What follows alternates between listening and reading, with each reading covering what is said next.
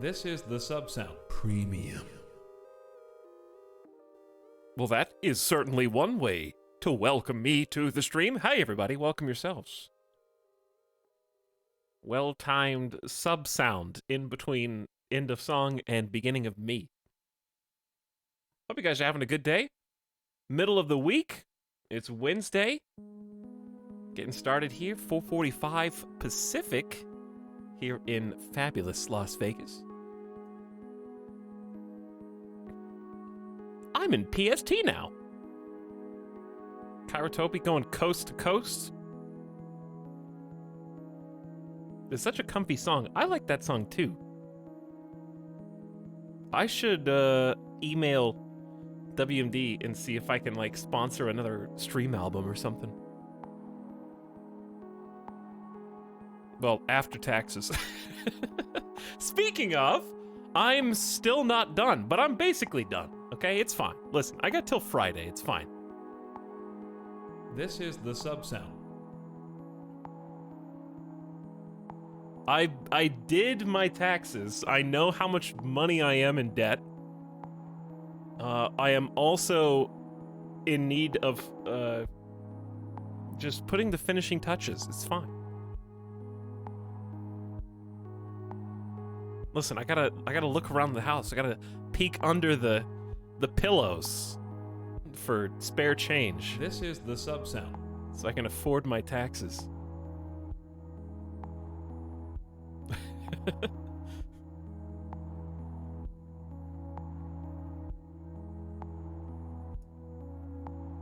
But no, seriously, after stream tonight, all I gotta do is find a printer, because for whatever reason I can't submit digitally.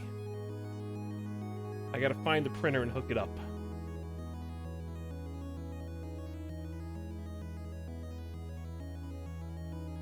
That's the part I hate the most about taxes.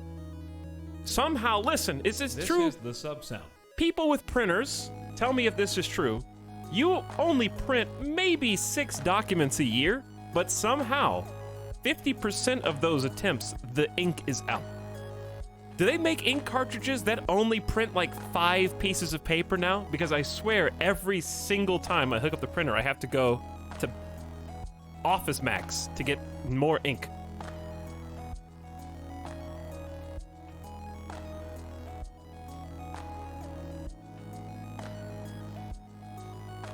Are printers even real? I've been told they are, yes.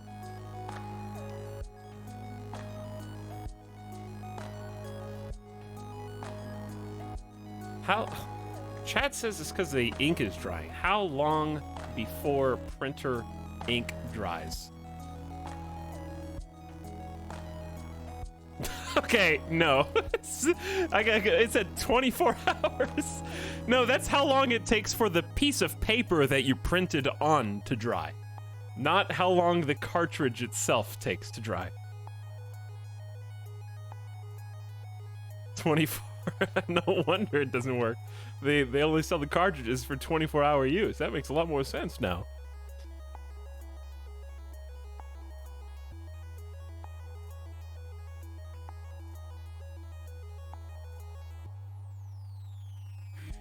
Anywho, whatever. That's my problem. That's future me's problem. Let me scroll up and check, because I wasn't looking. I did spend like 4 hours last night doing my taxes. They're basically done.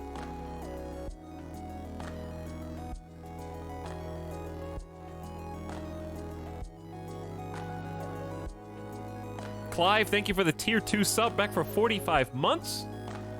With the big peepo happy. Thanks for the double sub, Clive. 45 months is a long time. Snide Kerfuffle says, the difficulty name Hardcore is a deliberate puzzle. It could mean something like sweet spot of difficulty, but is instead a combination of the words 2, Z, and Mega, all of which refer to the difficulty's story and symbolism.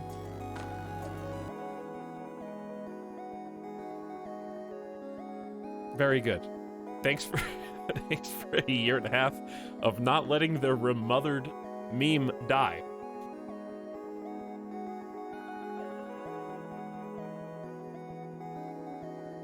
What's interesting is when I'm doing my taxes, since like the games and stuff that I buy to stream are tax write-offs, I have to look at my entire like history of games, and I'm looking at them and I'm like, man, were we really doing that a year ago? It feels like ages.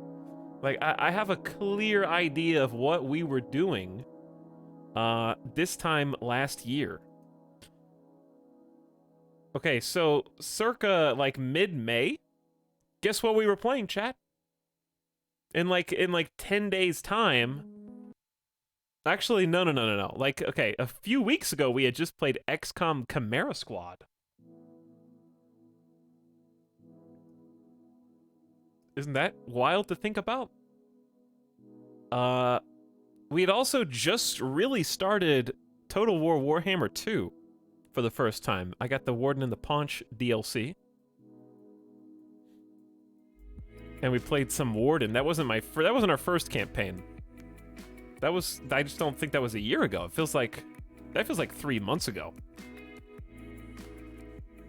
I also was in the thick of, we had just started Crusader Kings 2, and that feels like 3 years ago.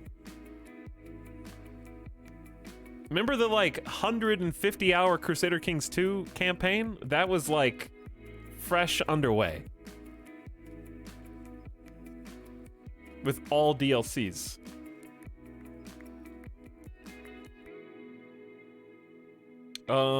Let's see, what else was there?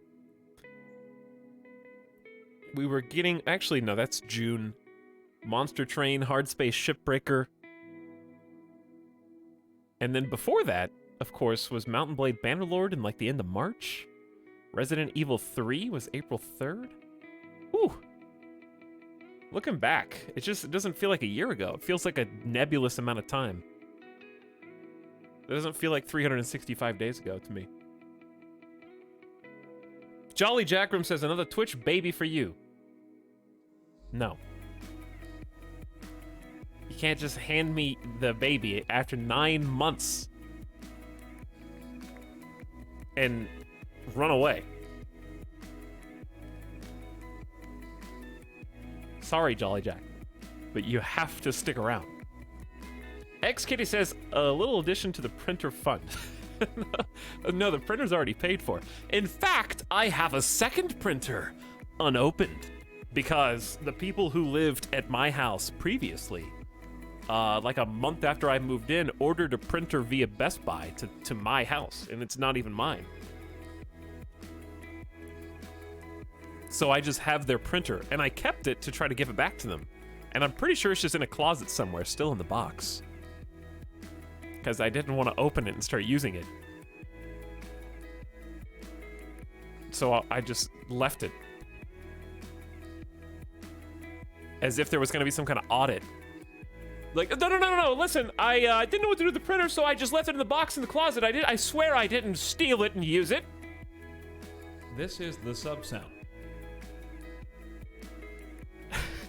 Sell it.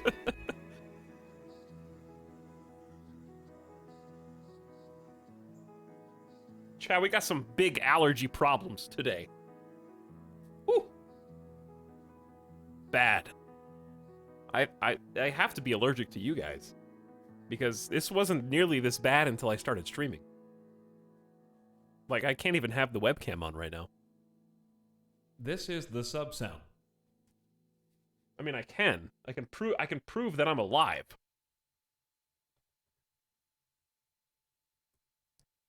But I don't want to go beyond that.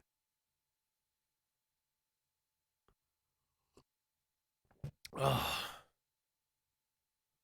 Do your allergy meds not work? Apparently not, no. It turns out when you take the same medication every single day, like 6 out of 7 days a week, it starts to not work anymore.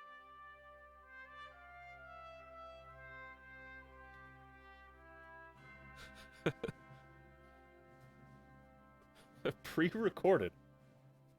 Maybe it should be. Oh, welcome to Hearts of Iron, everyone. Also, That's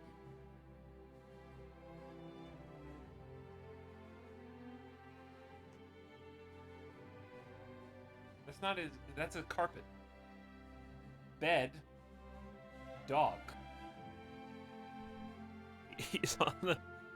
He missed the bed entirely. Hey. Hey, you.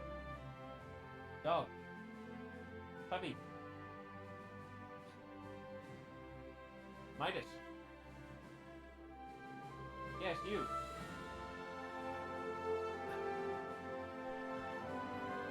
You. Why are you not in your bed?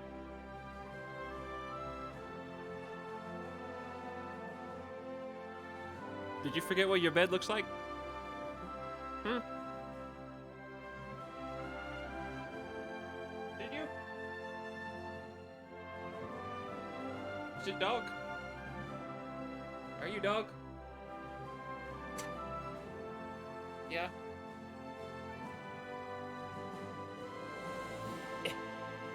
Okay. Yeah, I'm gonna put you in your bed, I guess. You don't just lay on the carpet. I mean, you can do that, but don't do that. Okay? You understand? Don't lick my nose, please. Are you old man? How old are you this year? 13? You're gonna be 13 in June? What are you? He's like looking a 1,000-yard stare.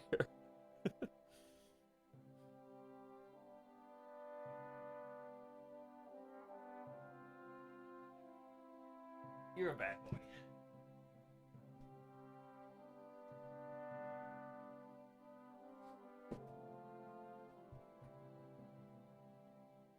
Okay. Anywho. Welcome to Hearts of Iron 4, everyone. I've been reading I read a dev blog recently, and that got me kind of interested in wanting to play again, so that's why we're going to do this. I can't wait. There's a DLC coming out with a DLC plus update for 1.11. And I read it and I was like, wow, that sounds fun, but I don't know when it's coming out, so I'm just gonna play now, I guess. Because it's been about 2 months, actually, since our last campaign. And if I didn't want to, like, grind Hearts of Iron, where you guys get super sick of it, but it's been almost 2 months, so I feel like that's long. I've waited long enough.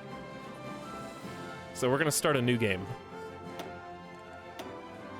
In 1936. Also, Cactus000, welcome for 4 months. Thanks for your Prime. X-Kitty, again, thanks for 51. I didn't see how long. And Muppenheimer says, Peepo, hey, for 16 months. Hey, Muppenheimer, what's up? Much appreciated.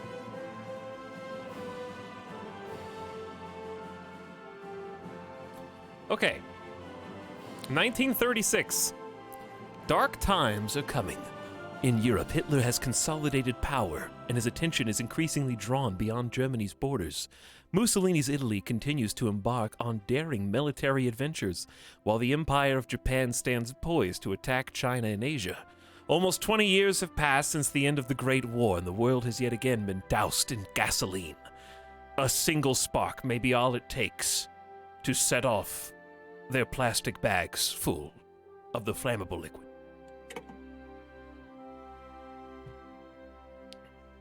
What country shall we be? Topical. Very topical. Does anyone have gas? Las Vegas has gas, I think.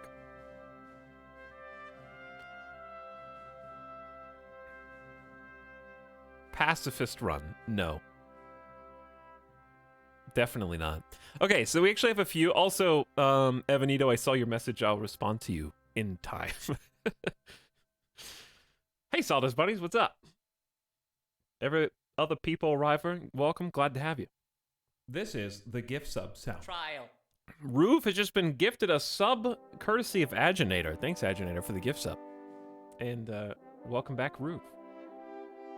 So I have three options that are top of my list. One, France. No, in no particular order. One, France. We did talk about playing France. Actually playing a great power. Two would be... Again, no particular order. Portugal.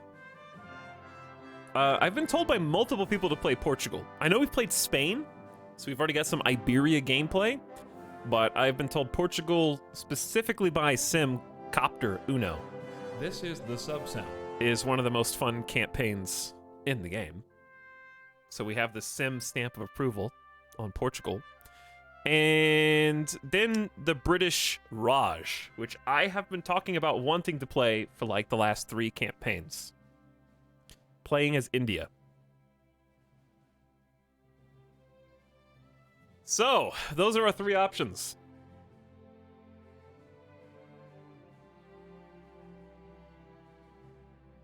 I don't know if I should just pick with my gut or let chat vote. How about we could do a non-binding poll that you guys just say generally what you're interested in, and then I pick a executive decision.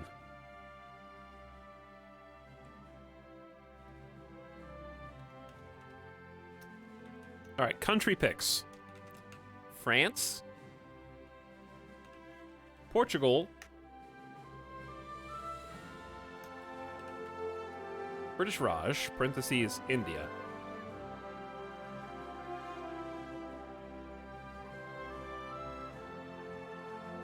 And we'll see what chat generally thinks.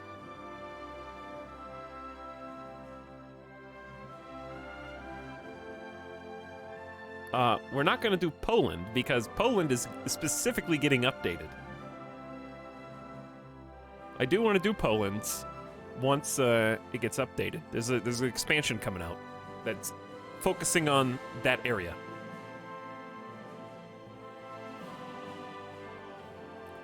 And also, like, more besides.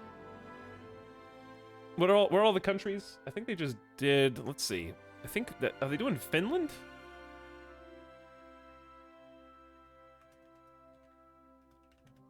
Let me look at the old dev blog. Developer diaries. Yeah, the Baltic states and Poland. Latvia, Lithuania, and Estonia are all gonna get 3 new focus trees. In addition, I think, to Poland. Getting revamped. Yes, Finland isn't Baltic, I know. I thought it was up in that area. But it was in between Poland and Finland, so it's close. All right, chat, what are you guys picking? Well, there is a loser, but there is not a clear winner.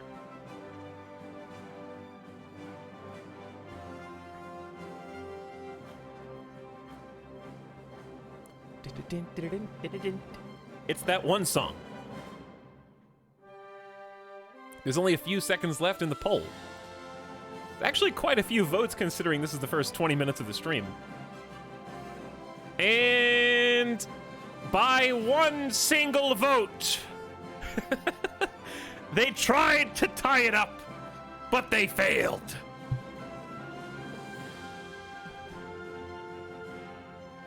I was thinking the British Raj as well. I've been wanting to do that for the longest period of time. I think France would be a lot of fun, but I have been wanting to do India for some time now.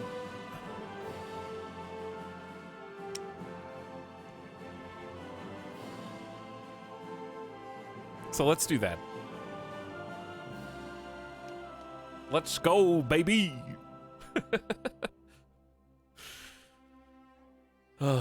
Also, This is the gift sub sound. Trial. there we go. That might be a thing, and if there's a raid or something in the future. Luckily, chat's opinion, even if it was by only one vote, aligned with what I actually wanted to do. So, you know, these two go perfectly hand in hand. All right, we're going to be playing as, at least initially, Lord Linlithgow. Linlithgow. probably not how you say that at all. We're authoritarian regime at the beginning, but of course we are under the direct control, of course, of Britain. Hence, British Raj. The crown jewel, even, of the British Empire, the Raj of India, is a strange combination of imperial power and imperial powerlessness.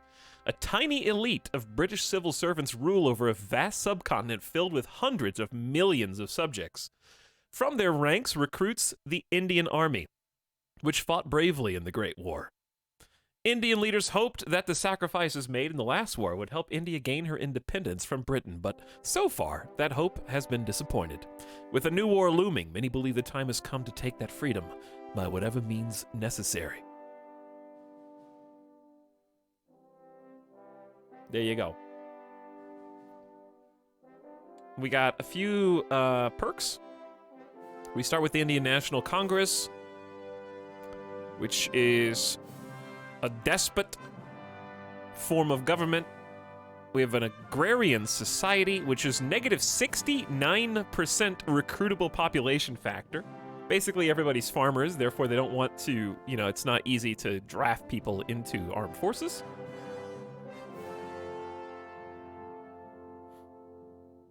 The local administrators believe that their agrarian lifestyle has made a large part of the Indian population simply unfit for military service or warfare of any kind.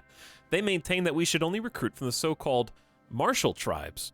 This belief is so widespread and well-entrenched that it will require at least a generation to overcome.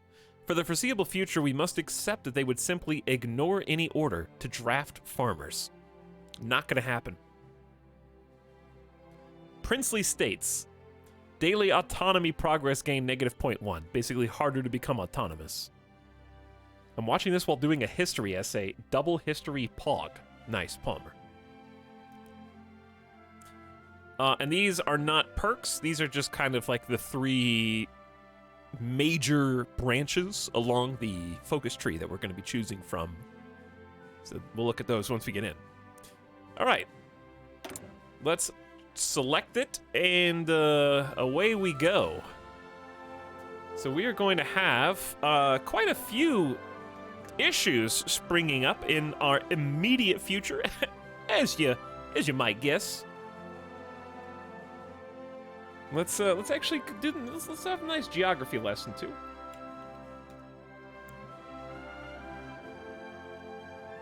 Give a nice geography lesson in here too.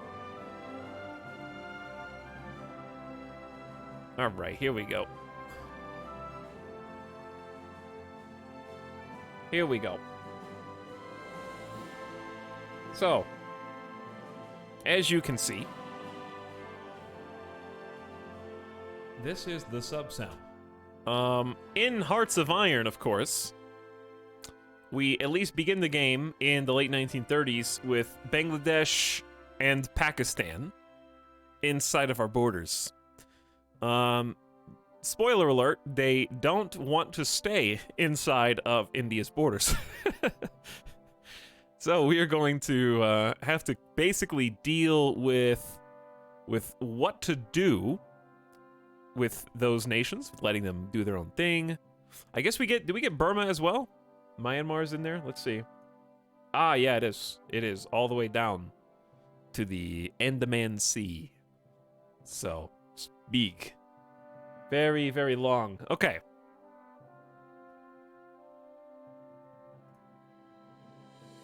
Large landmass. And it goes up. What is this? Hang on, let me look. Let me look at the map. Does India normally just... What is up there in India? Jammu and Kashmir. All right. There you go. Okay. So that's in that little hook. Big mountains. The border with China, yes. Okay. We're going to play regular difficulty because I honestly find that hard enough with ahistorical and hopefully no save scumming at all, but I'm not going to turn on Iron Man mode, even though we rarely, if ever, reload saves. I don't like the difficulty levels on Hearts of Iron. Sub sound. Basically, it just makes everything that you do slower. It doesn't, I don't think it changes the AI's ability to think and act. So, no historical focus, no Iron Man, we're in.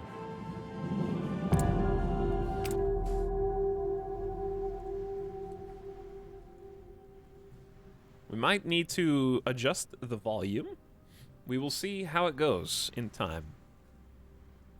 Also, I forget where the best place for the camera to be is. I would think, like, I'm in an okay spot. Right there's good.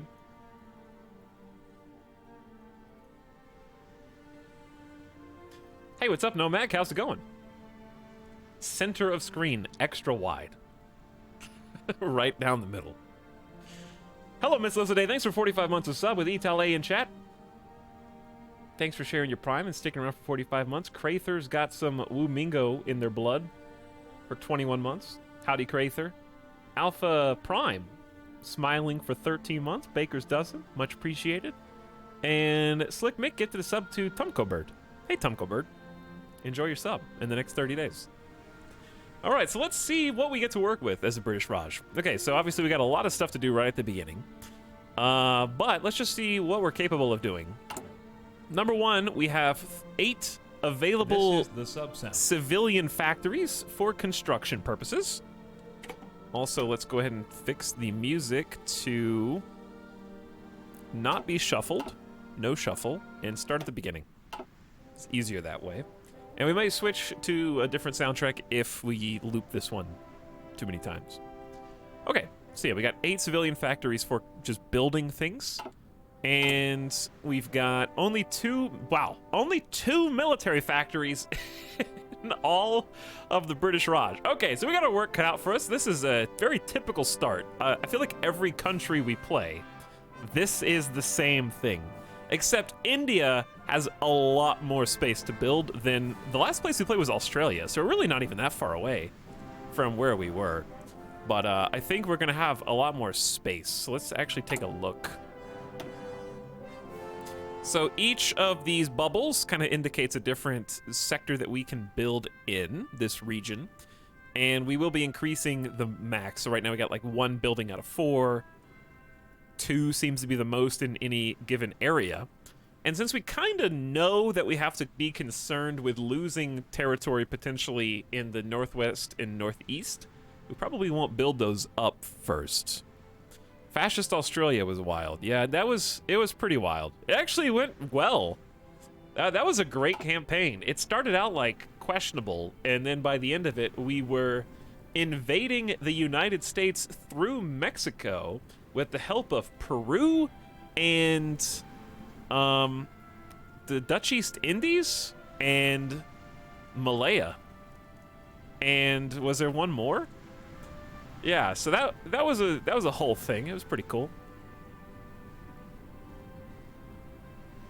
And actually made the United States capitulate. With the help, of course, we were attacking from kind of the south. We did a naval invasion of Florida. As Australia backcapped Florida, captured like a front line all the way north of like Mississippi, Alabama, and Georgia. And I think the Axis, which we were not a part of, we were part of the quote Thunder Down Under.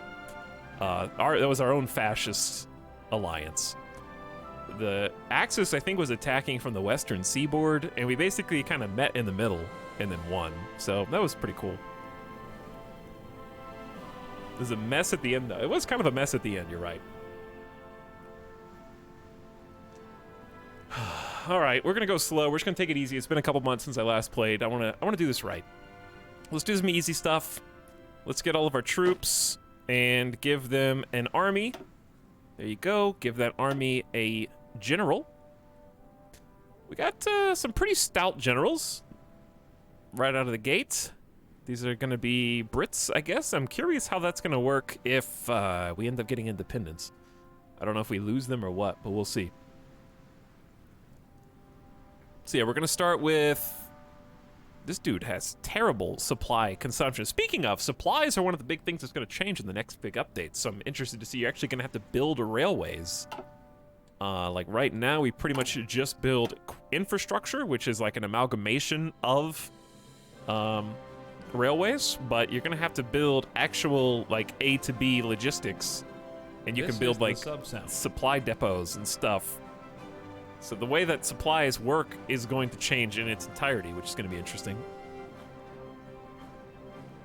This is the sub-sound. Okay.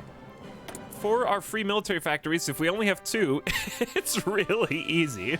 We're just going to tell that factory to make us some more infantry equipment here.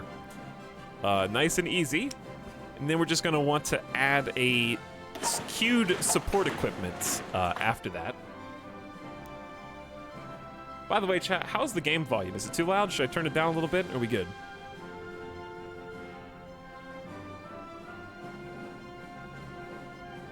But yeah, the purpose of the change with the railways is so... also, it extends to rivers. So if there is a river...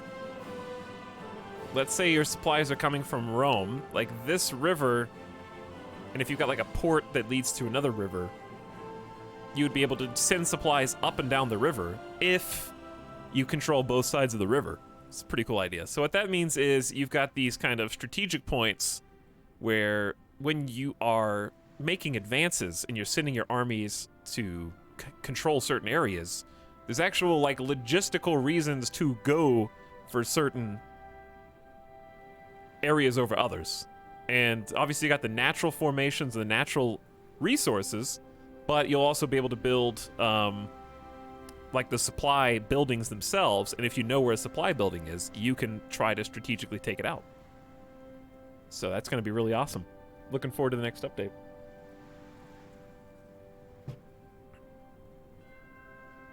Okay, we got some scattered allied troops, unsurprisingly, down here in the United Kingdom. Since we are the crown jewel of Great Britain, we can see all of their units and kind of what they're doing because we are technically in the same faction. All right, so we're gonna need to train. We got 200,000 and change manpower, so we can start training a few people. But again, we're gonna need a general, so let's go ahead and just... I gotta promote one of these guys too, I think. So I'm gonna take this 2233 guy with the planning and the supply consumption. Have you kind of directly oversee the troops. And then the person overseeing you will... I can't promote anybody. Okay, so that's fine. We'll cross that bridge when we get there. I've just got you ready for the future. Okay, free dockyards. We got one dude, sick. One whole dockyard. Where is it? That's a great question. We can make one boat very, very slowly. There's probably an easier way to find out where your dockyard is. Here it is. It's in West Bengal. West Bengal. I don't know. Listen, Bengal. Easier to say. Also, that's what we named the tiger. So we should have thought about that first. Production-wise, this is going to stay where it is. We've still got 625 guns that we need for reinforcements, so it's going to be really tough to train anybody, like, fresh. Plus, our infantry divisions are probably... it's almost 20 combat width. So we got 18 combat width, just generic infantry troops. We can always modify them later. I guess I'll just train one at a time. India is large, and I'm not sure where that I'm anticipating getting attacked from first. Let's just go to Delhi. We'll go there first. Just train one at a time. Okay, construction-wise, we have what did I say? 8 civilian factories. I would like to work our way up to 15 civilian factories. The more civilian factories we have, the faster we can build additional factories. So, civilian factories are our workhorse of any nation. They will help us build any of the structures on this list, including infrastructure to help us get from edge to edge faster and supply our troops, anti-air, which we're probably going to need. Wait a second. Yeah, we're probably going to need a lot. I want a good Air Force for once. I'm so tired of getting beat in the skies by every single enemy. I'm tired of having to, like, pump anti-air because we don't have enough planes to get air superiority, because I keep picking countries that don't have any military factories. But you know what? That's a fun challenge. I enjoy that. But yes, let's go ahead and queue up some default civilian factories. So of those civilian factories, a large portion are going to be used for consumer goods, making things that appease the civilian sector. Things that give them comfort, things that give them luxury, like toasters. So we are going to have to lower the number of civilian factories being used for, what did I say? Limit the number of civilian factories being used for civilian goods. We want to repurpose them. We want to take them over and use them for our own benefits. I feel like the AI always cheats in aviation. Maybe, but I am always fighting against the great powers who just have much, much, much better industry than me. My toaster brings me great comfort. Does it warm your hands, Mary Skipper, while you're waiting for your daily toast? Chat, you have a piece of toast fresh from the toaster. Do you put butter, or do you put jelly, or do you put both?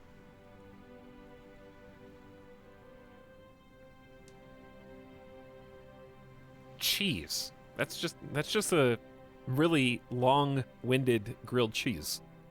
This is the sub sound. Chat says both. Mayo, ketchup, cheese. Okay. I'm sure. All right, since Delhi is so big, and it's going to expand even more, I'm going to go ahead and queue up, and obviously it's our capital, so it's pretty important that we protect it. I'm going to just go ahead and queue up 2 civilian factories right there. And we're looking to build in places that have good infrastructure. So we got a plus 50% here. So the higher this number is, the better for our construction speed. So we're trying to kind of prioritize building in those particular regions first. So like we got a 0 of 2 up here. Yeah, let's just queue up 3. That's enough. These are going to take ages anyways. This isn't going to be done till August of 1936. Now we've only got 2 research slots, but India is very, very, like, potentially science powerhouse if we play our cards right. We're going to have 4 or 5 research slots. So if we go to the National Focus tab and take a look and see where our research slots are, we have the Indian Defense Research Focus, which will give us another research slot. This is the sub-sound. And we got Indian Institute of Science and Research Collaboration as options as well. So that's up to 3 additional research slots. I think max we can get is 5, but I don't think it's guaranteed, because a couple of these may be, like, a little funky to get to. And actually, I don't see any either-ors until we get to over here. Actually, I think we can get all 5 research slots. To get this one, we need the preceding. To get this one, we need is more autonomous than colony. And this one. Yeah, I think we can get all 5. It just take a while. So that's going to be one of our priorities. But until we can research additional things, we're just going to do the basics. Go to industry, and let's grab... efficiency cap's great, but I think we just got to get construction speed up so we can build factories faster. And we do need to get machine tools, but since we only have 2 slots, I'm going to prioritize getting research speed first. The faster you get research speed, the more useful it's ultimately going to be, right? So let's start research speed and construction 1. I wish we had a 3rd slot, but oh well. Has Etalyx played Hearts of Iron 4 before? Yes. I'm by no means a pro. But I have a lot of fun just playing single player, playing casual, playing ahistorical, and just seeing the stories that unfold from no historical focus, and every time it's been interesting. There's not been one campaign that was super predictable and boring yet. I'm certainly the best in the world at staying paused in single player, so I've got that going for me at the bare minimum. So our free dockyard, I guess we're just going to make a convoy so that we can trade more. Yeah, no one can take that title away from me. I killed a fly tonight all by myself, and I feel exhilarated. I feel that almost every day. I haven't seen a gnat, knock on wood, since the day before yesterday. This is the sub-sound. So hopefully those are gone for now.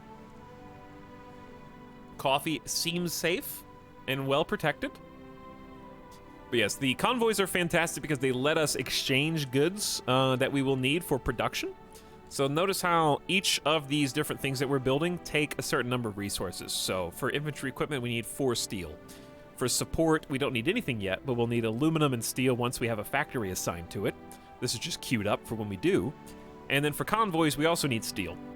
So the more things that we're producing, the more resources we require.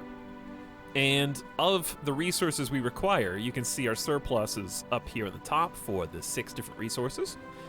And also how much we're actually physically extracting. So right now we are going to be exporting like 50% of everything that we currently extract from the ground. And you can see location and regionally where those resources come from. So oftentimes if you want to spool up your industrialization, you want to make more tanks, you want to make more guns, you need more resources. So we either need to trade for those with convoys and civilian factories, or we need to conquer regional locations that will allow us to produce what we want to produce by force. So we don't think about that now, but it's something to keep in mind for later. Okay, now final thing, national focus. I have played India once, but it was like a year ago, and it was off stream, and I only played for like 30 minutes, so I have no idea what anything is. So we're just gonna take a look at this real quick.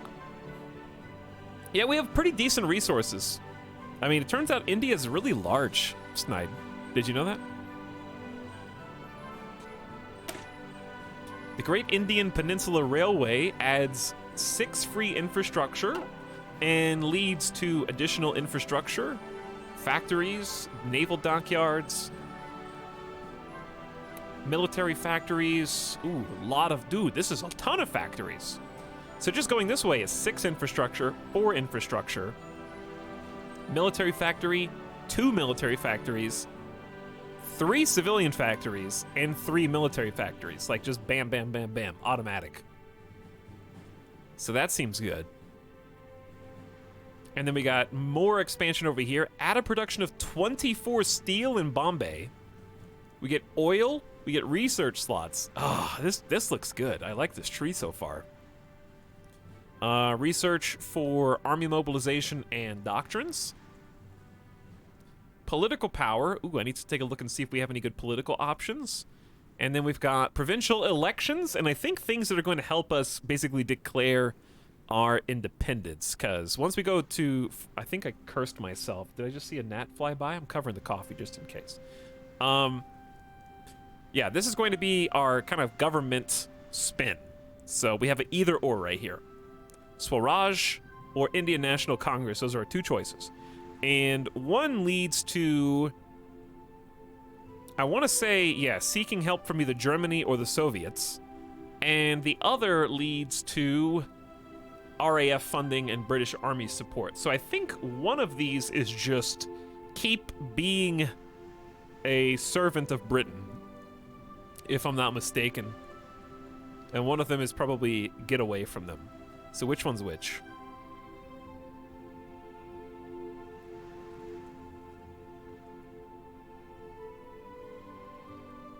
Because I know we can still be their friends, because the Indian Army, I think at the peak of World War II, had mobilized somewhere around 2.5 million troops by like the end of World War II. I think at the beginning it was like a couple 100,000 soldiers, so they spooled up pretty quickly. What are the weaknesses of playing India? basically you don't have any groundwork laid. There's no infrastructure and no sizable standing military. So you have all this land and all these potential resources. It's like a country of extreme potential that you have to realize the potential. This is the sub-sound. So you start with nothing. But we're about to find out, I guess. Okay, I do want to do this. We'll take a look at this after. I think moving towards a research slot as soon as possible is a great idea. So I'm looking at this. This needs Tata Steel and Assam Oil, both of these.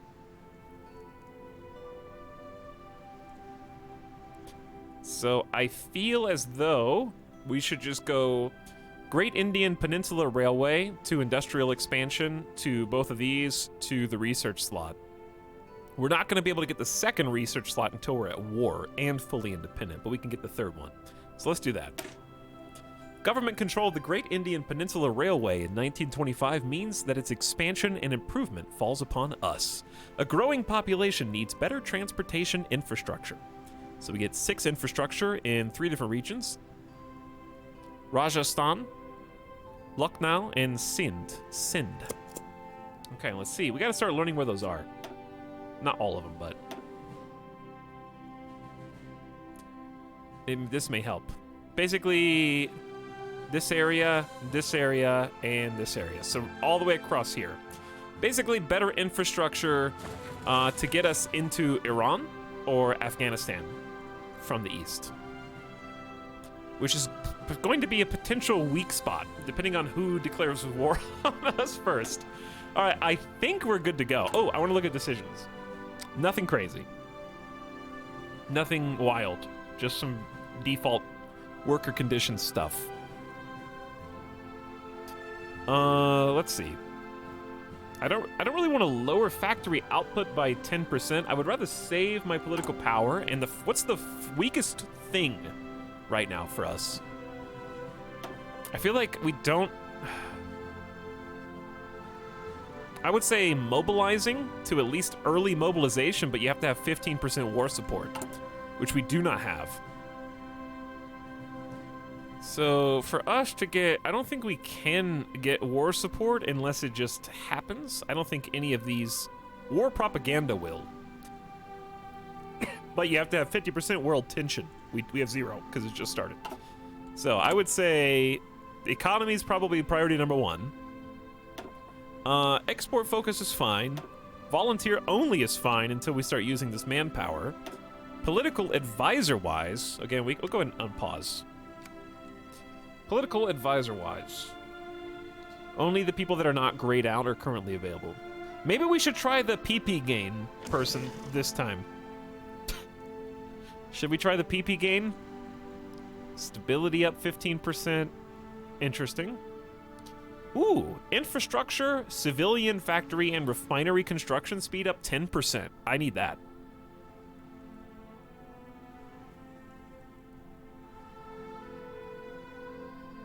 This is a drift defense so that you don't lose your party ideology. Yeah, apparently a lot of ideology-focused ones.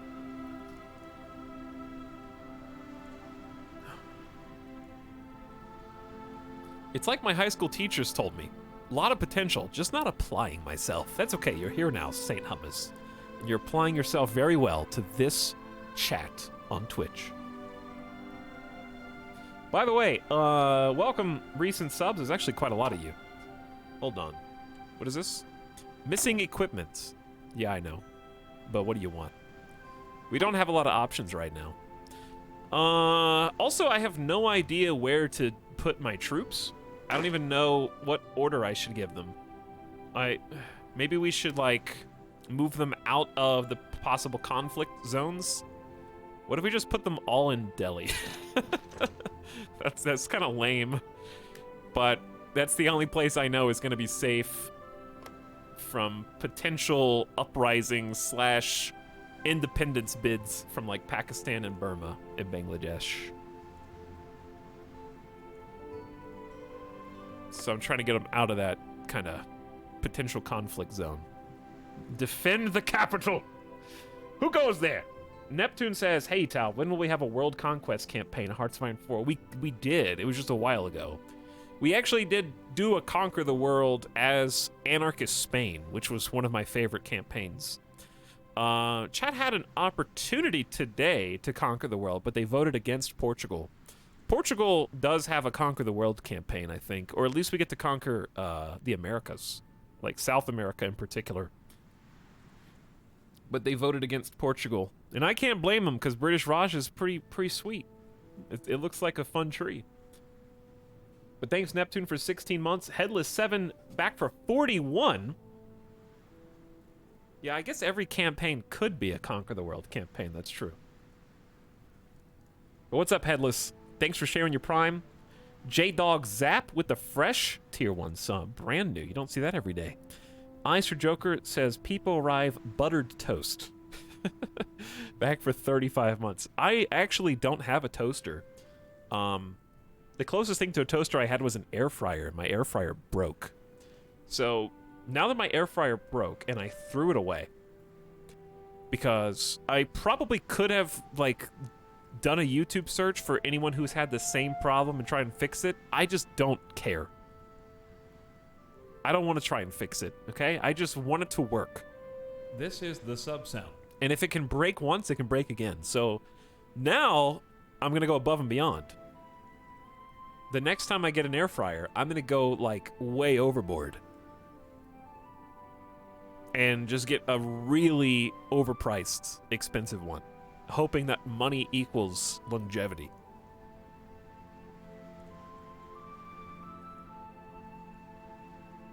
But I did get a blender.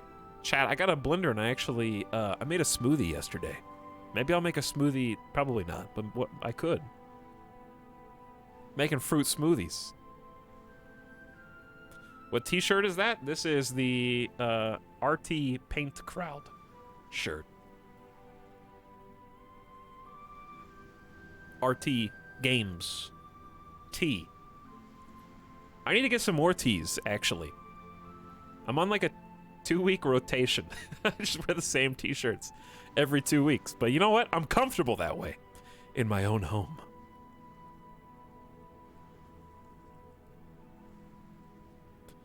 Bruh, air fryer use is put stuff in and press button. Yeah, I know, the fan broke. So the heat won't move. Because the whole point of the air fryer is it creates heat and then the fan blows it around the compartment. So it literally won't work. So I threw it out. Because the fan stopped spinning for whatever reason. It like scraped itself too much. I think it broke just because of the nature of the design. Like the door wouldn't click in. So like you've got this tray that comes out like a big basket, right? And to get it to like sit in, you have to like punch it in. So I would have to use force to get it to close. And I think just doing that enough like rattled it on the interior and then it just stopped working. But there was no other way to get it to close. Anyways. Decapitated, thanks for sharing 5 months. Howdy, Decapitated. Welcome to actually unpaused, by the way. Actually on normal game speed, by the way. Gerbil the First says, uh-oh, I paid for another one of these. Yeah, 10 months of them, actually. Here's to 10 more months, Gerbil the First. Enjoy your evening. Thanks for hanging out.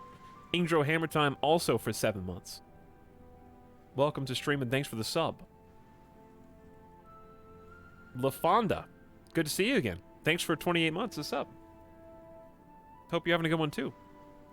And thanks for hanging out with us.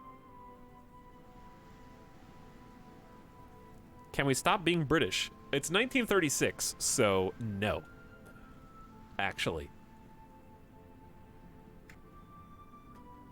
When did India stop being a colony? What was the year?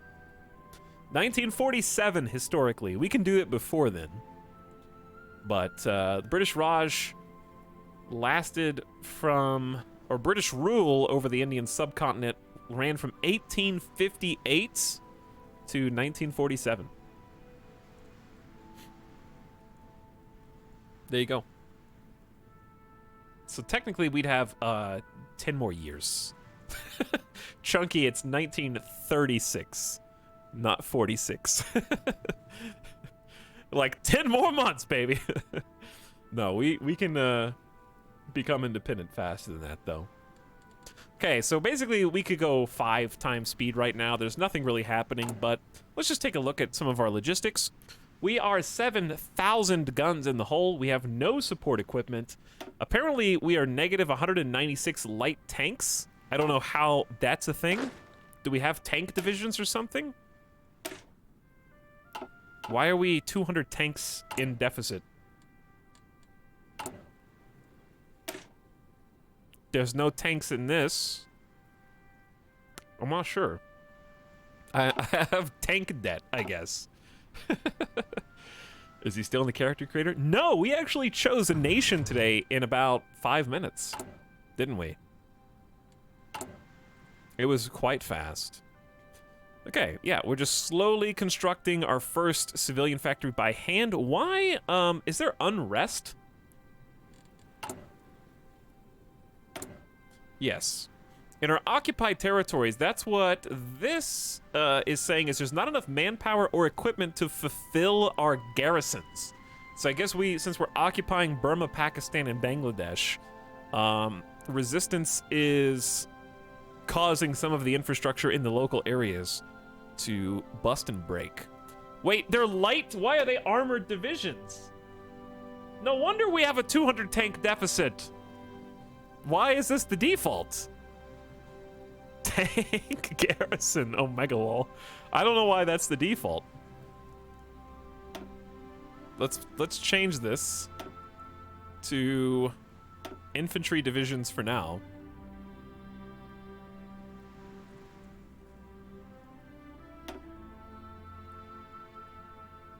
And then hopefully that means we have enough manpower or equipment. Let's see what we're lacking. We are lacking 93 guns, basically, like close to 100 guns.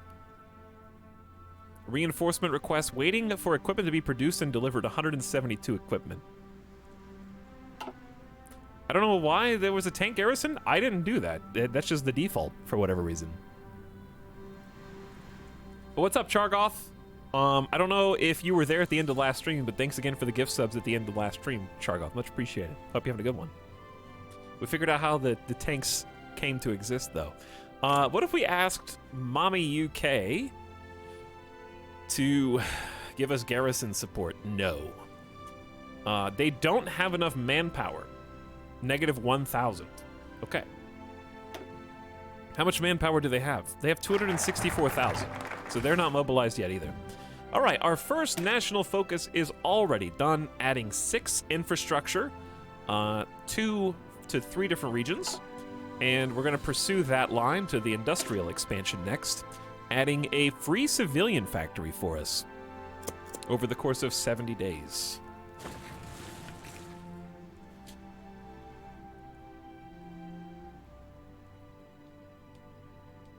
Yeah, I can't change... I can't make a custom garrison division until I have army experience.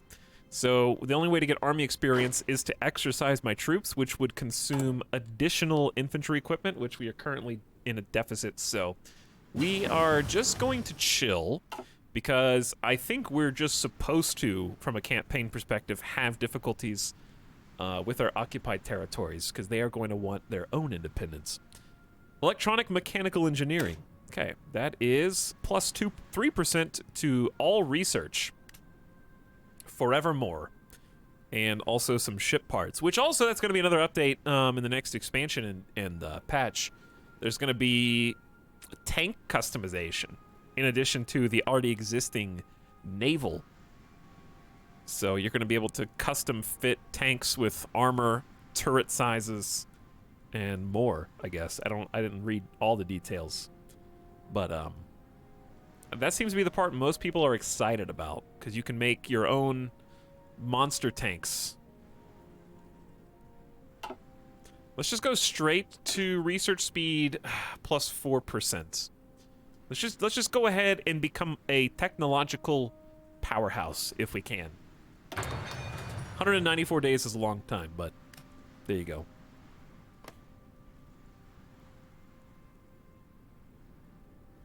No, the garrison army still matters.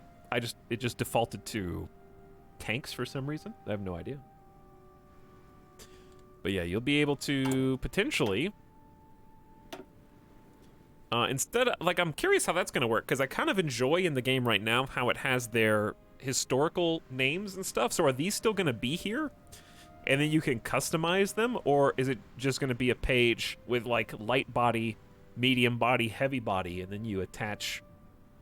I'm assuming the historical ones will still be an optional research or something. But I'll have to look more into that. But right now, we've got all of the British designs. I like that they actually named the tank the Tortoise.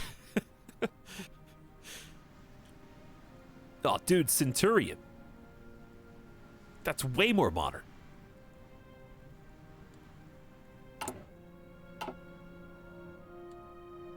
Okay. So, in the meantime, we can go ahead and just go to 4X and coast for a little bit. I don't think we have anything that needs to happen until time advances, which is kind of a nice place to be. Good, easy beginning of game. We'll just have to react to different things as they occur. I still can't believe that the single act of annexing New Zealand while we were Australia resulted in every major allied power declaring war on us. That's not fair. Think about how many things the Axis got to do before they got declared war on. All I did was take one place. I didn't even take like 3 or 4 places.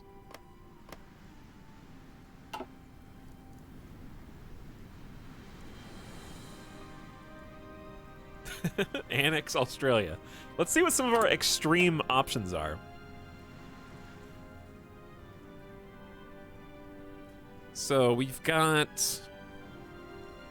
Rebuilding the nation adds 5 factories in 1 research, but you have to have either one of these, which is seeking help from the Soviets or seeking help from Germany. Which I'm not sure which way we're gonna go. Or if we're just gonna stay, like, free from Britain but still in the Allies. I don't know. Oops. I forgot to pause. Ethiopia has capitulated to the forces of Italy. Italy is an all-out war. The fighting continues elsewhere. They've annexed Ethiopia. Meanwhile, the Second London Naval Treaty has been signed. Delegations from Britain, France, Italy, Japan, and the U.S. met in December of 1935 to discuss a renewal of the First London Naval Treaty, which restricted the number and size of cruisers and submarines. Negotiations turned quite heated over Italy's war in Ethiopia and Japan's desire to be seen as equal to Britain and the United States. With negotiations now at an end, the signatory nations have agreed on limits to the size of battleships and aircraft carriers in the hopes of preventing another ruinous arms race.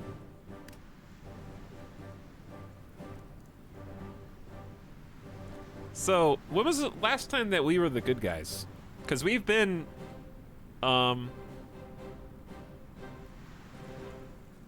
we have been Sinkiang, Maoism. We went Maoism Sinkiang, and then we went Fascist Australia.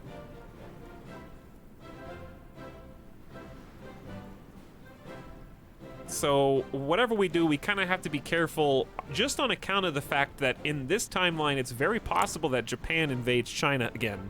And then we've got Japan breathing down our eastern border.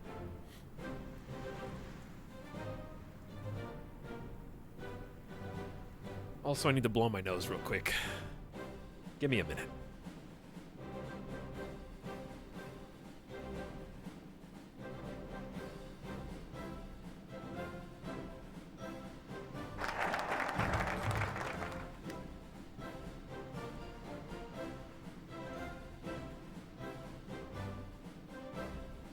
Hey, so, question.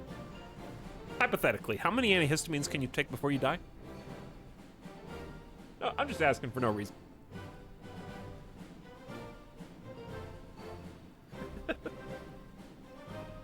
One.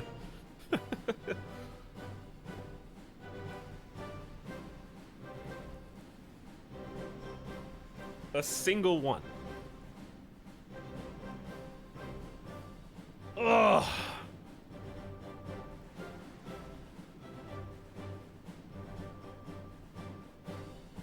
Aren't antihistamines steroids? I don't think so.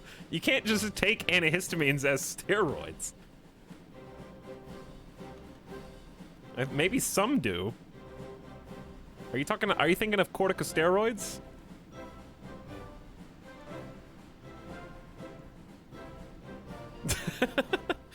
I don't think they'd sell those over the counter. Yeah, I have been told to give nose sprays a try. I'll have to do that. Hundreds of millions of people call India home. There's no reason this population should not be the foundation of an industrial giant. A free building slot and instant civilian factory in Delhi. So that is great, and also means we're just building faster. Now, we don't need the steel and oil yet. We don't need them. But we do need the research slot, and that means I have to research both of these. Turkey remilitarizes the Turkish Straits. Turkey and the Soviet Union have come to an agreement on revising the Treaty of Lausanne, which was signed and implemented after the nascent Republic of Turkey repulsed the Entente in the Turkish War of Independence. The treaty has long been decried as an assault on Turkish sovereignty, but today the treaty has finally amended in favor of the newly legalized Montreux Convention. Turkey now has complete control over traffic that passes in and out of the Turkish Straits, and the states around the straits have been remilitarized by Turkey. British observers who were part of the process are merely satisfied that conflict in the region has been avoided.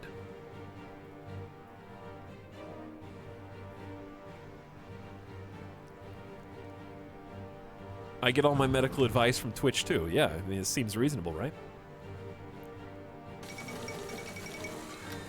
With tensions rising around the globe, the U.S. Congress has been the scene of intense discussions on the role the United States should play on the world stage. Many members are concerned that President Franklin Delano Roosevelt might secretly be planning to intervene in a European or Asian war. Some still remember the role the country played in the Great War and are anxious to keep the United States out of foreign entanglements. Eager to shore up support for his proposed programs of economic reform, President FDR has signed the Neutrality Act into law, placing heavy restrictions on trade with nations at war, and specifically prohibiting the president from offering any kind of support to other nations. Ask the Belgians how well neutrality defended them in 1914.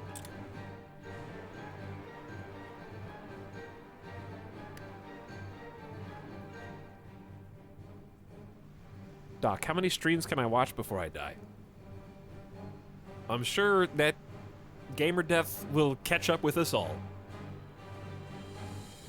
Oh, I got 150 political power. I got 157 PP. I almost forgot. Good thing I remembered. So,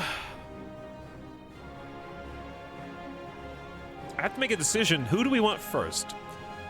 Do we want to actually try the political power gain guy?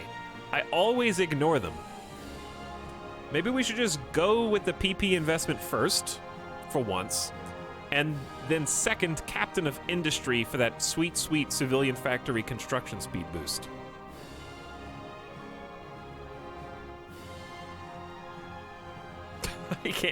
I can't hire Gandhi. I can't hire Gandhi! Oh. I was looking at their effects and not their names. I can hire Gandhi. There he is.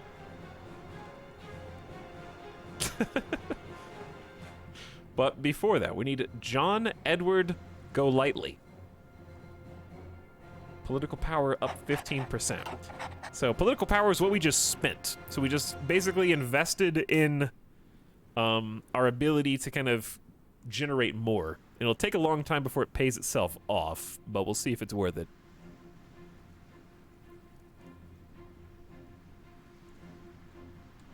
And we are going for research slots at the same time, no less. But we need to spend that 150 political power basically on cooldown so that we can get that bonus as fast as possible. Improved methods and materials allow us to construct buildings, civilian and military, 10% faster than before. Okay, now we desperately need to go and get basic machining tools. We're falling behind on the industry side so that we can get research speed bonus faster, basically. So now let's get machine tools, which will allow our productions, which are currently capped at 50% efficiency, we'll get 10% more, which is, it's only 10% more, but guess what? When you add 10% to 50%, that's a 20% increase. Math is fun. So we'll be able to make more infantry equipment, and once we get additional military factories, they will have just a higher max.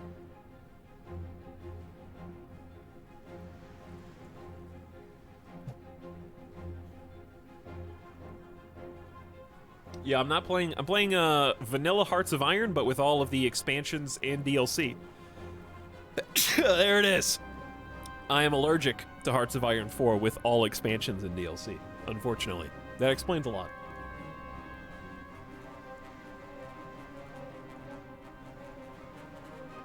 Oh, it's bad today, Chad. I'll do my best. Thank you, Mary Skipper.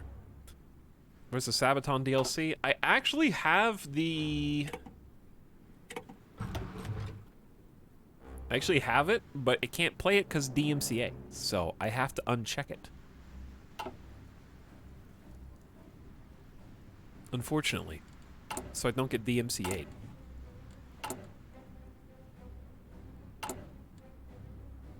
We have so much tungsten. Are we actually exporting? Poland is taking 8 rubber. Bulgaria, Shanxi, and Iraq are taking 8 of our steel apiece. No one's taking chromium. So it's actually good when other nations are using your exports because they give you a civilian factory for that use. So each time a country takes 8 resources, we're getting like basically 4 total civilian factories, which we're using to help us build stuff. So we got 12 currently pumping out. We actually just finished our first extra civilian factory, so we got 2 bonus. 1 from the focus and 1 just building it. All right, Spain is at war once again.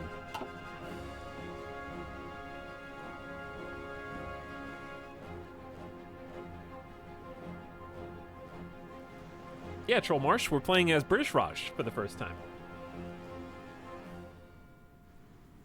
It's going to be a slow campaign to get rolling, but I am totally okay with that because I like just building up my forces. So here's the Spanish Civil War.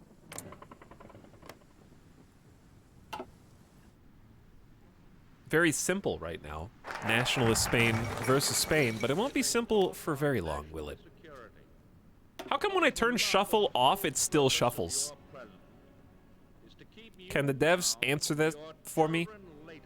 This is on no shuffle, but it started the Arsenal of Democracy speech when this event happened. I don't know how to stop it.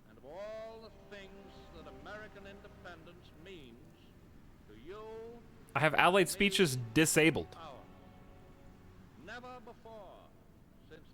They're not even checked. And then it goes back to the beginning?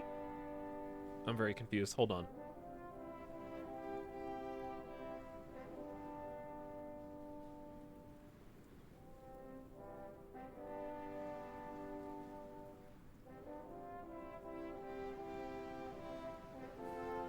So, what song were we even listening to?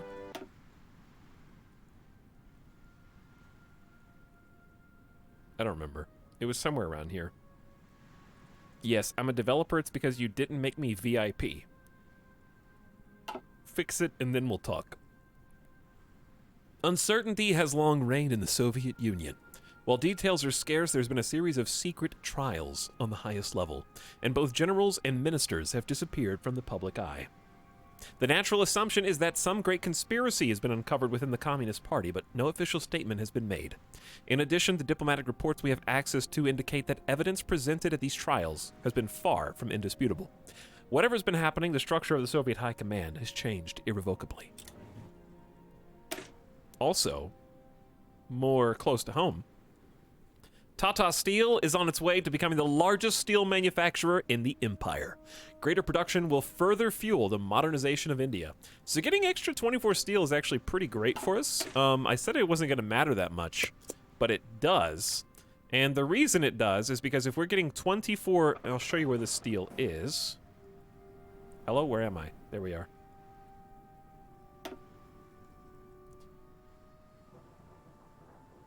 There's the extra steel in Bombay.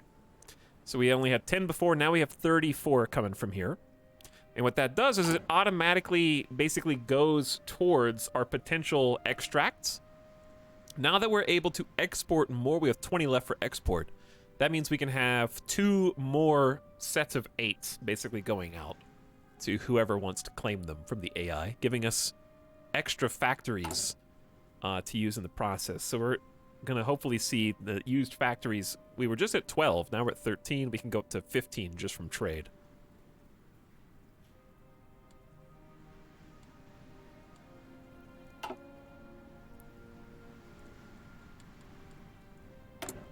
Oh.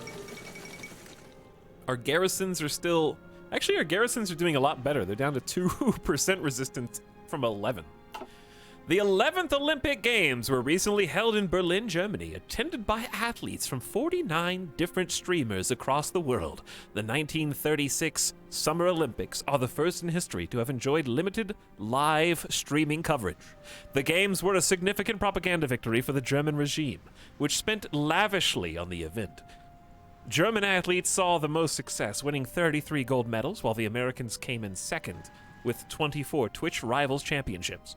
4 of these were won by Jesse Owens, the single most successful streamer of the games. Esports. Okay, but like, imagine, that's a dumb joke, but imagine there will be 70, 80 years from now, little pop-up tooltips like that in games that people are playing 2 generations from now.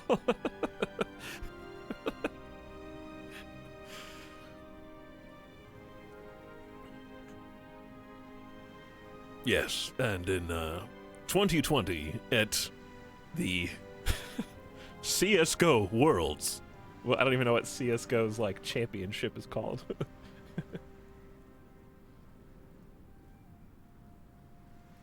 Two back-to-back aces.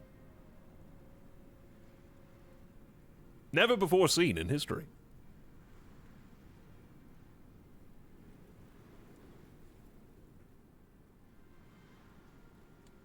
Okay. Next, we're basically just trying to close the gap on our lack of infantry equipment. We're gonna need to stop making civilian factories at some point and start making military factories with the civilian factories we've been building. Ideally, that will come at the same time that we get our civilian economy mobilized, but we need 15% war support for that, and we're only at 10. And I don't think we have any means to build war support right now.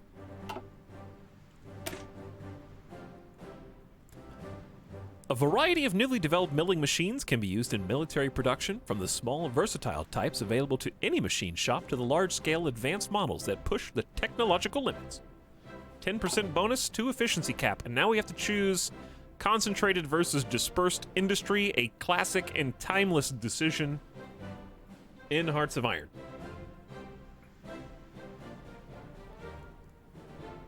I think...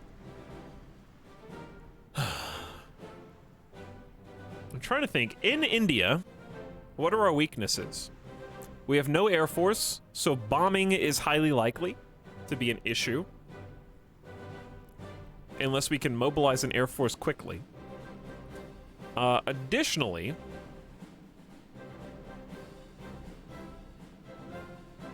we don't have any military factories, so having a higher production efficiency base, 5, 10, 15, 20, I guess it would be 25% higher base, Saves us a lot of time when we're queuing up new productions. And they get going faster. I think concentrated is better if you already have a backbone of existing industry and also the potential to defend against air attacks. But we saw how nasty air attacks can be when we were playing as Senkian.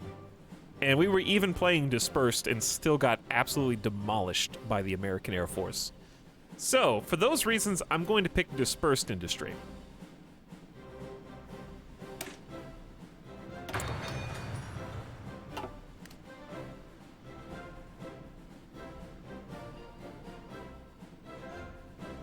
Because I think the big thing is that since we have no factories, starting at 0% with each new, oops, wrong thing, with each new queued up construction is just too slow to get going. We gotta spool it up faster. So let's see what does this actually results in a difference of. It'll be 25% more output versus, yeah, 25% more output versus 25% faster efficiency gain. And also, don't forget efficiency retention, which will be 10, 20, 30, 40, 50. So every time we upgrade from like guns 1 to guns 2, guns 2 to guns 3, we're retaining 50% of what we had. So I think the speed is worth it to me. Constructing machines capable of advanced differential analysis will radically change what sort of machine-assisted calculations we can make. 4% extra research speed on top of 3, so we got 7% total. And now we're going to, since it's 29th of September, we're just going to go ahead and jump on Construction 2. It's only a quarter of a year ahead of time. And we'll get another 10% faster construction speed. Ding, ding. You're going to need meat? Well, it's India, so as long as we can get rid of the agrarian penalty, we're going to have a ton of meat.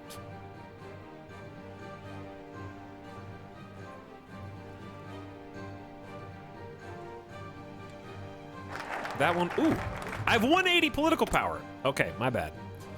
I'm wasting PP time. Wasting PP time on accident. Time to get, I think, Captain of Industry now, and get 10% faster civilian factory and infrastructure speed.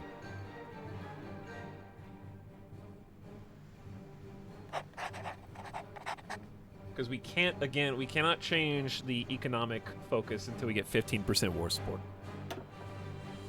And I don't really want to change our exports focus because we're not low on resources, so I think that's the best thing.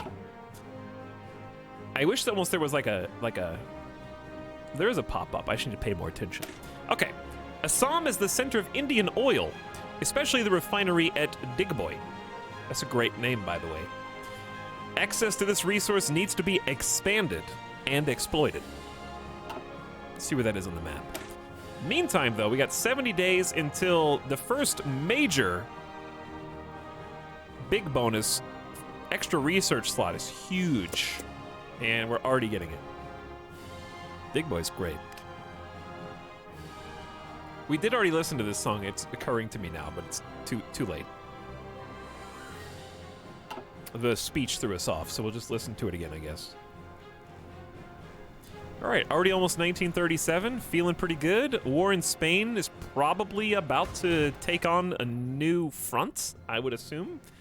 It looks like Democratic Spain is currently winning, but Nationalist Spain is in Africa for some reason. Just hanging out. Mr. Sharps, thanks for 8 months, by the way. Appreciate your sub with the Etal. Hey. In chat. Welcome, everybody.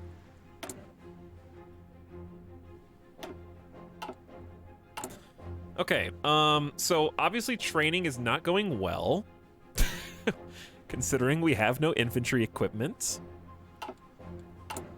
The question becomes, when do we pivot towards making military factories? I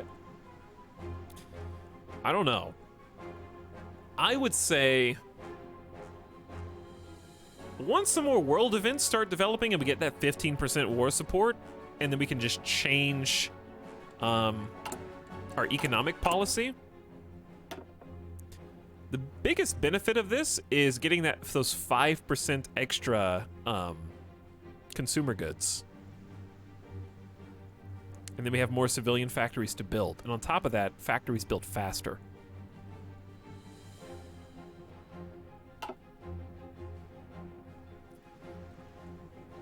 No anarchists. I don't know, it looks almost like a stalemate. I think they're gonna pop up from Catalunya. Evanito, are you okay? You good, bud? What's up, Abortion Shark? How's it going? Welcome to stream. All right, we're actually on our final civilian factory. So you'll notice that when we build them, since 33% of our civilian factories are used for consumer goods, that even though we are building these civilian factories ostensibly to help us build more things faster, some of them do, like 1 out of every 3 goes towards toasters, unfortunately. So, it is unfortunate, but that's just the way it is. So what I'd like to do now is queue up a few more, but our infrastructure is pretty poor. And we don't have, like, a ton of space outside of Delhi to build anything. So we're probably going to go Rajasthan again. And let's get one here in Bihar. And then another one in West Bengal. Yeah, I need more civilian factories to build more civilian factories. That's exactly right. Kara, how many toasters do you have? Chat, how many toasters do you have? Do you have more than one? I have 0. Unless you consider my oven, which can toast things, though very inefficiently from an electronic perspective.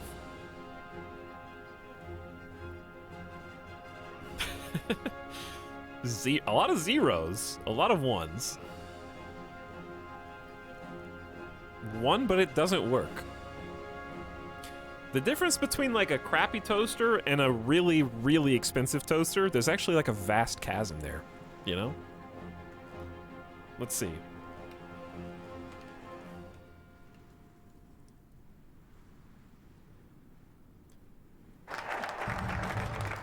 Would you guys like to open up... Well, okay, I bet this already exists, but do you guys want to open like a toast restaurant that only like a bakery, but instead of a bakery, you just go in and get different forms of toast. That's it. Just like fresh toast. Okay, you guys are not gonna believe me. You're not gonna believe me. However, I searched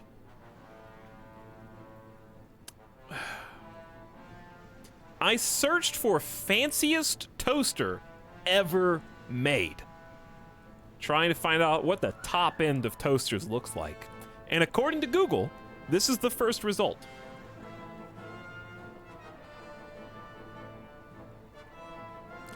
I can't disagree that this is probably the fanciest toaster ever made.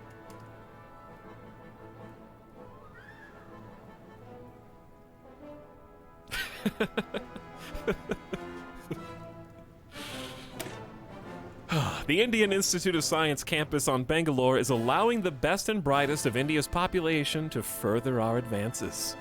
Gain 1 research slot. That's huge. Big deal.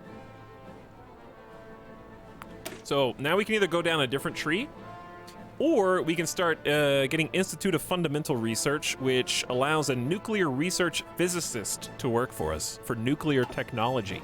And I know chat wants that, but we are not going to do that immediately.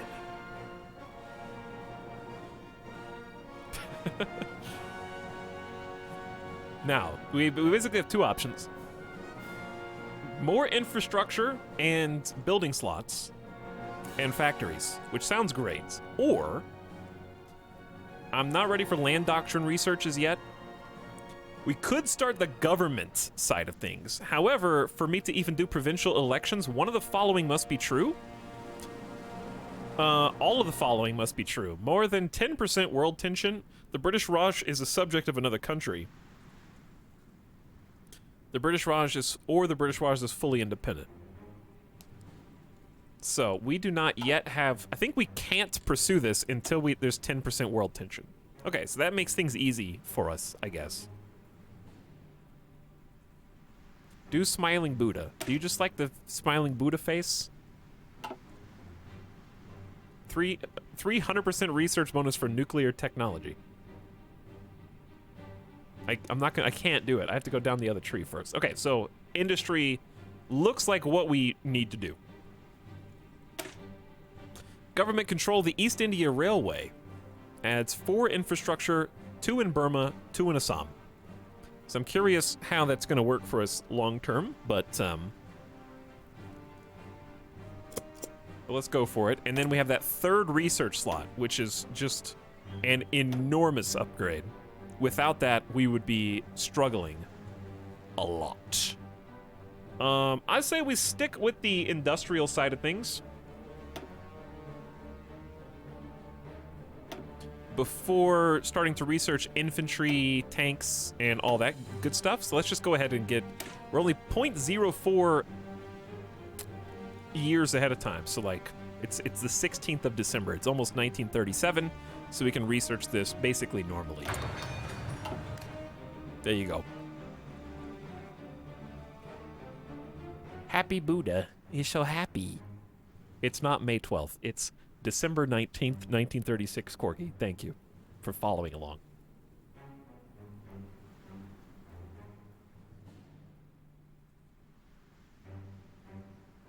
So let's see how Spain's doing right now. I'm waiting for the next faction. But so far, I really like in Hearts of Iron research trees that add infrastructure and factories. So the India tree so far is right up my alley.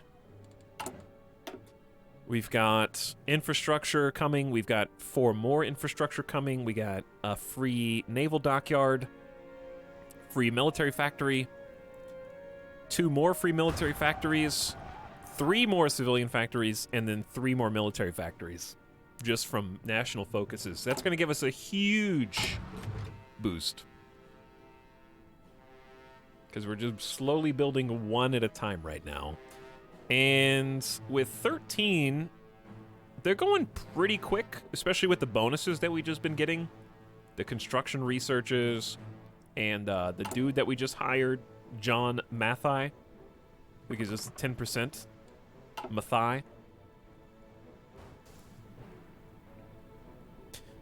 I guess it really depends on, like, we don't know where the cookie's going to crumble right now. There's a big question mark hanging over our head, which is, where is the British Raj going to fall once we get independence? Are we going to end up fighting with the Allies? Are we going to end up fighting with the Soviets? Are we going to end up fighting with the Axis again? I think we really just have to wait and see how the war is instigated this time. I don't think we can choose. We have to kind of react. Earlier today, the Bulgarian leader Boris III issued an official statement showing his rejection towards the Internal Macedonian Revolutionary Organization, publicly condemning their activities. The Bulgarian Minister of the Interior has also announced the implementation of a package of extraordinary measure that will allow the government to allocate more resources to take active action against the IMRO and root out this terrorist organization once and for all. With this pronouncement, it seems that finally the Bulgarian government seeks to end one of the greatest sources of conflict and tension in the Balkans. It seems the IMRO has its days numbered. Hey, Wild Omelet, what's up? Do you want to try and start your own faction again? First we have to get out of the United Kingdom if we want to do that, so cart before the horse a little bit. At the moment, The Soviets have a 88% majority communist with a 10% democratic minority. Japan is full fascist still. Let's see, where's German Reich? German Reich is 60% fascist, but 20% democratic and 20% communist. France is mostly 51% democratic. The UK is also 67% democratic. I'm assuming the US is just chilling. I want to see the US do something weird for once. They never do anything weird. Everybody else is always super weird in my games, but the United States is always super normal in every campaign that we've done. I want to see them go wild. Canada has done some weird things. Mexico has done some weird... There's a Mexican junta basically every campaign now. Australia has been pretty funky. Japan has been pretty funky too. There we go. All right, dispersed industry 1. So that gives us an extra 20% space for factories in each state, so we got more room to build. On top of the other bonuses of just factory output speed and retention when switching between one production to the next. So we're just going to go ahead, since it's 1937, and we're just going to go straight to Dispersed Industry 2 for 150 days and just double down on that. Just double down. Oh, why do I have so much political power? Let's see, what do we even want? Industrial concern? Industrial research speed up 15% for the rest of the game? Could have done that 60 pp ago. I keep forgetting. It's just so much. I think let's go industrial. If I wanted to start getting some army XP, we could get theorist. But I think since we're doing so much industrial research anyways, and we're going to be for the rest of the game, let's just speed that up. I know some of them are almost done, but this is a big page that we're going to benefit from 15% for quite some time.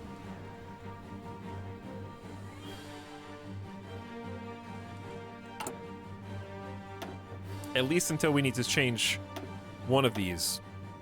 So conscription is more than 10% war support and be fully independent. Poland seeks Baltic cooperation. There is no outcome for us that does not risk yet more oppression of the Polish people. Following Poland's distancing from the international community, Polish politicians have been pursuing the idea of power, quote, between the seas. While the hope is to create an alliance stretching from the Baltic to the Black Sea, their stated priority remains to reinforce their position against threatening influences to both the East and the West. To this end, Poland is seeking closer bonds with their neighbors in the Baltic.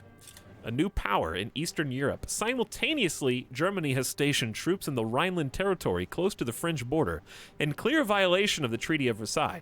The local population cheered the German soldiers on, while the diplomatic reaction from France and Britain has so far been muted.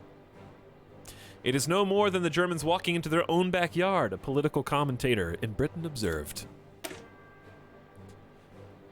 And simultaneously with that, East India's railways have been developed for free infrastructure, Burma and Assam, which is also where our oil comes from.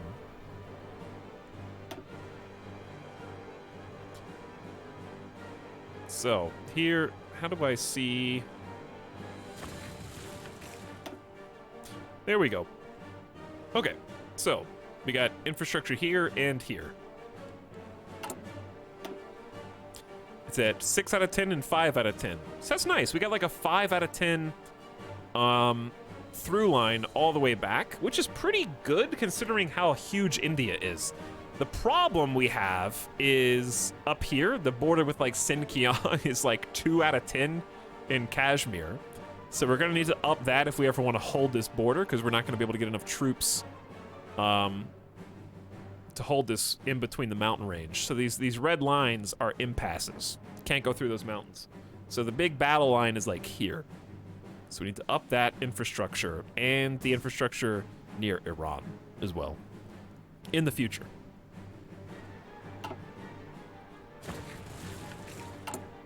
Okay, new national focus then. We're gonna go for...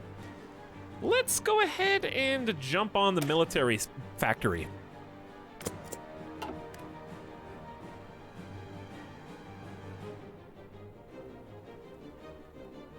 Yes, non-historical. The only way that I like to play. Let the chaos flow. And also, not only let the chaos flow, but it keeps the pro gamers in chat on their toes, because they can't predict which history we're going to get. So it significantly alleviates any backseating problems. Because you never know where anyone's going to strike next. Plus, it's just more interesting. No history spoilers, please. Please don't spoil our history, thank you. We're already almost back up. We're getting a 1.34 political power a day, which is really quite good, considering most of it, like stability right now at 62% is decent. So if that stability tanks, then we're going to lose some political power. But we're staying nice and flexible for the moment. Okay, construction 2 done.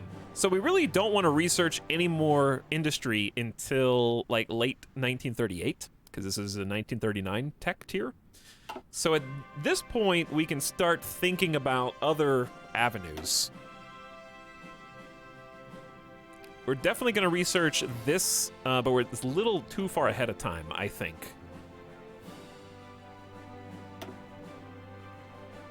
So it's probably a good time to just go ahead and research some basic infantry stuff. Just to kind of catch up. We don't even have like 1918 tech in some cases. We got a lot of mountains, which is going to make tanks kind of annoying, but dude, look at this armored car. Well, this thing looks like the Tesla Warthog truck. Art imitates life. And then we got the armored car that we all know and love.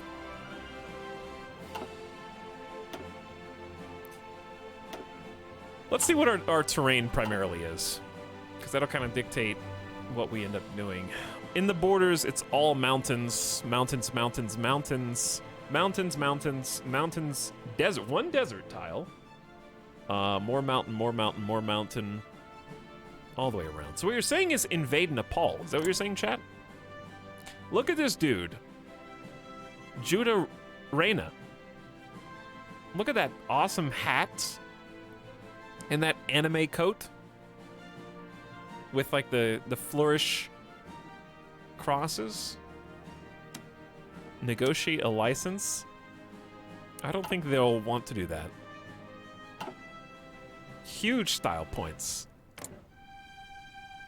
Good style points on this hat as well. How's Tibet looking? Not super stylish. Not super stylish. A little sad, a little somber. Very military focused.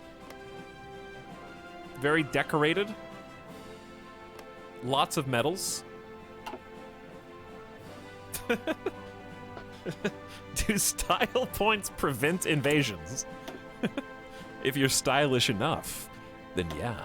All right, let's just... what should I do? So the game starts us with Grand Battle Plan. I'm just considering, like, should I start Land Doctrine real early? And just get it going? How stylish am I? Not very. I don't even own a suit. I don't even own one suit. I feel like we get defaulted to Grand Battle Plan often.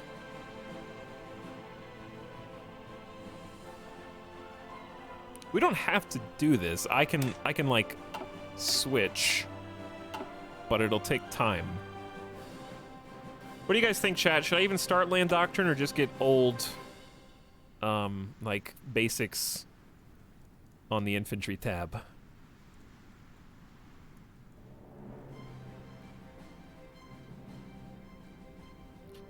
Pump It is actually me, that's true. Basics, Doctrine later. Okay. This is just a 5% bonus to infantry defense and offense. Very basic, but necessary.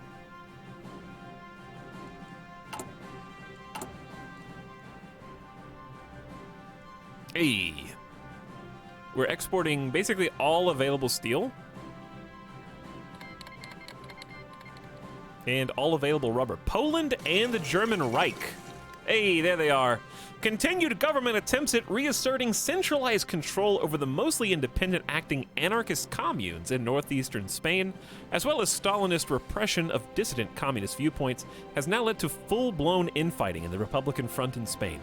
Initially limited to street fighting and low-scale clash between the militia and government, or Stalinist forces, the unwillingness for either side to compromise has meant the conflict has rapidly escalated in just a few days. The reallocation of military resources to deal with this internal threat means the front lines against the nationalists have been noticeably weakened. The Republicans hardly need outside assistance to lose. Spain declared war on the Regional Defense Council of Aragon. And wow, that's a large chunk. I don't think it's normally that wide, but maybe it is. Seems like they got a little more space than usual.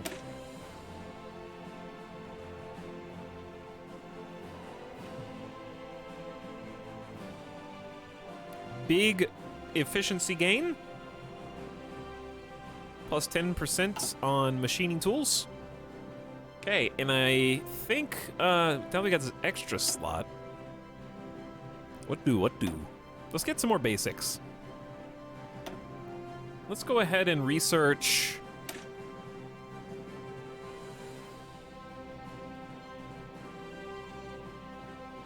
motorized, probably. Maintenance company will be only really useful if we get a bunch of, like, trucks or tanks.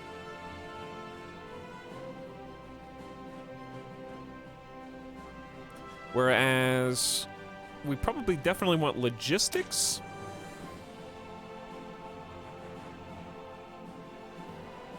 I forget, what does Signal Company do?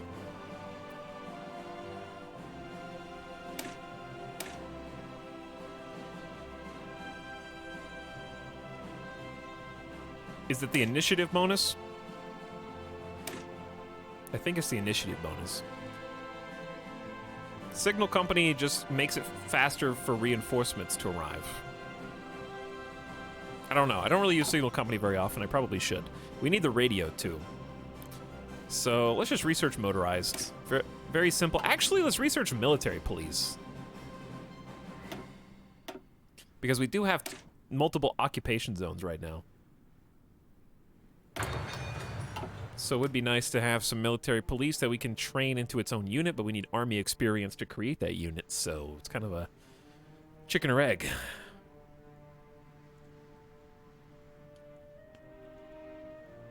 I like to start Doctrine early because you can backfill the basics when you get more slots. You can only ever do one Doctrine at a time. Yeah, that's kind of what I was thinking too. We'll probably start a Doctrine on the next research slot.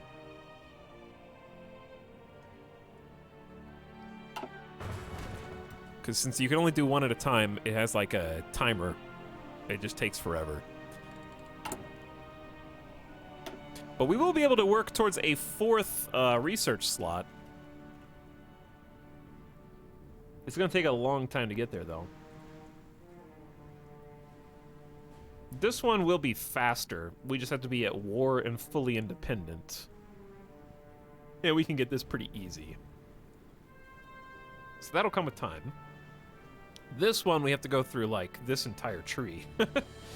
This one's going to take a while. And we need to do some provincial elections when possible. But focusing on industry right now, I think, is the right call.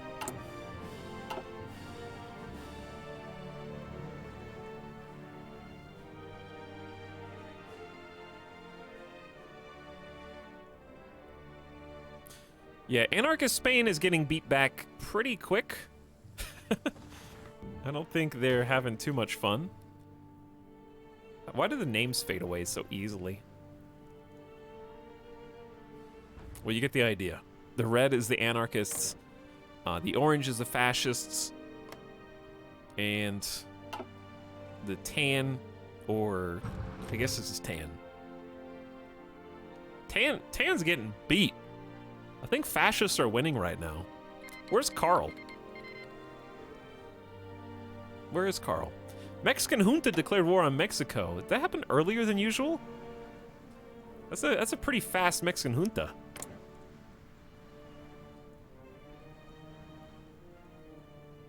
Have we seen the Mexican junta win before? Maybe they started early enough to actually win. Who can say? They have between 28,000 and 67,000 troops. Yeah, they're totally outnumbered. Who knows, though? Hey, Japan has declared war on China. All right, now we're getting going. 11% world tension, thanks to Japan. Japan declaring war on China in 1937 is not fantastic. What,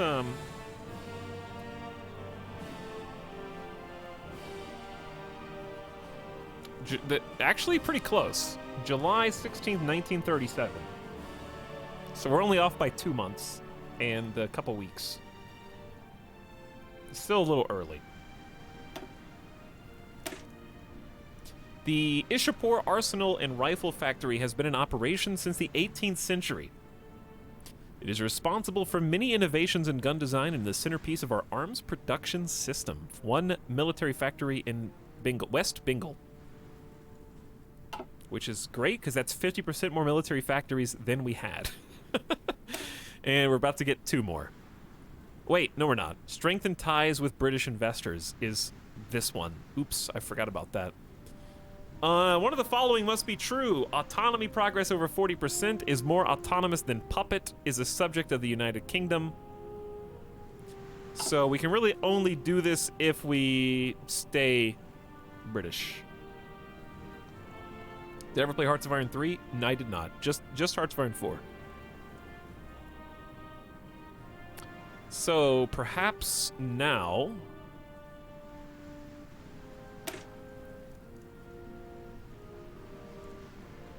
we just get the 4 free infrastructure, maybe? Wait, is it provincial election time? It is provincial election time due to the 11% world tension. So why don't we just start provincial elections? The new Government of India Act mandates elections in the provinces, establishing This is the sub-sound. some measure of local government responsible to the Indian population. We will see what effect this has on the British rule.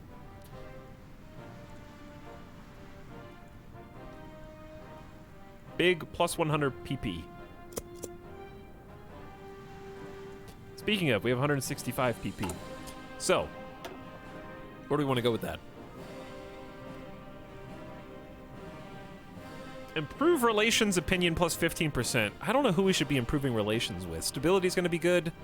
But I think we should probably go with a theorist now, since we're going to be so low on equipment for so long. I feel like just an army XP gain person is not a bad idea. And just start collecting some army XP passively. It's not a bad idea.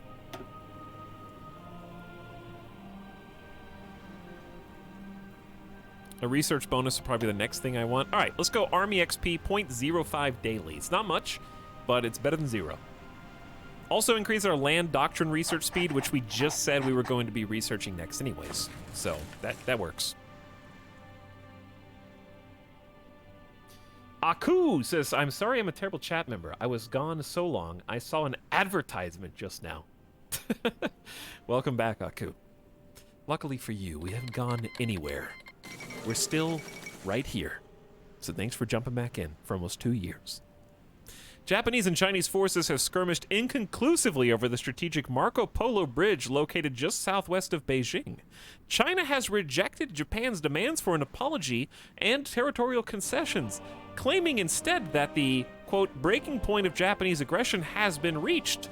China has reminded Japan that only 1 week ago did they actually formally declare war on them, so this Marco Polo Bridge incident is kind of a non-starter given the situation. Diplomats fear that the volatile situation could result in a war anytime, possibly even to the point of already having existed. Japan has declared war on Shanxi. So we got Japan, Manchukuo, and Minkukuo together as one. And they are in an alliance, which I forgot how to look at.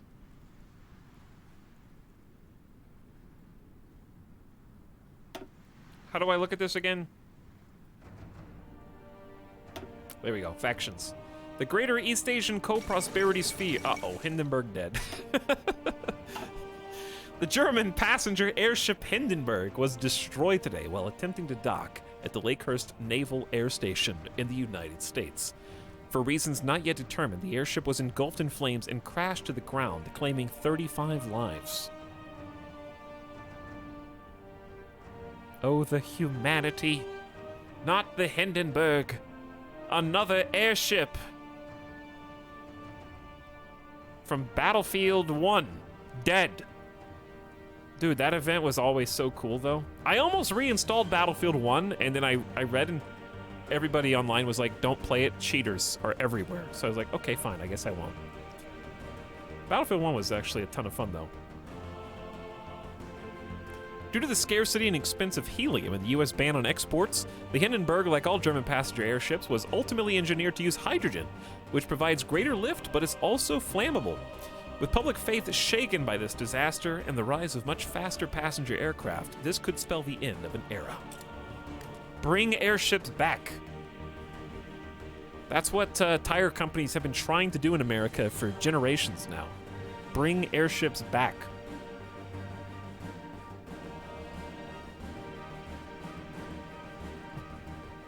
Only American football teams still maintain their claim to the skies.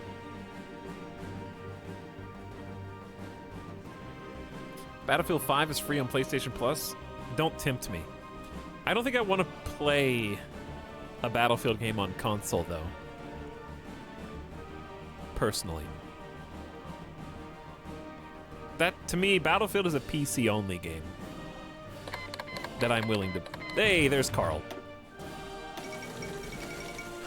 Wary of being increasingly sidelined and having their influence over the Nationalist Front more and more curtailed, the Carlist forces under Manuel Falconde have renounced their affiliation with the nationalist cause, declaring their own independent insurrection. Carlist Riquetes, predominantly in the north of the country, have turned on their erstwhile allies, while at the same time continuing the fight against their Republican enemies. The effects on their military position in the Civil War are being downplayed by the nationalist leadership, but it is evident that the current chaos presents ample opportunity to the Republicans. Chaos! Who will die first? It looks like Republican Spain is going to die first, because nationalist Spain has, like, this is like a club sandwich, dude. You got bread, there's bread, tomato, and bacon. Then you got turkey and mayo down here. You got the whole thing.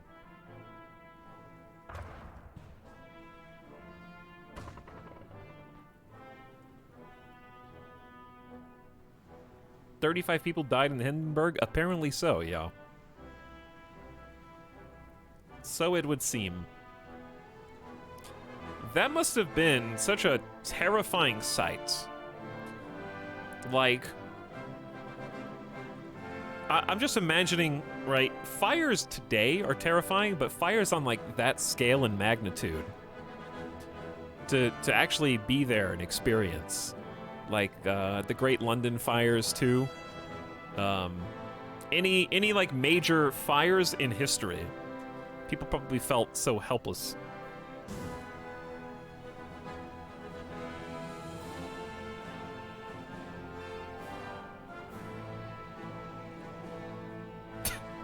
Portugal is the lettuce falling out in your first bite. Big piece of lettuce.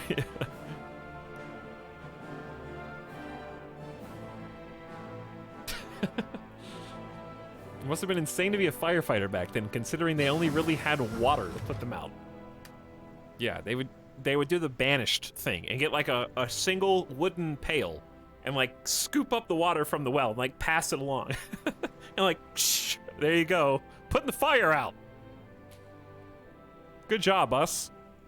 Boy, I can't wait until like later in human history when we have water pipes. Further decentralizing our manufacturing makes it harder to strike at specific parts of it. Another 20% bonus to max factories per state, and all factory output is just 10% greater. All right, we are done with industry for like 1 year. Now let's do land doctrine. So, what land doctrine do we actually want? Because I don't know that I really want Grand Battle Plan. It's kind of, you know. Mass Assault India would be kind of fun, just because of the potential for manpower that we have. Mobile Warfare would be very difficult due to the mountains. Superior Firepower is also pretty classic. We could just focus on making a ton of artillery, which I think is viable and good. So really, I think it's Superior or Mass Assault for fun. What do you guys think?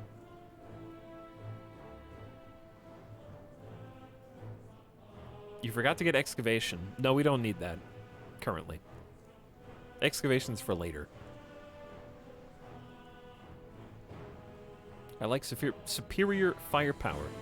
Mass Assault.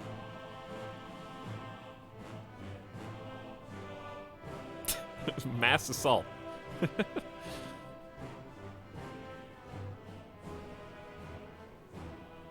Deep Battle's fun to play on small fronts. Yeah, we could try Deep Battle instead of Human Wave Offensive this time. I guess, yeah, you have to pick one. We didn't do Deep Battle yet. Supply consumption down is great. Could get some armored cars. Reinforce rate max planning up. Supply consumption down another 10%. Breakthrough tactics. And you can't read. Motorized and armored car. Organization loss when moving and reinforce rate. Yeah, let's try Deep Battle. Could be fun. Let's try that. Let's go Mass Assault. Perfect weapons are overrated. A large number of good enough weapons is the path to victory. Reinforce rate up 2 whole %, dude. And minimum training levels so that we can deploy troops faster. So we're going to override the old one and get Mass Assault, which should be researching faster, given our recent hire of our Land Doctrine Research Speed bonus, Rajendra Prasad. Sorry for butchering your name, I did my best.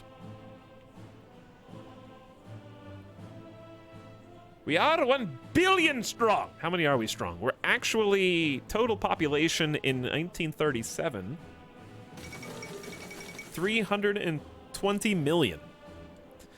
Dude, the famous aviator Amelia Earhart, known to many as the Queen of the Air, has completed a flight around the world together with her navigator Fred Noonan. After a brief scare when the pair temporarily got lost while approaching Howland Island in the Pacific, the flights proceeded without incident, and this morning their Lockheed Electra touched down in Oakland, California. A ceremony is to be held in the White House next week, where Earhart is to be personally congratulated for her feat by the president. Quite the achievement. Quite the achievement indeed. Okay, developing support weapons. It's mid-1937. Let's go ahead and just grab motorized, I say. We're gonna need some artillery research too. Oh boy, this Navy tree is naked and bare. Maybe we just won't even do a Navy this time, but we have so much potential.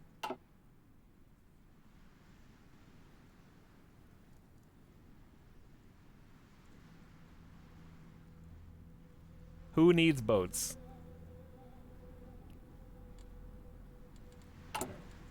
Maybe we just don't even do the Navy. Like, it really didn't work out with Australia. However, I've been building very poorly. Like, I understand a lot better the Navy now. Namely that, my big problem is every time I unlock a new armor, I always give them the heaviest armor, so we slow the fleet down. We need some fast patrols.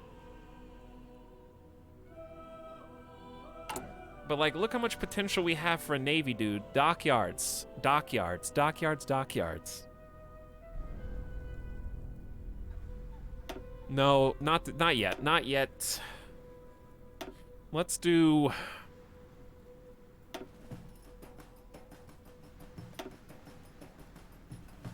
Turn that up.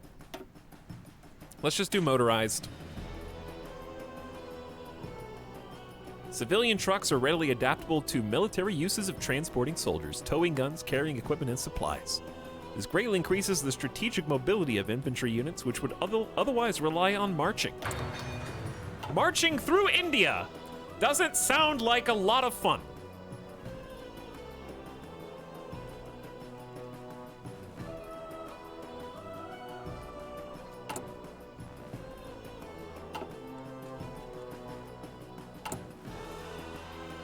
Okay, we are gonna need extra guns and extra supplies.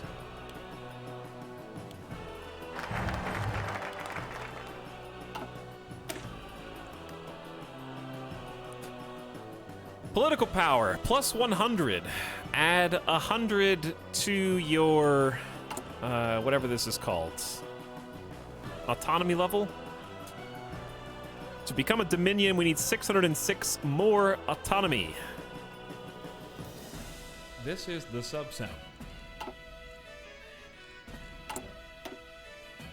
We also get daily autonomy progress gain negative 0.3. Now we have to choose Indian National Congress or Swaraj. Basically, if we go right,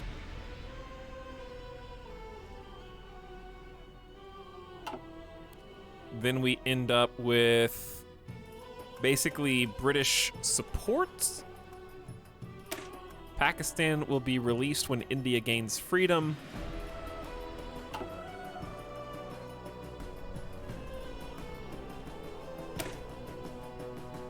War support down 5%. We have to keep India loyal to the Allied and British cause.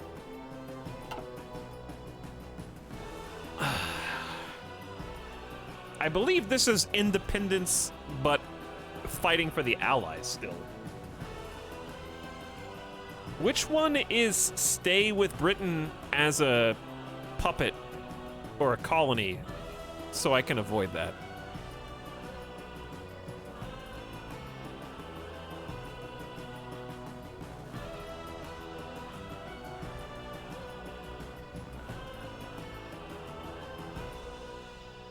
None of these actually say colony. This is tough. This is tough. What to do? What to do?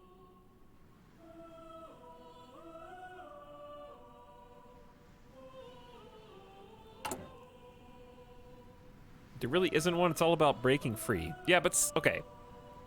What happens? What does a historical focus British Raj pick? I know they pick go allies, but since they don't actually become independent until 1947 historically, what path do they do?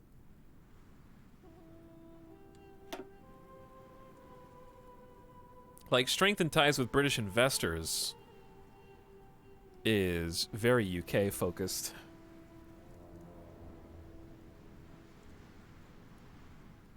They just do other things and then go for National Congress. Gotcha. Huh. Chat, I don't know what to pick. I don't like having to commit right now.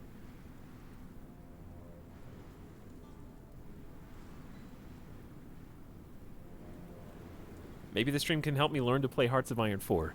You would think so. Okay, let me give you my thoughts. My thoughts are, we just played Australian Fascist, so I think I don't want to play India Fascist. Before that, we played a form of communism as Sinkiang, but we didn't join. Well, we did join the Soviets, I guess. It's been the longest since we went. I'm trying to figure out what the penalties either way are going to be. Japan is going to be breathing down our neck because Japan's full-blown fascist right now. So, like, no matter what we pick, democracy or communism, we're going to have to contend with Japan. I don't think that changes. However, there's no guarantee the Soviet Union won't also invade us if we go democracy.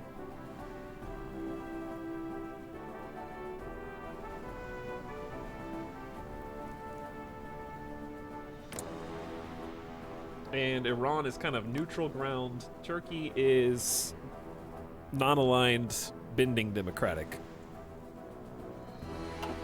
Ugh. I don't like having to pick a side before the sides have been picked in my game. Because if I have to commit myself now, then I do so. Etalyx, are you suggesting that you would bend your ideals based upon your neighbors? Maybe. Are you saying that you would choose a different, complete form of government just to try and survive as a nation and a ruler? Maybe.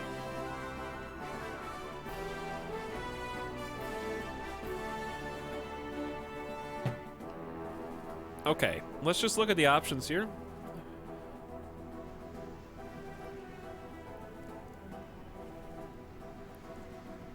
These are just bonuses for doctrines. Rebuilding the nation comes from either one of these, and they're both good. I'm allergic to rebuilding the nation. That's 5 factories.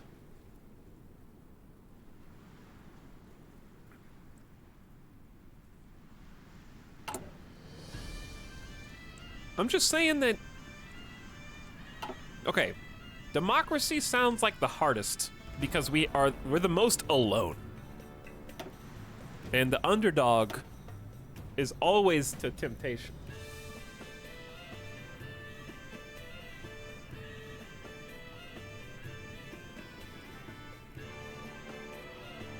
I mean, obviously, historically not the underdog, but regionally, very, very underdog.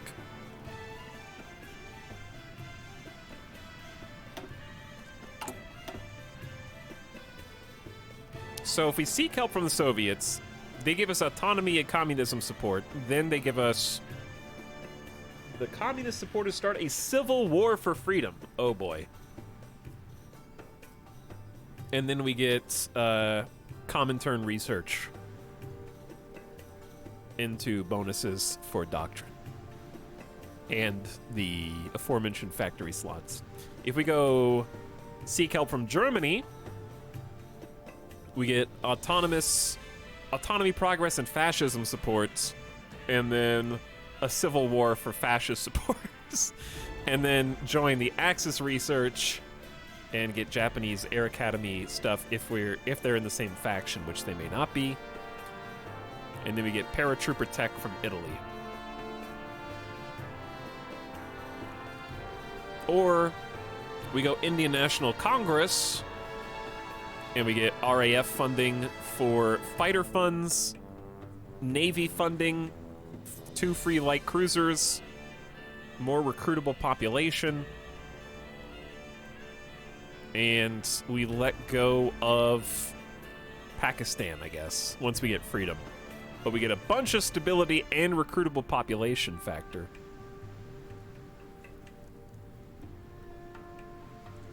All right, chat. Let's just see what chat thinks.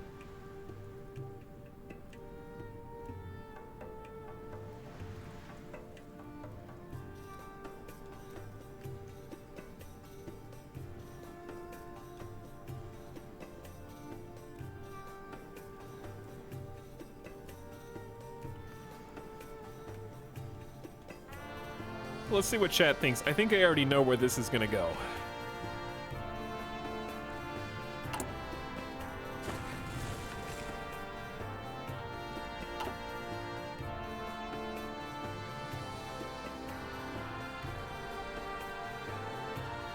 but the vote is on the chat. Not necessarily gonna pick what you vote, but hey, you may as well pick and see what you think. Meanwhile, Buza Tesores, thanks for the 11 months of sub. Welcome back, Buza Tesores. Much appreciated.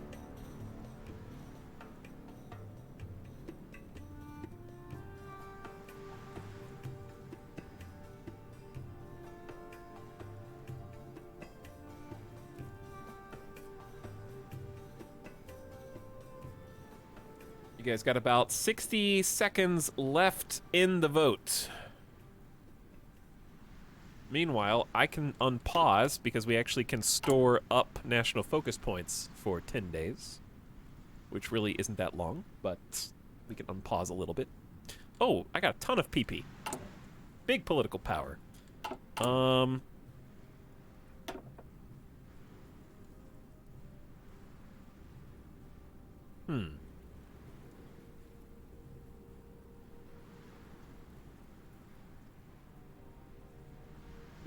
Okay, let's do material designer. Weapons, should we do weapons and equipment research bonuses? We do have a lot of those. There's all of these. I don't know how much artillery we're gonna end up researching. Yeah, let's do the infantry equipment one. It's very generic, but it'll get the job done.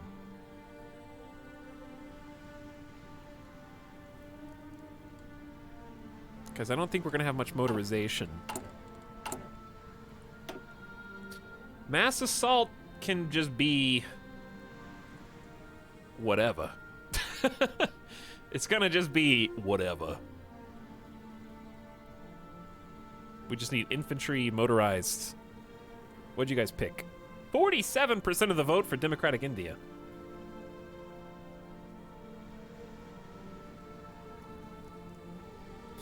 Imagine voting in a poll against democracy. Hypocrisy much? That's your real ideology if you voted for anything else, okay? You're literally using democracy as a system to vote for something other than democracy. What kind of sense does that make?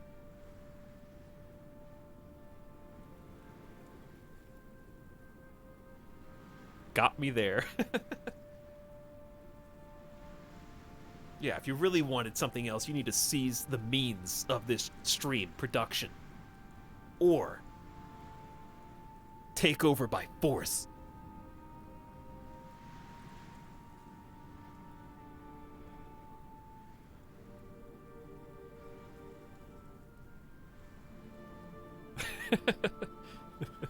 Invade Etel. Alright, anywho, I think any of these material designers are going to be neat. Because I think we're going to want quite a bit. How terrible is mechanized in mountains? That's my question. How terrible is mechanized in mountains?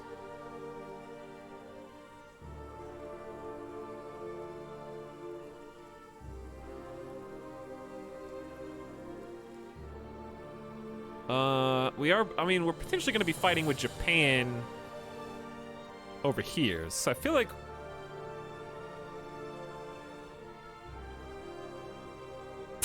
my Jeep can climb mountains.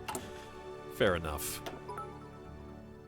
I don't know. Chat, which would you pick? Weapons, artillery, or motorization for mass doctrine?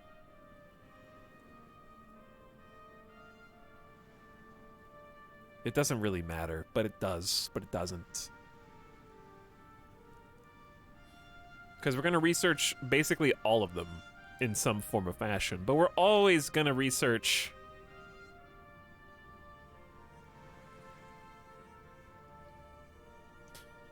I guess weapons. It feels very vanilla, but sure, let's do it. Okay, national focus. Chat chose National Congress. The Indian National Congress has been very successful in elections across the subcontinent. They are a strong voice for an independent India, or at least one with greater autonomy within the empire. Add 100 autonomy.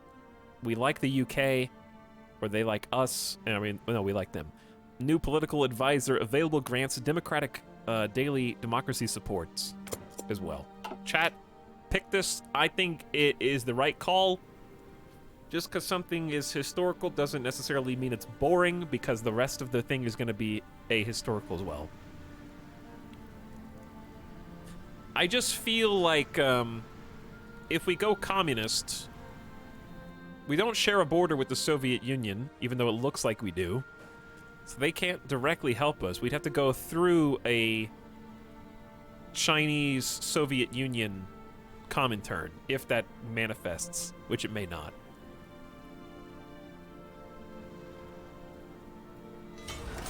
Watch the UK go fascist now. Oh,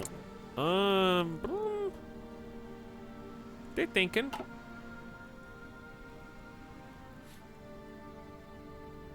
They're thinking. They're just kind of taking their half down the middle. Free civil. Ooh, we have free civilian factories. All right, we're mobilizing. I think it's time to start military factories. I think we're gonna do the classic alternates. One military factory, one civilian factory. One military factory, one civilian factory. And keep that ball rolling.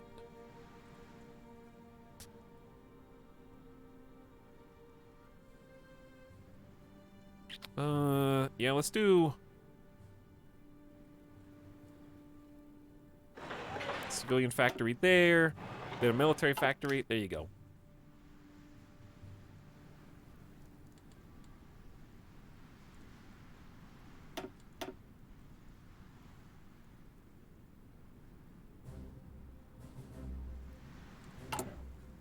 We're almost finally caught up on weapons. Very close. Only 1.2k from 7k. How is the war in Spain going? I want to say that Carl, this is the equivalent of like a like a big wrestling match. Carl entered the ring last and has therefore the most stamina, strength, and muscle. They cheated.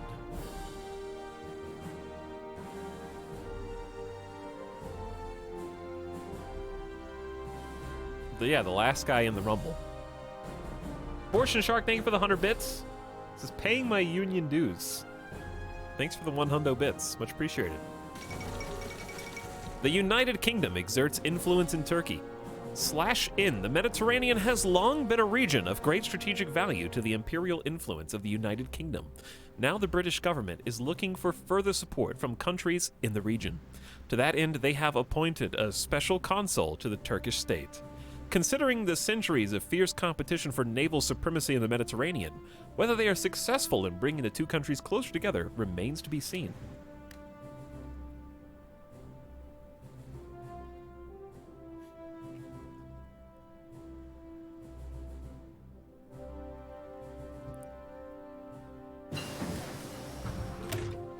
Okay, so this is where our army experience is going to come in handy. We got military police, tier 1. These are going to be the best people to use as our garrison for occupied states, which, of course, we are only going to have for so long, but may help us later down the road, so it's good to go ahead and make a unit that utilizes them. Meantime, since it's clawing closer to 1938, I'm going to go ahead and get ahead of the curve, 0.35 years ahead of time, get computing machine for that 5% overall research bonus. Just get that queued up long term. Why not?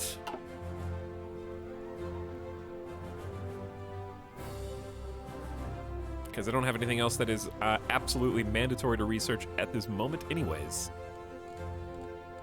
Almost back to 150 political power. We're getting a ton of political power in this campaign.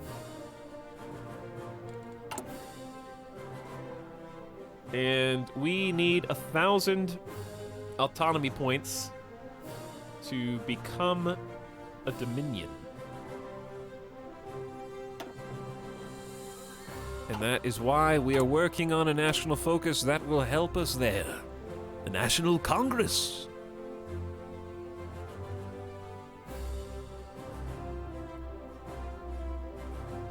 Pakistan will be released when India gains freedom.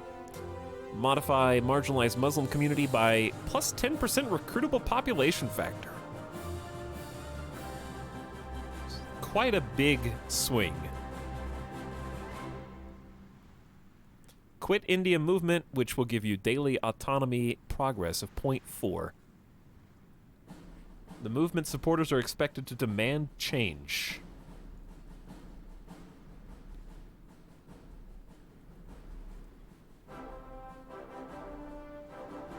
So basically, we do not get any of these bonuses unless we are in a faction with the UK or a subject of the UK. So these are very conditional.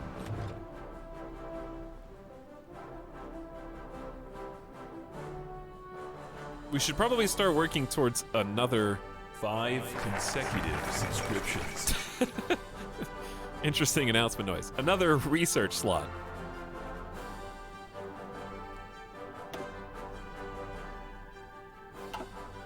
Italy announces claims on Yugoslavian territory.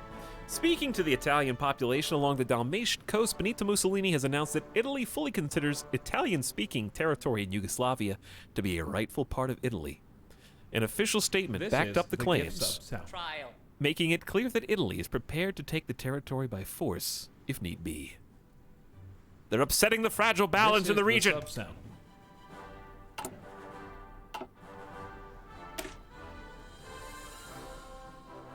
All right. We have a voice for an independent India, or at least one with greater autonomy in the empire. 100 autonomy points. Opinion of the United Kingdom goes up. We get a new political advisor that can help us reform democratically, and we can actually hire him now, which is going to be probably what we want to do.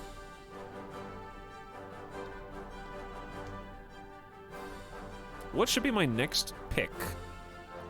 I feel like we should just go straight to... Ooh. Minus 3% consumer goods factories. That's good.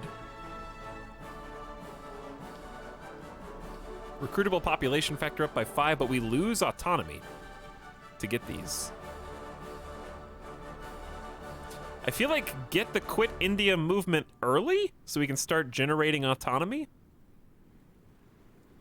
Because we gain 50 autonomy here and just start building that up faster. We have to keep India loyal to the Allied and British cause, in spite of the rising nationalist fervor for independence. Sir Stafford Cripps is a skilled negotiator who can assure the nationalist leaders that their demands will be addressed. We lose 5% war support, and we actually lose daily autonomy progress gain, but we go from there to Quit India movement. So it's kind of like backwards, then forwards. This is the climax. It's inconceivable that the Raj can end before the war is over, but the situation on the ground is growing tense. So I think this forces them to decide.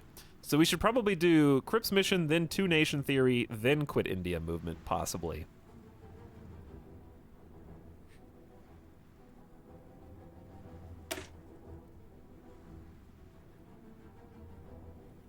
I don't know. Like... I'm just wondering if I should grab Princely... No, you can do Princely no matter what. But you can only do Imperial Service troops... I don't know.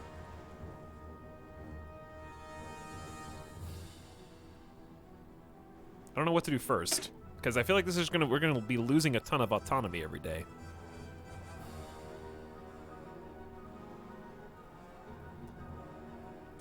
So maybe just do princely state, then recruitable population, then...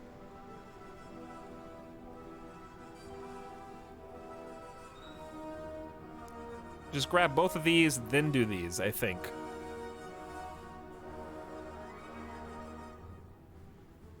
Early independence. That's what I'm trying to decide right now. I feel like the 5% recruitable population factor is worth it. We can still get this if we're in a faction with United Kingdom, but that may not happen because of ahistorical. So we'll just go for princely first. That'll help with the consumer goods factories immediately. And simultaneously, we can get the new recruitable... Where are you? Democratic reformer. Bimral Ramji Ambedkar. A firm believer in the people's right to rule themselves, his politician sees empowering them as the first priority and aims for the country to be ruled with their mandate. Daily democracy support up. By the way, thanks War of the Worlds for big 5 gift subs. Welcome Grey Crow, Han9999, Goobzaboobs, Karog the Fat, and Pluto is a planet. Still in denial for 2 months. Thanks for the big 5 gift subs, War of the Worlds. And Dom Cheadle, what's up for 19 months? Howdy to both of you. Thanks for your generosity. The Indian National Congress has achieved an overwhelming majority for their platform of slow and ordered transition to local government and dominion status in the future. It appears that Indians have rejected the more radical policies advocated by Gandhi, who had argued for a total break with Britain and absolute home rule as soon as possible. Working on it, Gandhi. We're working on it. We're just going to try and get a little help before we leave, considering we know the world is about to break out in total war. We know that that is inevitable. What is this? A royal wedding in Brazil. Today, Dom Duarte Nuno... Is that Nuno or Nuno? There's no squiggly over the ends. What is that squiggly called, Chet? What's the grammar word? Duke of Braganza married Princess Maria Francisca of Orleans, Braganza in the Petropolis Cathedral in Brazil.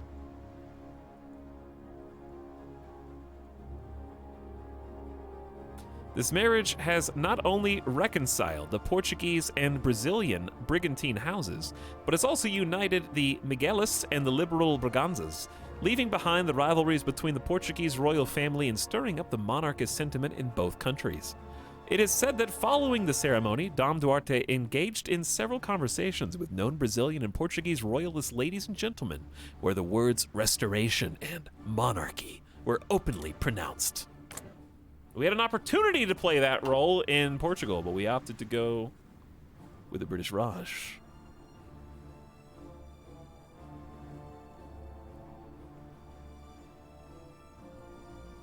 Oh, why am I still paused? Good question. 18% world tension. We are losing some stability due to resistance to occupied territories and the marginalized Muslim community, which we're getting ready to throw off that debuff.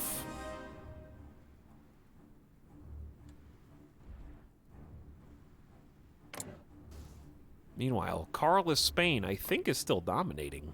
Nobody's lost yet, but democratic/communist Spain is getting ready to lose, I think.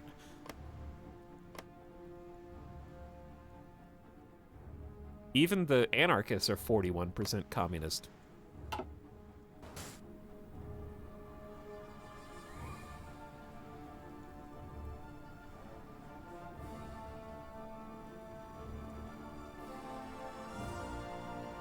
Portugal making some plays. Portugal and possibly Italy making some plays. I'm assuming German Reich is going to wake up soon. France is making a fascist play, or maybe they're just that fascist by default. Poland just chilling. Soviet Union chilling. United Kingdom just hanging out. America is squashing the 1% Communist Party.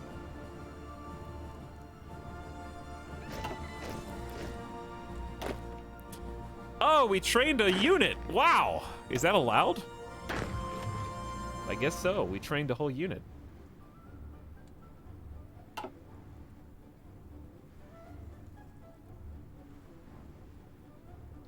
Portugal owns part of India, right? Well, We've got France in French India down here. What area is this? In Madurai.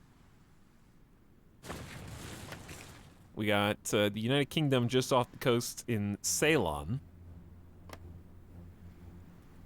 And is that it?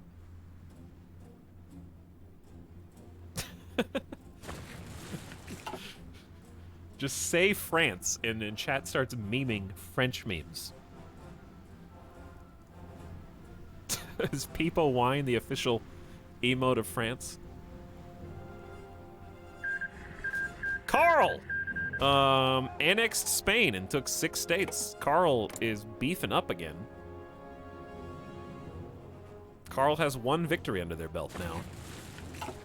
20% world tension at this point. How's the war with Japan and China going? They're moving in on Shanxi. Fast. Bordering Mongolia now. Trying to finish off Shanxi. They're still not at war with Xinjiang or the Jibei-Sanma area.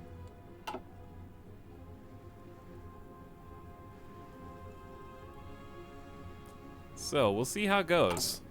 Should have some research as soon. We're getting our first mass assault land doctrine underway. And also we'll be able to make some motorized vehicles. Got a military factory almost done in Delhi.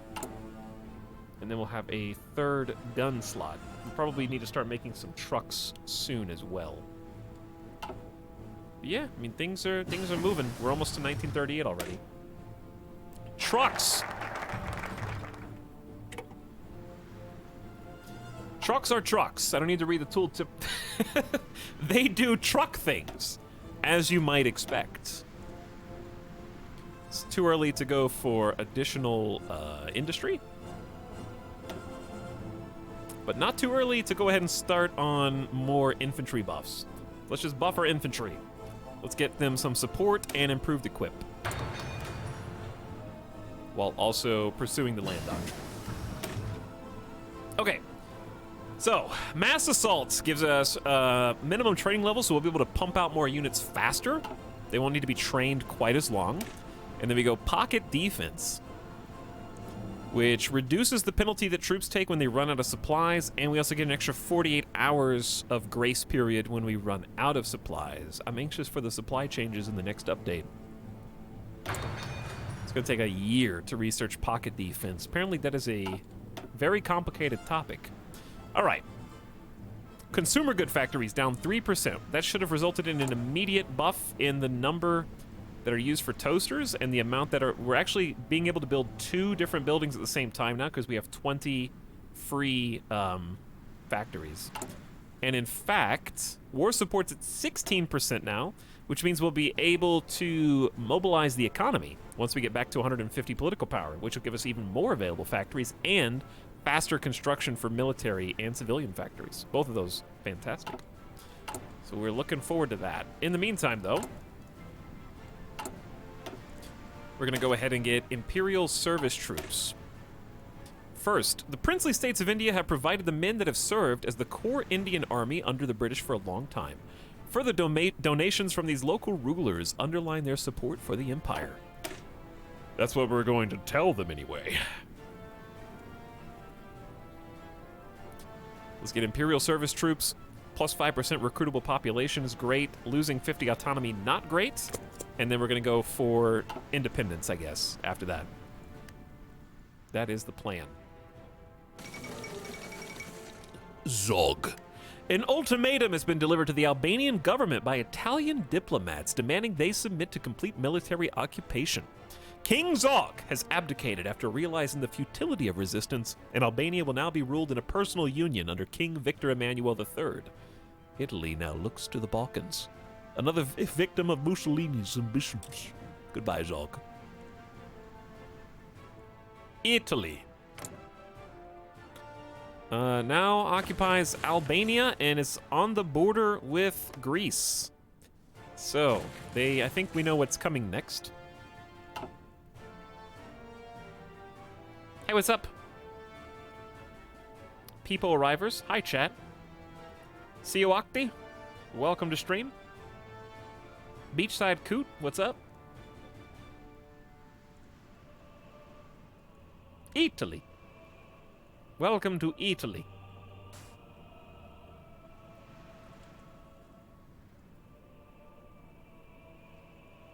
King Zog is just a wonderful name. I hope Italy invades Greece before Yugoslavia. Why would you hope that? I hope Greece actually doesn't capitulate. Poland has declared war on Estonia, which is, of course, a historically accurate recollection of World War II and how it got started. The preemptive strike, of course, tactically makes a ton of sense when you think about it. Why not get a first blood strike on your potential future ally in the Miedzamorze? Why not? Instead of inviting them to an alliance, conquer them by force. True, when you put it like that.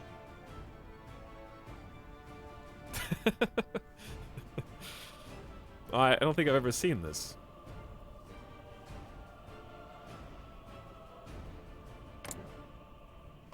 In fact, Poland has invited Lithuania and Latvia into this war. So it's Poland, Lithuania, and Latvia in the Miedzamorze versus Estonia, who apparently declined to join their faction. And so they are punishing them. We think Estonia has up to 30,000 troops max. So this is hopefully going to be a quick war for Poland with their 300,000 to 500,000 troops.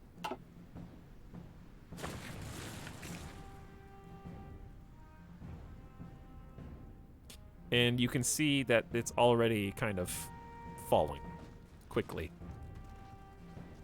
Curious if there's going to be any, like, sneak attacks, them joining another faction mid-war. I'm also out of coffee.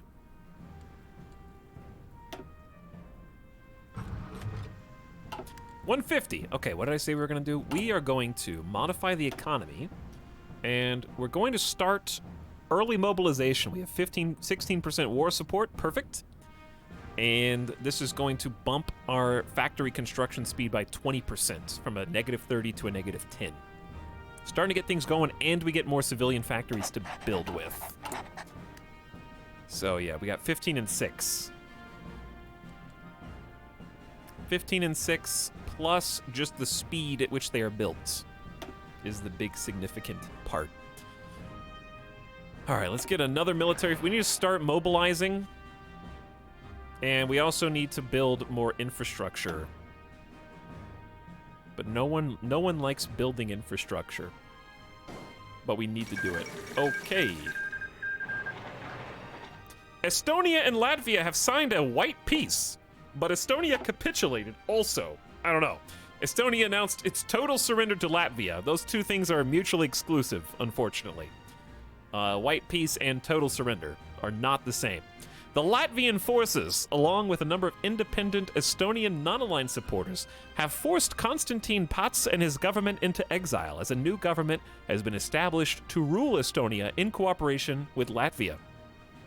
Carlis Ulmanis has remarked that this mutual agreement will bring a new age of prosperity and cooperation to Estonia. Like, what a quote. Yes, I have come to speak before you all today.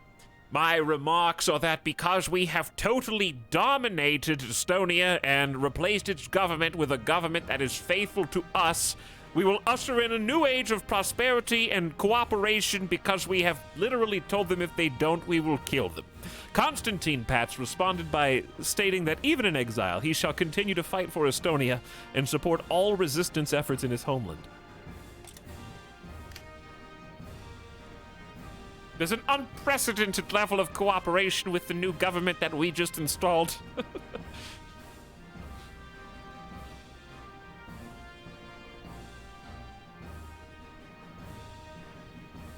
I think Poland took Estonia not joining them very personally.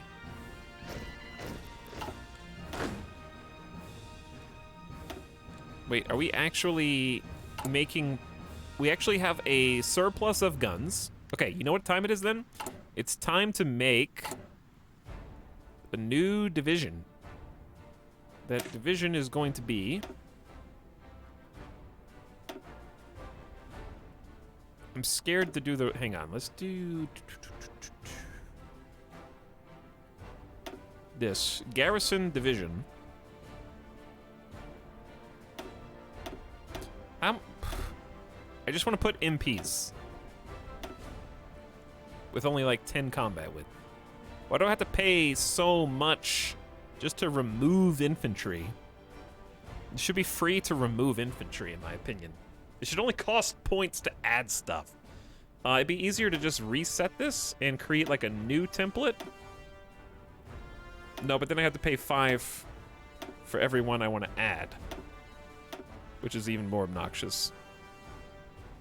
Okay, whatever. It's probably better just to duplicate. District garrison, do a military police addition. We don't need this many troops, though. But it shouldn't matter because we're not going to actively train these guys anyways. So this is fine, I guess. All right, that took all my army XP to do. And then we want to look at our occupied territories of Pakistan and Burma. And change this to the district garrison division. Okay, then the military police will be automatically garrisoned with these guys.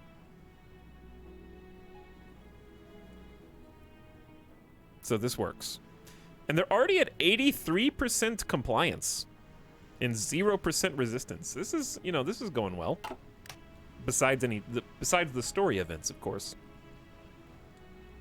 But there shouldn't be any destruction of our infrastructure or factories. This is the sub sound.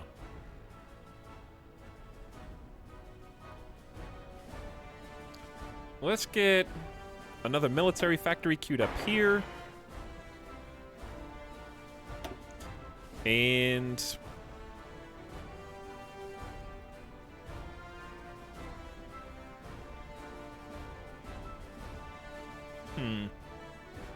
where do we want to build? I need to get infrastructure up in some of these areas.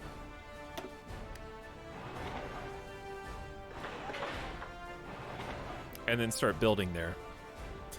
But well, we got 22 civilian factories. We're starting to mobilize, and we got more that we can get. The Imperial Service troops are recruited by the princes of India and can number in the hundreds of thousands. In these difficult times, it is great to know that His Majesty can rely on the loyalty of the Rajas. Yeah, that's not going to work for very long. But we got a plus 5% to recruitable population factor, so we're going to start recruiting daily now to add to our 230,000 manpower waiting in the wings. We just lost some autonomy, but we cannot take either of these until the war with Germany exists. We could take British Army support and get free Army XP, but I think let's go ahead and start. This is the sub sound. Chat, now we have to decide. Do we want to milk the British more to get a free Army X plus 20 Army XP and research bonus and maybe a general, or just go straight for two-nation theory and quit India movement?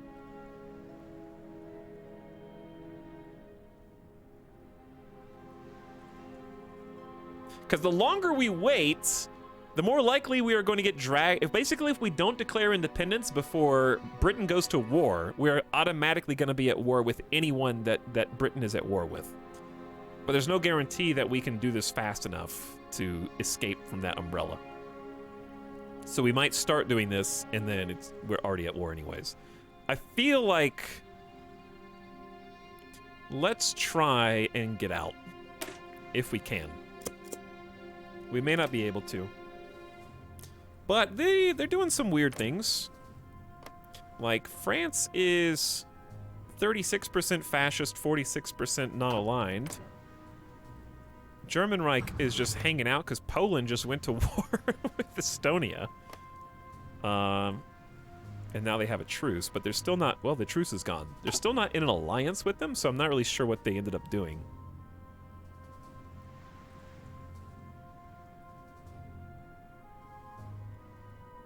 We will see. We're just cruising right along. We're already in 1938. Just sitting on 4 times speed. Phonetic Cloud. Militant Buddhism. Peepo Cheer. Thanks for 32 months. Don't worry. We will get nukes. Even though they suck in Hearts of Iron 4, we will have them anyways, I guess. You kind of have to if you play India. There's just a lot of plus nuke research paths that we can take.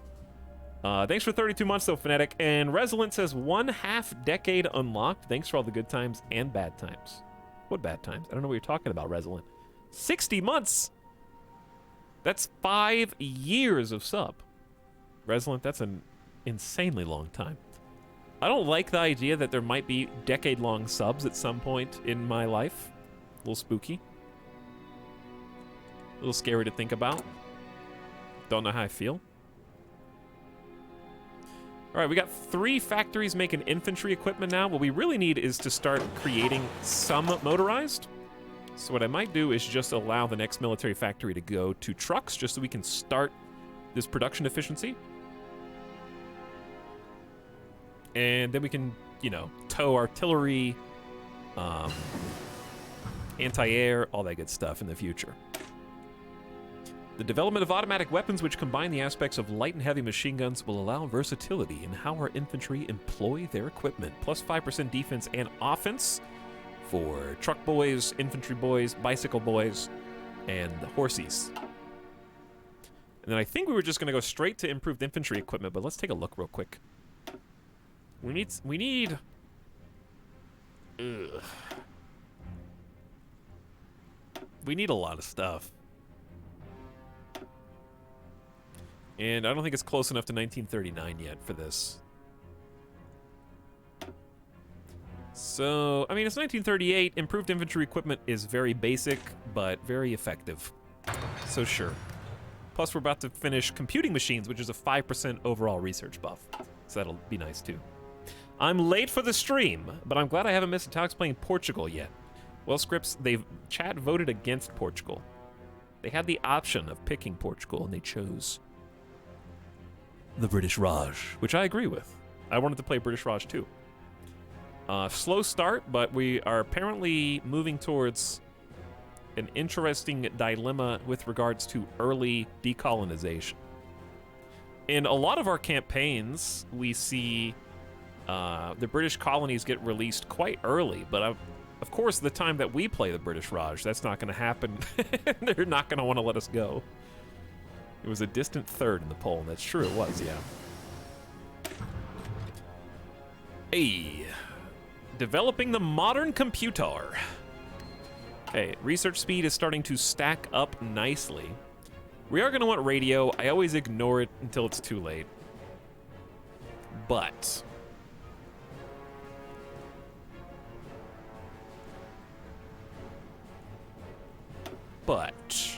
since we have motorized, I think we're going to say forget about the field hospital for now, because we got so many people. Let's do logistics company so that we have, because I think supplies are going to be an issue in India. We're going to be stretched pretty thin. Some of our borders have really, really bad infrastructure right now. So just having logistics and putting those into our basic infantry companies will be pretty nice. And then we can do radio, possibly. I think logistics also buffs, besides the supply usage down, fuel usage also goes down, which is pretty sick. And then the signal company will boost our initiative for reinforcements and speed of entering the battle.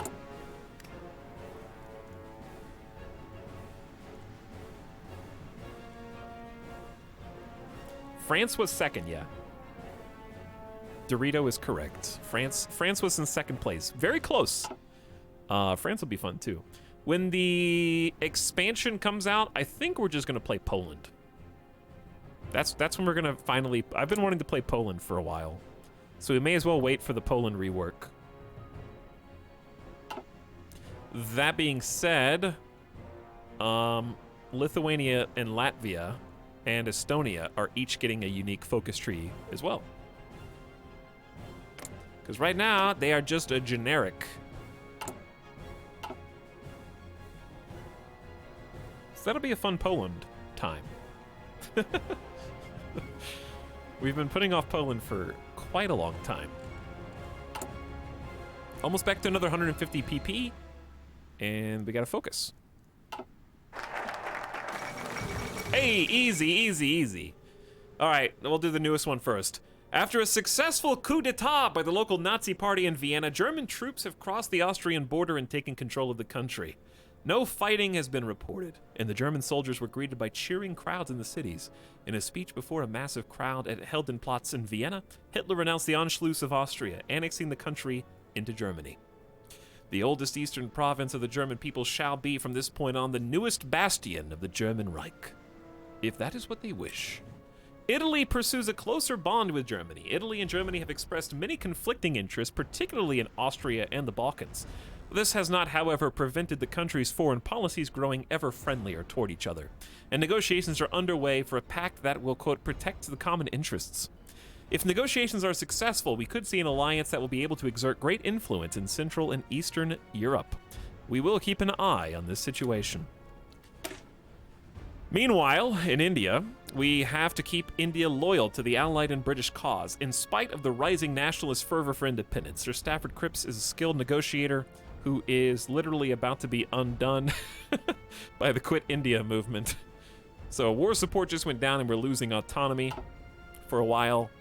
I feel like we should go ahead and get the two-nation theory first and go ahead and just let Pakistan go.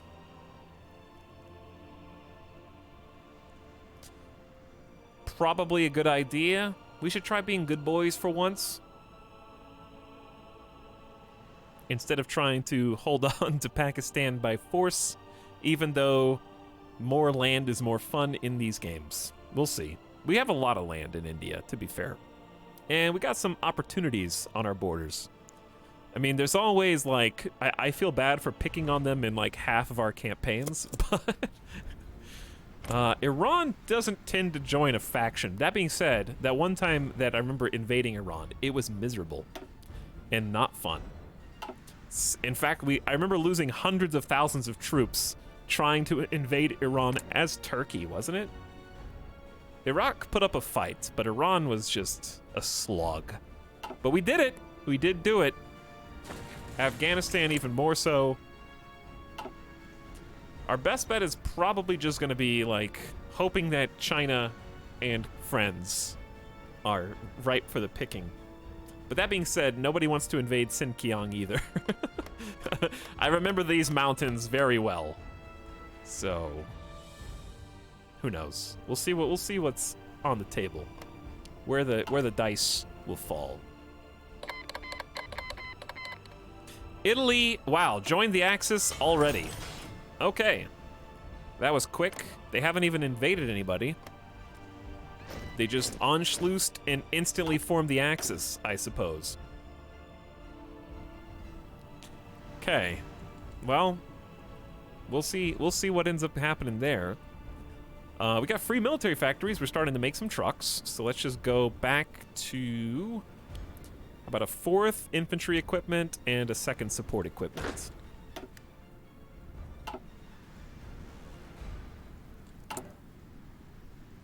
Infrastructure's coming along nicely. We got almost 30. I think we should just aim for 30 civilian factories if we can.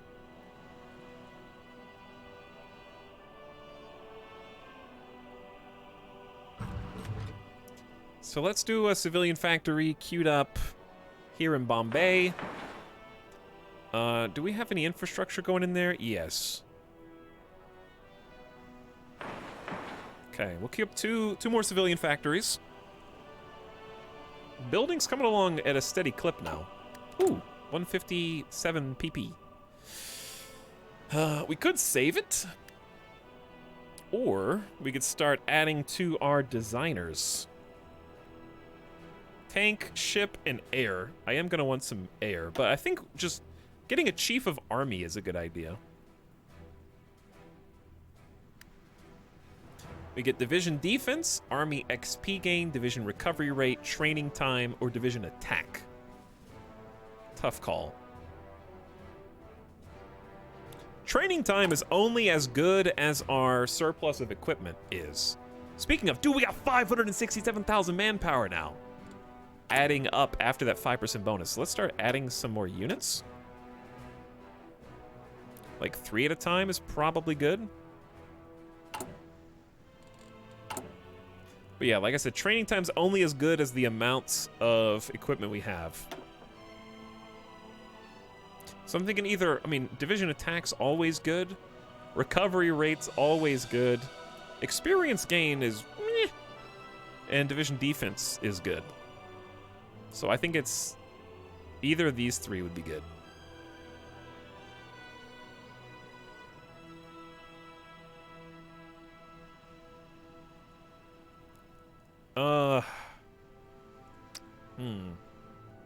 Really depends on how we're going to go. I think I can be unpaused.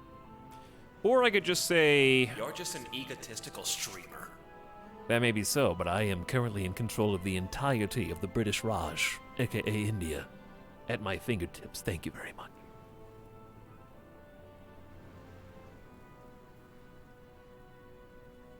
This is the sub sound. The timing on those is always so good. Yeah. Recovery rate is nice, if only because it really depends on how fast you can reinforce. Recovery rate, I feel like benefits planning when you just launch an offense and the AI handles most of it because they like to keep bouncing back in. But then again, if you just have a better attack, then it's kind of the same thing. I guess I'll just do attack. We'll go offense. Why not? The United Kingdom announces the Balkan Diplomatic Initiative. United Kingdom is not alone in seeing the threat rising in Central Europe, with their status as an independent nation guaranteed by the now challenged Treaty of Versailles, or with fascist powers and their aggressive rhetoric claiming right to the territory. Several states have seen the need to lead a pro-British policy. The United Kingdom has responded to this development by redoubling their diplomatic efforts in the region. European stability must be maintained. Interesting.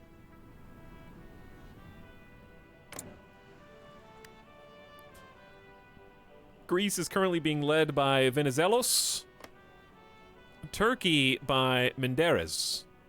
Big democracy in Turkey. Big Republic of Turkey. Bulgaria, a little on the fence. A little confused. Not really sure which way they want to go.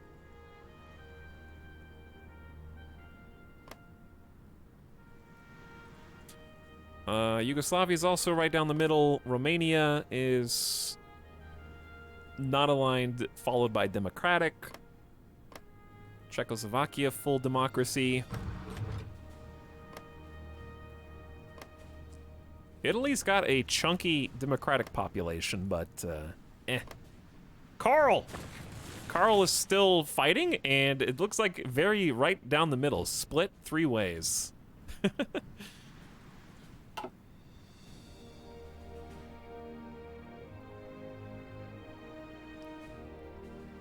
They're playing all sides. They can always come out on top. True. By the way, Dreyergy, thanks for the big tier 3 sub, dude. Appreciate your 11 months of sub. Thanks for 5 and 1. Welcome back for almost a year. Sea Cold, Sharon Prime for 33 months as well. Howdy, Sea Cold. Thanks for helping out the stream. All right, improved infantry equip. Very basic, just better anti-infantry attack. 5% better. Very basic, like I said, but hey, helps. Next, we got a lot of things to do.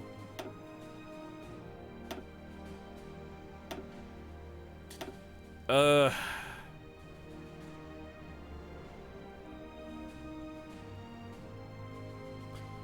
so what we're gonna try is we're gonna try and push Spitfire production in like a year. So hopefully, like from now through 1939, we can start building up some military infrastructure. And I really want to get like an Indian Air Force. I want to actually have control of the skies for once, and I'll do so at the expense of our Navy, I guess. Because pumping up a Navy is always the most annoyingly difficult thing. But we need artillery, basic artillery. We need a few more support I need radio. Let's just do radio. Radio's boring, but 5% reinforce rates and detection will help us in a variety of ways as well. So let's just get radio. Just rip the Band-Aid off.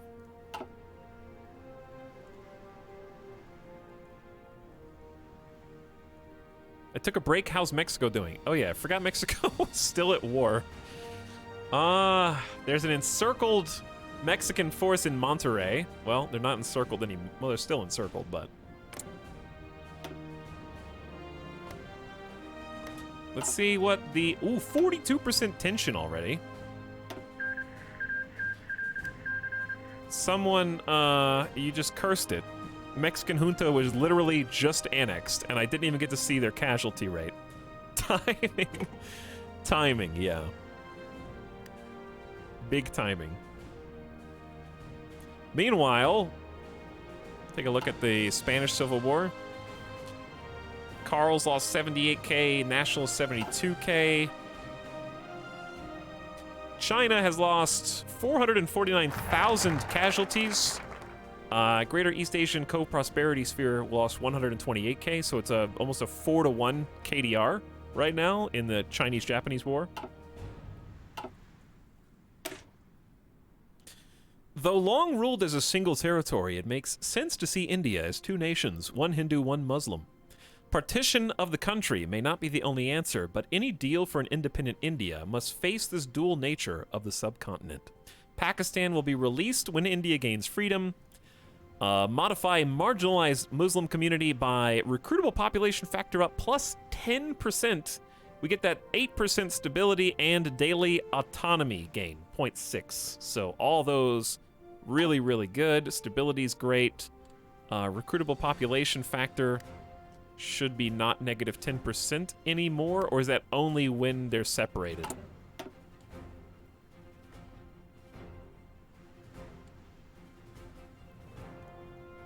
I think that'll be when they're separated, I guess. So now I guess we just go straight for quit India movement. This is going to be the climax of the call for the British to leave India. I guess. We could try just grabbing British Army support and a few more before we go, but I think I want to just try and do this before 1939. Weren't expecting this 7 years early, were you? Apparently not. So then we'll go back to industry after this, I guess. So daily autonomy gain, we're only at 276 points. How many are we gaining per day?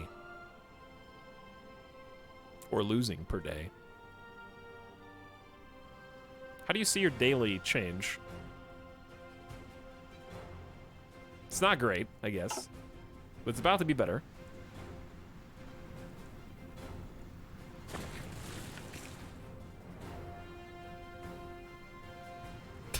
What's up, Load Bob? How goes the war? So far, we're not in one. We're just hanging out. It's been about 2.5 in-game years. And we're just trying to bulk up our industry, our infrastructure, and also declare our independence.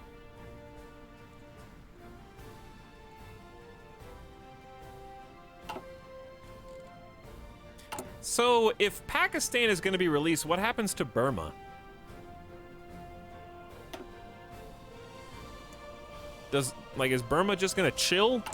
Or, can I build stuff there? Or are they going to, fight for independence, too? Right now, they're at 85% compliance and 0% resistance, but I don't know if that matters.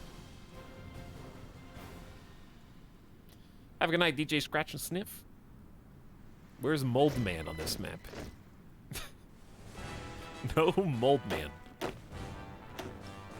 Okay, that noise just means we trained another troop. I need to edit my troops. We only have 12 Army XP, but we should go ahead and take a look at our basic infantry division. And ideally, go ahead and get them an engineer company, for sure. I love the bonus to defense, small bonus to offense. They use up more supplies and deplete some organization, but it just gives you such good bonuses in all these different land types. We should release Burma. Why? They seem pretty chill. They seem pretty happy.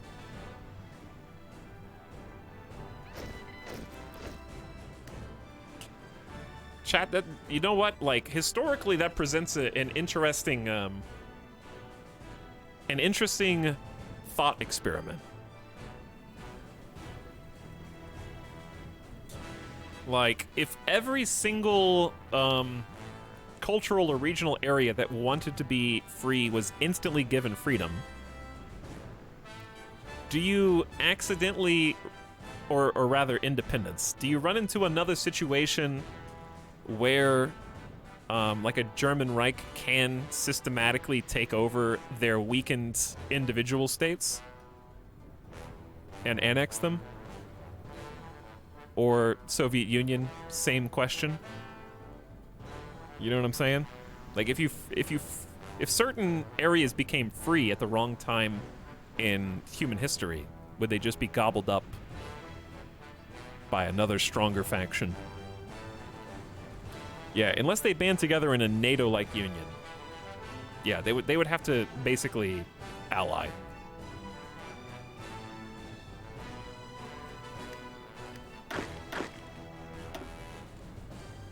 Lend-Lease, they want to give us 1,100 rifles on a monthly basis. I don't have 96 convoys.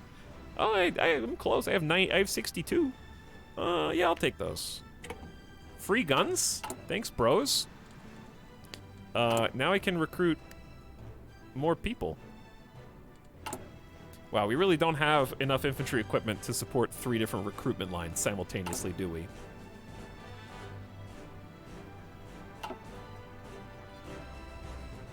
Din, din, din, din. But I do need some extra troops right now, so let's take it.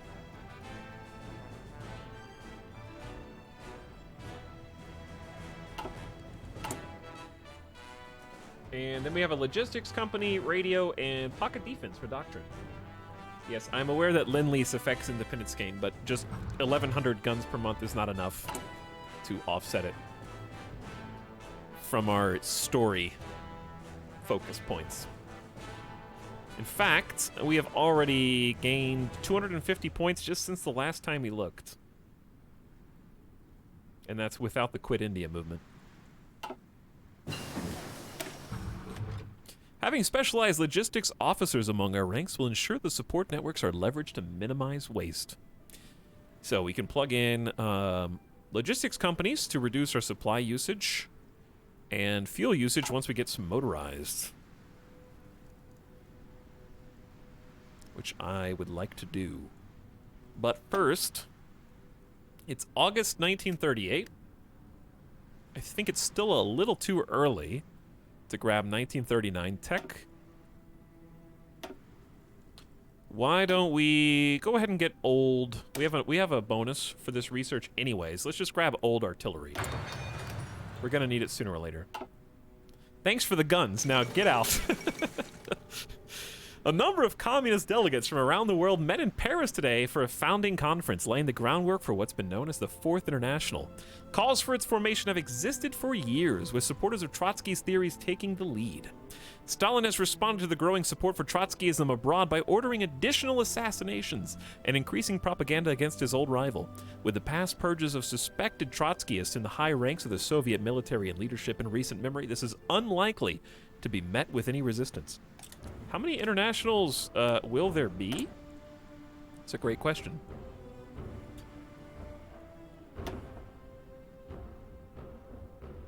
Once we're fully independent, we can... Wow, we already have almost 1 million manpower that we're just sitting on. That's nice. I just said that we wanted to do some aircraft specialties, so why don't we go ahead and pick an aircraft research helper. So we got light aircraft for fighters and carrier fighter buffs. We got medium for heavy fighters, TAC bombers, and scout planes. We got heavy air for strategic bombers. And then we got naval. Pretty self-explanatory. So we can make fighters much faster. We can make heavy fighters, TAC bombers more reliable, or we can make strategic bombers just better. If we're gonna go Spitfires and try and just maintain air superiority, then regular fighter is gonna be the best. Okay, here's the thing though. I never research heavy fighters. Maybe I should be? What do heavy fighters counter? It's a fighter, it's an escort. These aircraft are larger, slower, and less agile than light fighters, but they carry significant armament. Okay, so they're escorts, long distance. But, like, we're probably not going to be bombing.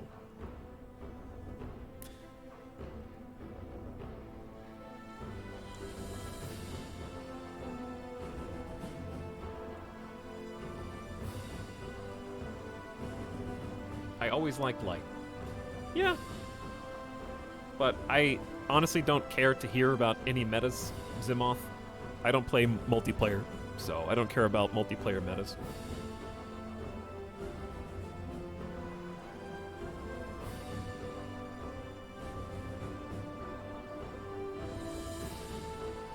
Trotskyist mod check? They're all being assassinated. Or in hiding, I guess. Aren't heavy fighters good for close air support too? They can be, yeah. They have air superiority and interception as their primaries, I guess. I don't see close air support as an option, so I think you baited me. Maybe you're thinking of the different bombers.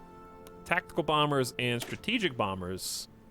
Tactical bombers can be close air support, strategic or just strategic.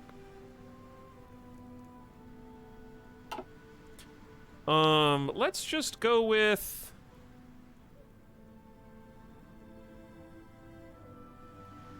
Bombing would be fun, though. But who are we gonna be bombing? But the thing is, like, okay, we don't have any Air Force. I feel like let's just stick to the plan. And let's go fighters and maybe close air support after that. Let's just stick to the plan. But you know what? I do never do this tree. I feel like we always do this tree, but we never do it well.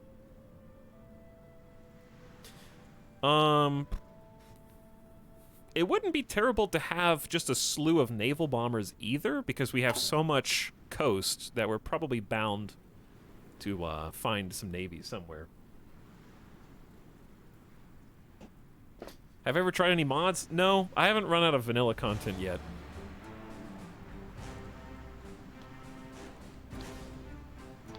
Chat, which one do you think sounds more fun? What do you guys think? But thanks. My name is J. Kim for the brand new sub. Glad to have you.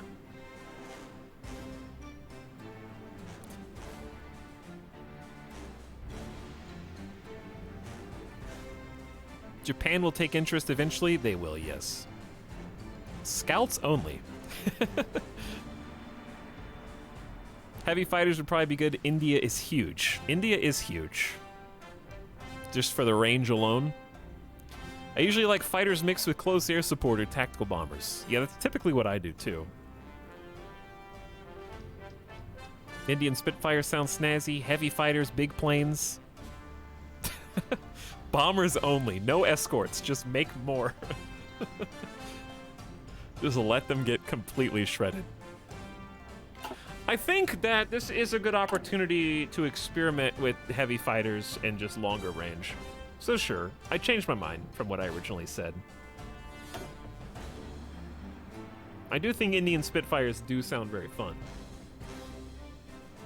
But I also don't really play with the other side very much. So why not? Why not give it a go? All right, we'll try. Just for the sheer, like, just looking at this, right? Our biggest airport is in the capital. We have a couple more on the border. Indian calls for independence have intensified lately. Now things have come to a head as the radical Quit India movement has called for the United Kingdom to leave the country as soon as possible. British authorities were quick to react, however, and have cracked down on the movement, arresting several leaders in dawn raids on homes across India. Reports prepared by Special Branch indicate that many sympathizers are still at large, and many in the civil service have expressed fears that more extremist elements of the movement may even resort to violence. The future remains uncertain. Simultaneously, Italy lays claim to Greek territory. Citing the Roman Empire as a forerunner to the modern Italian state, Italy has claimed that an independent Greek state has no right to exist. Instead, the Greek territories must acknowledge Italian supremacy in the Aegean or have it seized by force. Greece has announced the claims as ludicrous. However, Italy has the backing of the Axis. Outrageous. Gandhi's campaign for Indian independence reaches a climax with a call for the British to leave India. It's inconceivable that the Raj can end before the war is over, but the situation on the ground is growing more tense by the day.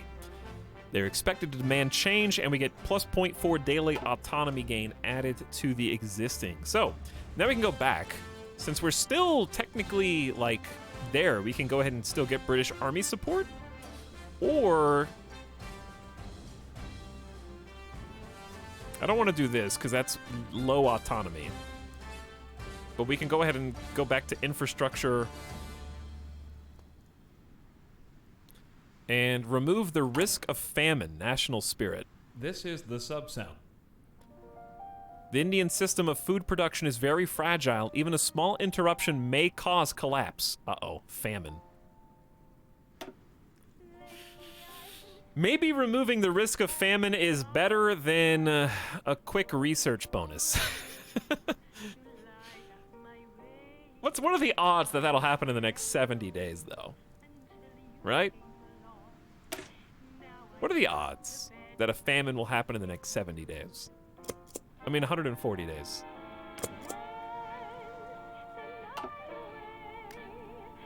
DMCA. Wow, that was quick! Italy is at war with Greece. Uh-oh.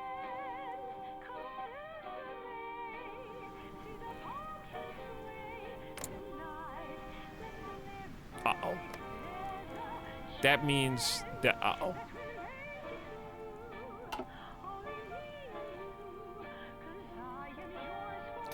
Huh. I don't really want to be in World War II in 1938.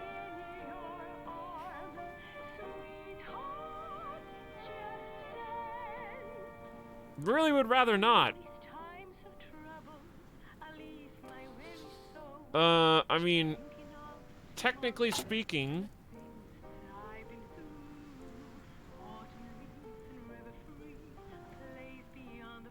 we are only 500 autonomy from being free. Okay, well, we're gonna have to deal with that momentarily. And Poland is still chilling again. Another, like, leave Poland alone. Anschluss, and then instantly go rogue, and Italy is attacking Greece? Kicking off World War II in a different way. Okay, let's take a quick BRB chat. It's been over 3 hours.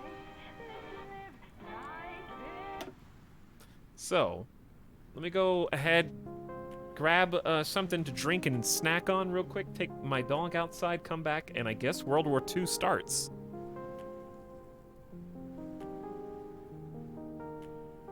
So get up, get that blood pumping. I'll be back in 5 minutes. Hang tight, everybody. Thanks for hanging out with me tonight. BRB. That's actually not the BRB. That is the Resident Evil tier list. Okay. That's fair. Not what I... be right back.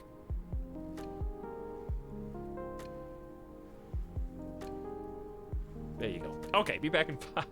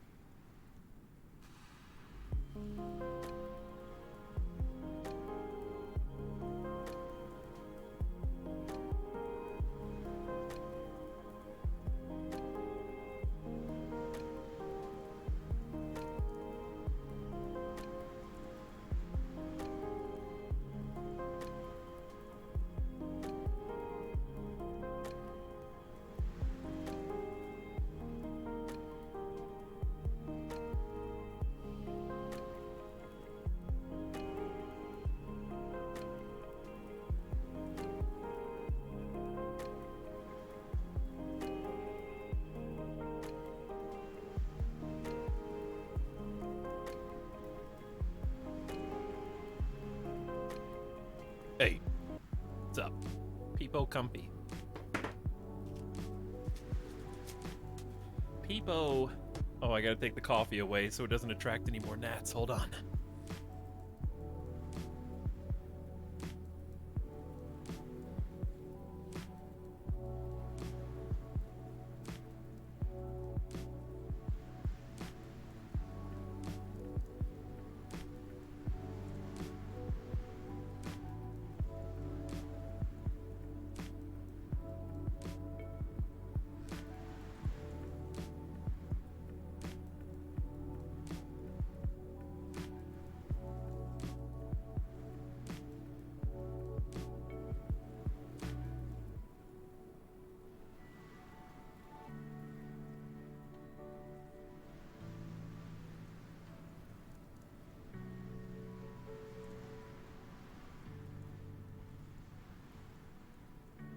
Okay. People right. People right.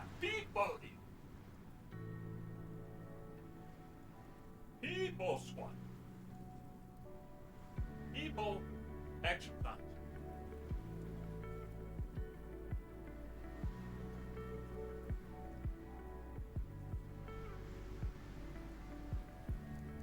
Okay.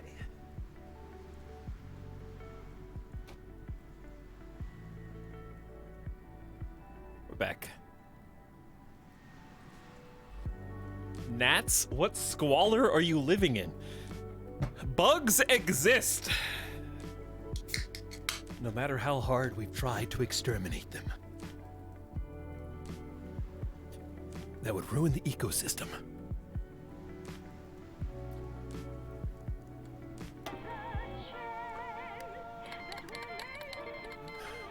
Here we go. So, we are technically in the Allies. What do we do? What do we do?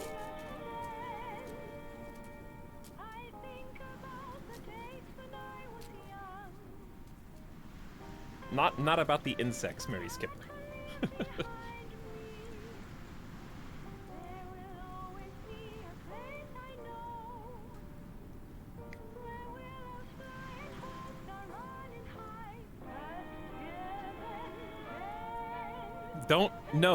No war. We're not ready to mobilize. It's 1938.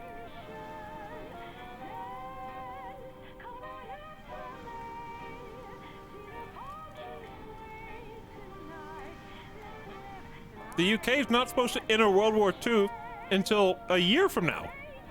The 3rd of September 1939.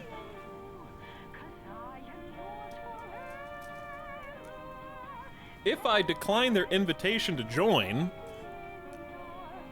do I even get that option? Do I even have the choice? If I'm a Dominion, I think they're gonna just send me in.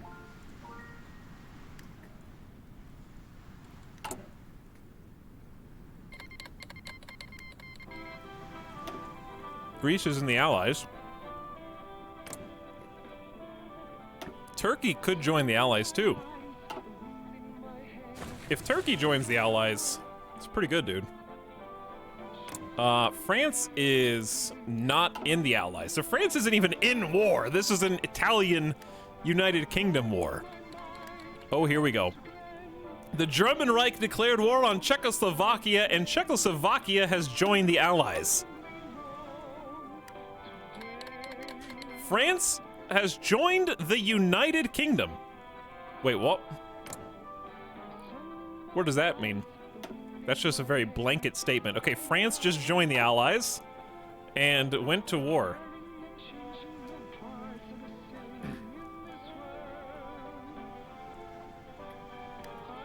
Oh my god. Instantaneous war.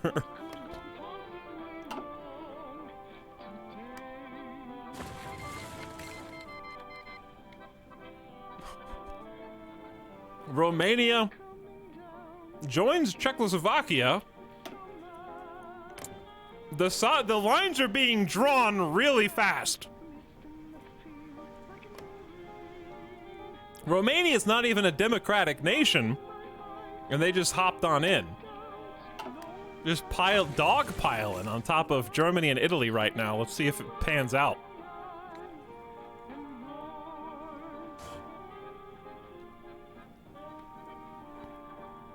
Japan is not part of the Axis yet.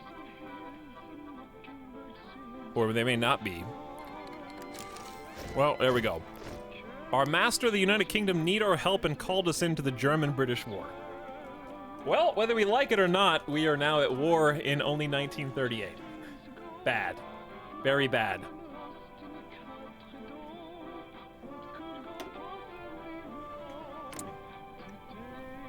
On the upside, nobody is around us that's at war with us. Also on the upside, the Allies actually have a pretty strong position, because historically, France is fighting by themselves, while the United Kingdom just kind of waits. So, since the United Kingdom is not just waiting, and they're both attacking at the same time, and they have Czechoslovakia, Romania, and Greece on all these separate fronts, it might make things difficult for at least the Italians.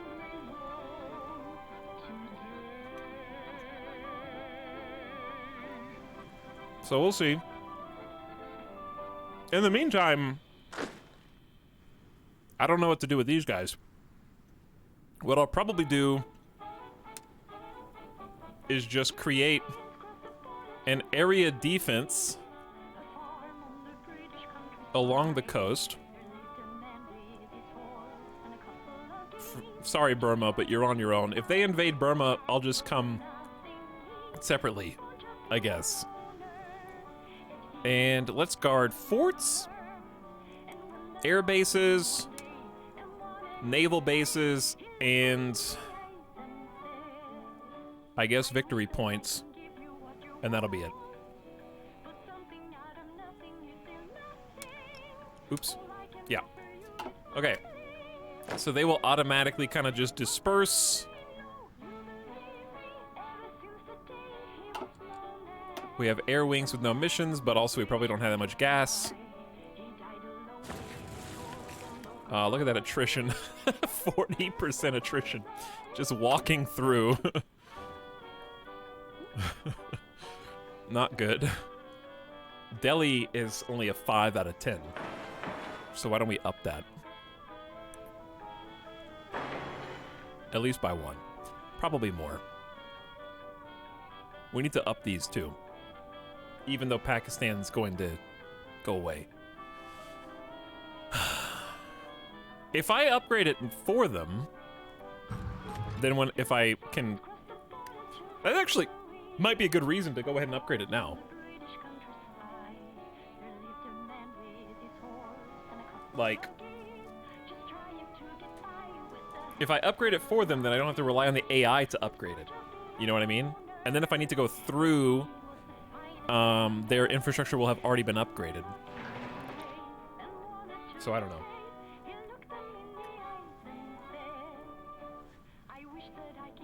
But then I waste time that I could be spending on other stuff. But yeah. Let's just get this to a 5 out of 10. Let's just pump infrastructure real quick to a 5 out of 10 all the way along this edge. Why not?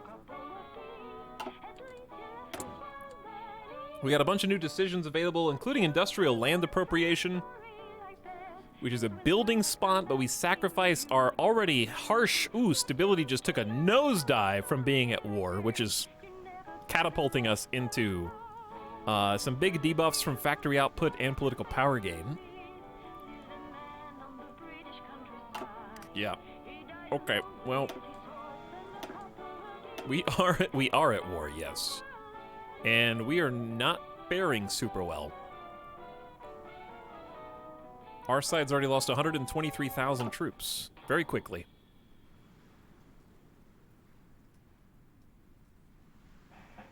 By the way, big sorry. Thank you for the 17 months if I missed you a minute ago. I think I may have gone AFK right around that same time, but much appreciated.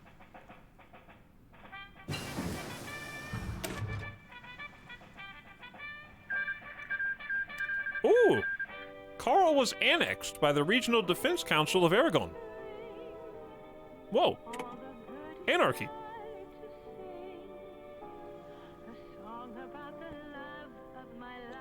So, pocket defense researched, out of supply penalties reduced, more supply grace when you run out. Let's just go straight to defense in depth for max entrenchment and bonus to organization. And now it's time to go industry research, actually. Aragon, son of Arathon. I need to rewatch those movies. Uh-oh. I think fascist Spain is really bad. We're actually rooting for anarchist Spain now.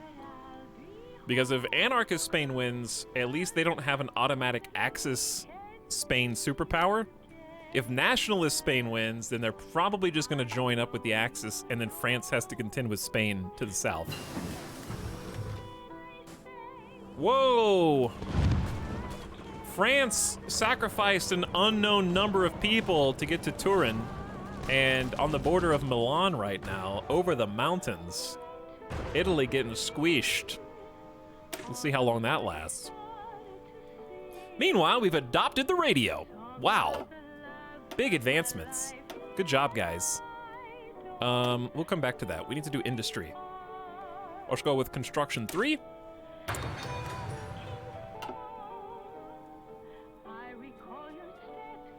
Fall joke Italy. United Kingdom is called Luxembourg as our ally. The German Reich declared war on Luxembourg. They just couldn't tolerate their existence on the border right there.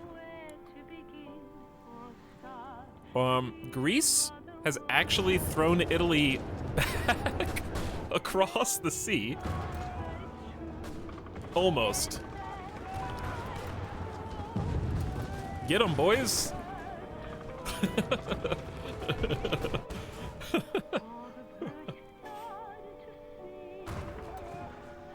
How we doing?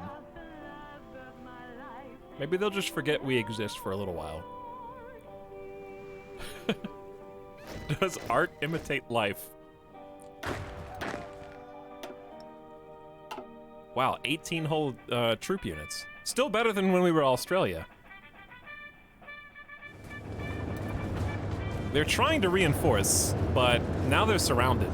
They have 6 units though, so Italy just needs to regroup. They've hopefully cut off their supply line.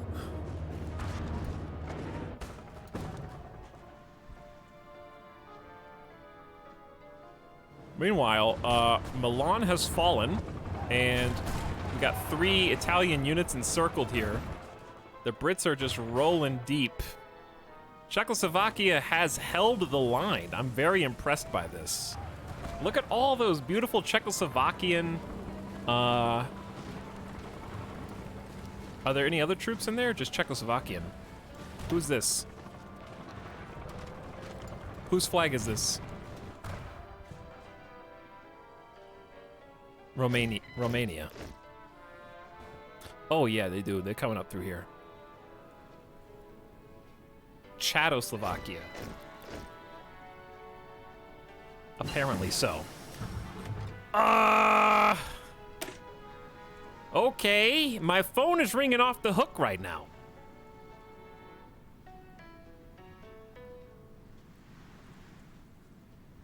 We got tier 1 artillery, nothing special.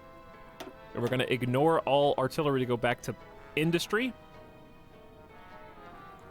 And let's just go dispersed industry 3 for even more factories. And Mo output. What is all this? We got 20 units, very nice. Lend-lease. I don't have that many convoys! We do have some convoys, though.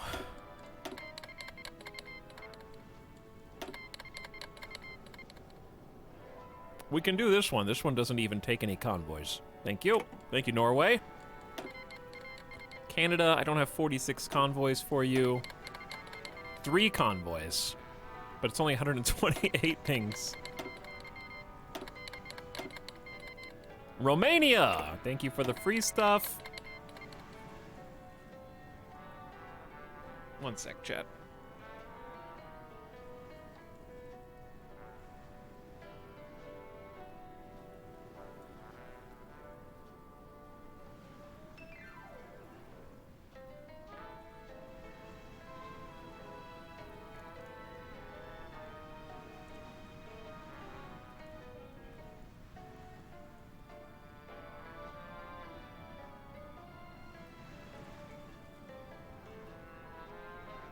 Okay. He's banning everyone. Perhaps I should.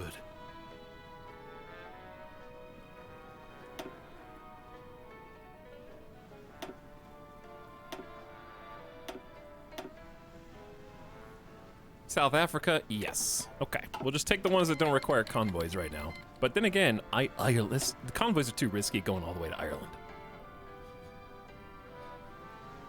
If you're shadow banned, then I wouldn't be able to see you ask if you're shadow banned now, would I?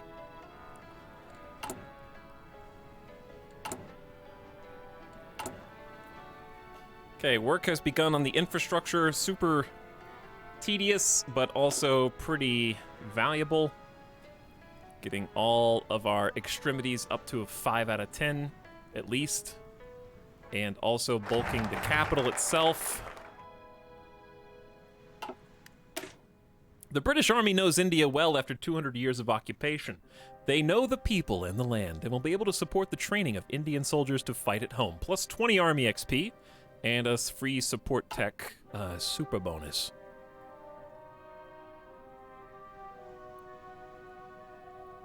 Gain an elite infantry division in Delhi and plus 50 Army XP. Maybe. That sounds pretty good.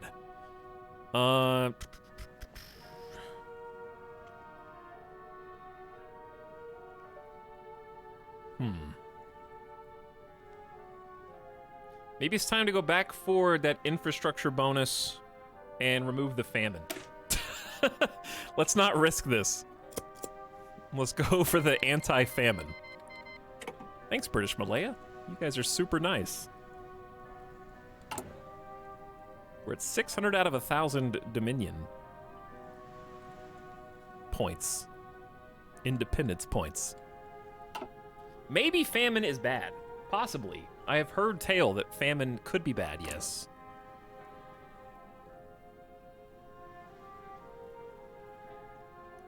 We got this interesting scenario now where we have to continue to industrialize, but simultaneously we are in the World War. So I don't know, this might be a short campaign if things go poorly, but if France makes Italy capitulate right out of the gate, then it's really just Germany versus the world, unless the Comintern wakes up and decides to do something weird.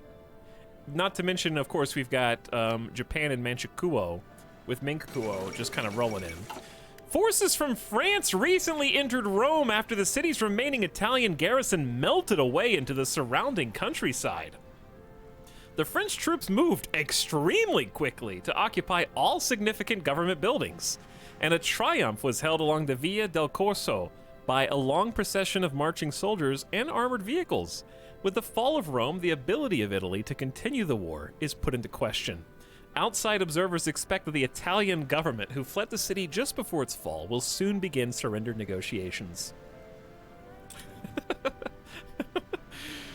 This is why ahistorical is fun. I was gonna make the French blitzkrieg joke myself. War was declared, I think, in September. It's been less than 2 months. And they've already captured Rome. 2 months of French fighting and Rome has fallen.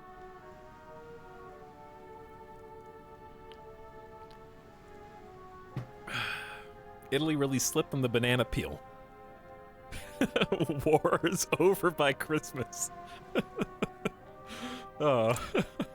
Maybe we picked the correct side, chat. We certainly are happy we didn't pick the Axis in this particular playthrough. Ouchies. Comintern is still just hanging out, though. So, who knows? Anything could happen. Because guess what? Well, Poland is Miedza Morce. I don't think the Allies would care if they invaded Poland. Poland looks like a juicy target for the Soviets.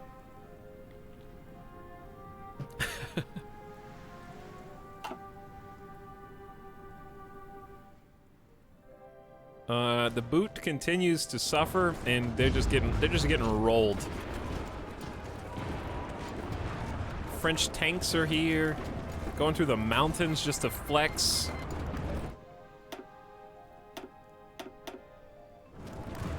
Got naval battles going on with the Italian Navy versus British submarines and German naval bombers. Big France. France is no longer leaning fascist. They are 55% non-aligned. They're going kingdom. Let's see. Italy's lost 150,000 troops. France has lost 61,000. That's pretty good if you're France in this playthrough.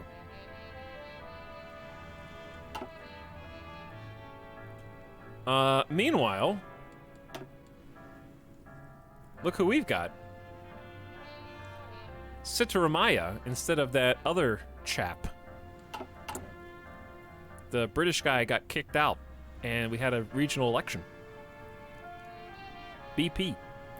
I got 150 points. Should we just sit on these and wait for conscription, or we could just go back to more mobilization. We could just go straight to war economy, dude. Let's go straight to war economy. Great idea. Consumer goods factories from 30 to 20%. Also, we get a 20% bonus to military factory construction speed and no civilian factory debuff. Also, we get more oil. I don't think there's any penalty to just jumping to war economy. It's just a straight upgrade. Let's go. That's going to help us build a lot faster. Look at that. We got 11 factories instead of like 5 that we had a second ago. We're only using 6 for toasters, so we almost got 2 full sets of construction, which is great. We'd like to up that to 3, but that's going to take a while. I need to start getting some military factories in. So, to that end, let's get military factory in Delhi, military factory here in Lucknow. Let's go ahead and fill in this spot. And another one here in Rajasthan. Okay, just keep 4 of them. Let's start mobilizing. I do want a few civilian factories, but I'll slot those in. Uh-oh. The differences within the nationalist cause proved to be too great to surmount. But after a long and grueling civil war, the nationalists under Francisco Franco have finally defeated their Carlist and Republican enemies and secured full control over Spain. Though isolated pockets of Republican troops continue to wage guerrilla war that may well hamper the exertion of local nationalist control in previously Republican areas, it is unlikely further coordinated resistance of any significance will materialize. As the nation focuses on rebuilding war-torn cities and industry, it remains to be seen whether the generous foreign military aid they received will be repaid. AKA, fascist Spain has won the Civil War. Which means that a potential wild card in the World War could be thrown in to France's gears.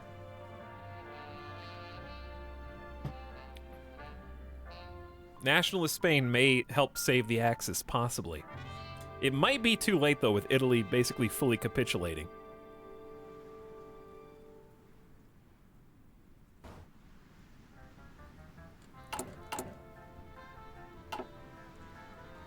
Are the Czechs pushing?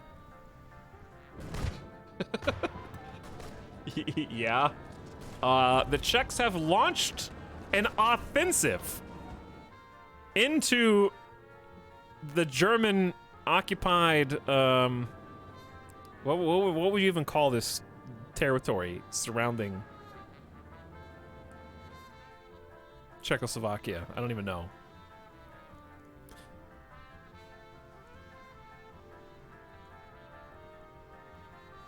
Greater Bavaria.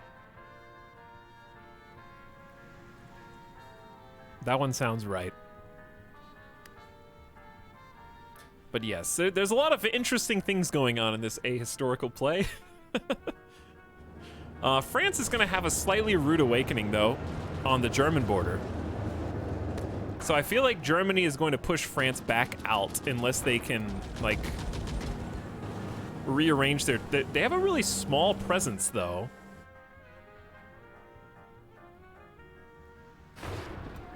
On the actual front. So really, it's just up to these dudes finishing the push south. And Italy will probably finish capitulating. They've moved to Palermo, their capital.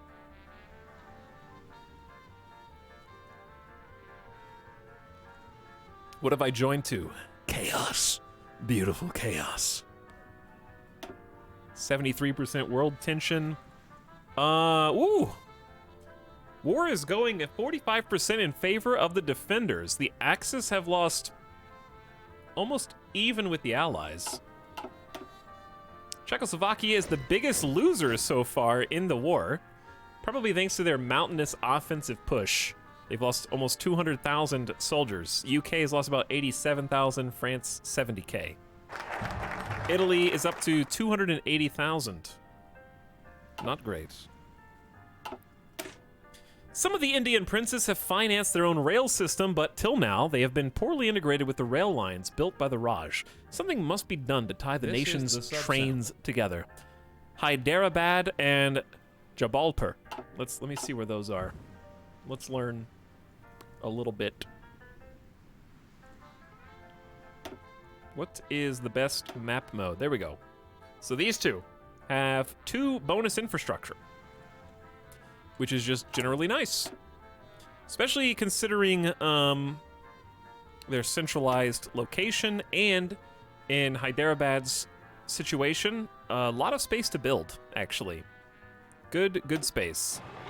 So probably queue up a couple of civilian factories in there. Meanwhile, new national focus, we need to clamp down on corruption to remove the risk of famine, which I guess can just rear its ugly head at random. I don't know if there's any planned, like, guaranteed famine or not, but we'll just try and deal with the situation before it becomes a situation, shall we?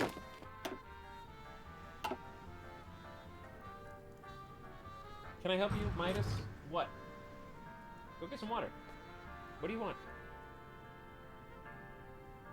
What do you want?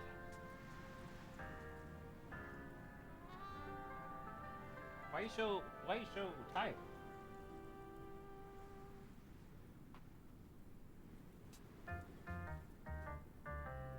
I gotta blow my nose.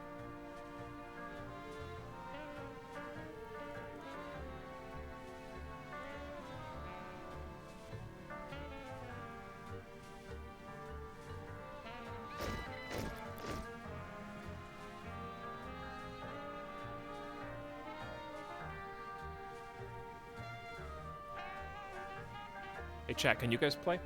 You wanna play? Where's your phone? Go get it. Pick one. Go get a bone. Go get one.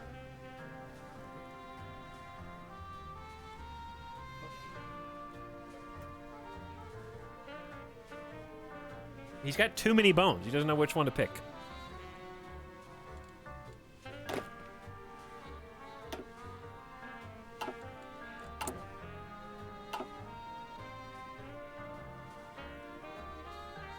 What?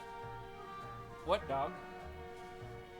Are you? I think he's thirsty, but he's being stubborn and doesn't want to drink, even though I just poured him fresh water. So I have to literally pick him up, place him in front of the water bowl, and then see if he will drink from it then. So 1 second. Are you stubborn?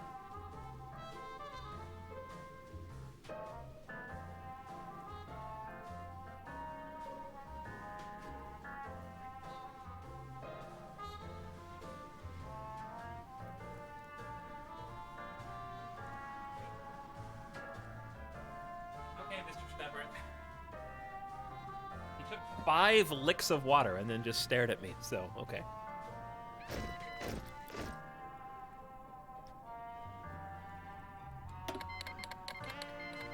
Greece wants to provide 744 of a gun that I'm not even sure what it is, but sure, go for it.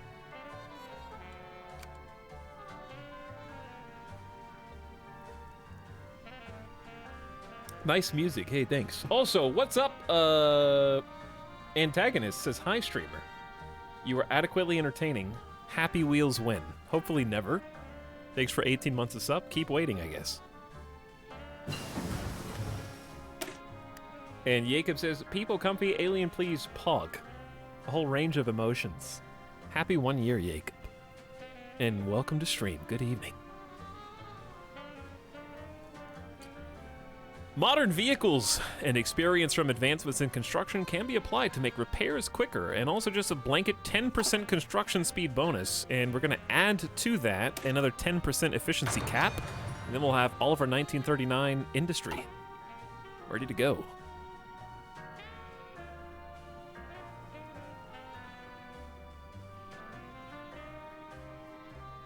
What? Can I help you? Are you just being needy? What do you need? What do you need? You need water.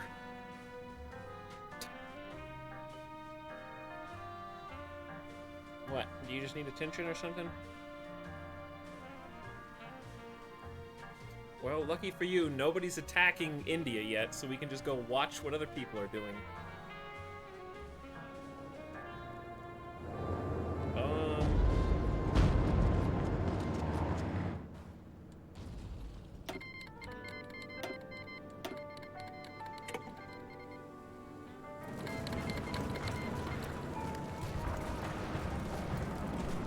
Yugoslavia has joined the Axis.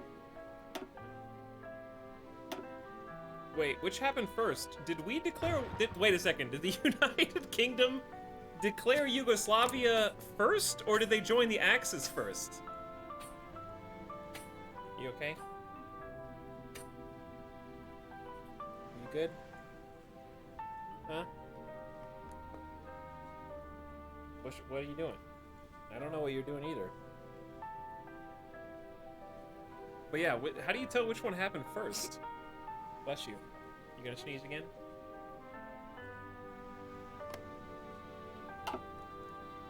Well, I guess Romania has a little bit more fun now, because that's up to 100,000 more troops versus Romania's 322,000.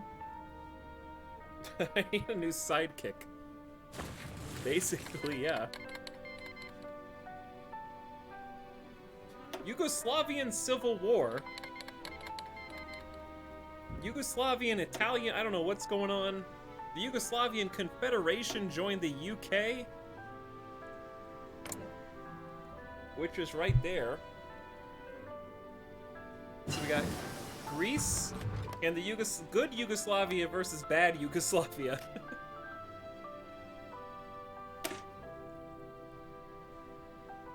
I can't just hold you for the whole stream. You know that, right? You're very sleepy. Why don't you go take a nap? Okay.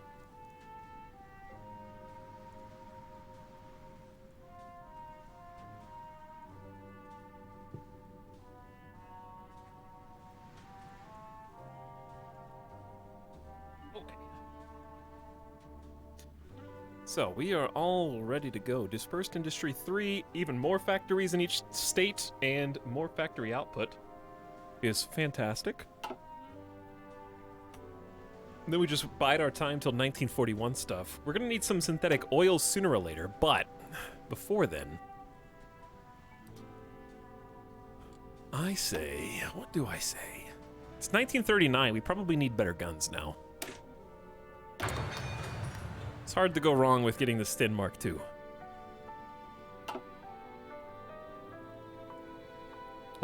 Italy? How has Italy not capitulated? Like, they're literally gone.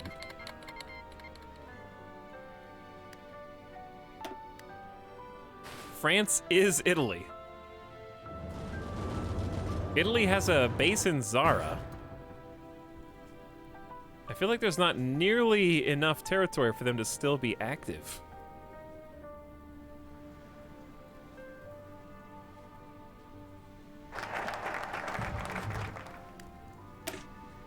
Capital in Africa.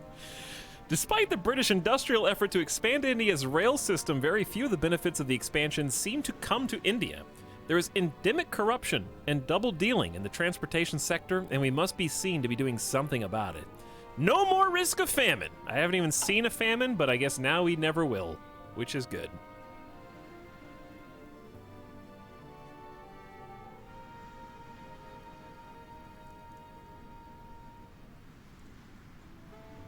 Okay. You know what time it is? We are not fully independent yet, but we're only 250 points away from being free. I almost feel like it's nuclear time, and then we'll be on the cusp of research collaboration, so we can get that 4th research slot. Super important.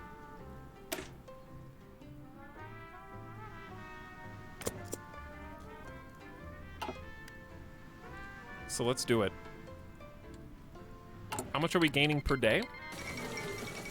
The German Reich claims Memel. With German forces on their border poised to attack, Lithuania has given in to a German ultimatum demanding the surrender of the old Prussian territory of Memel. It was passed to Lithuania by the Treaty of Versailles, but has now been reintegrated into the region of Ostpreußen. Have we yet reached the extent of German territorial ambitions in Europe? Experts are doubtful.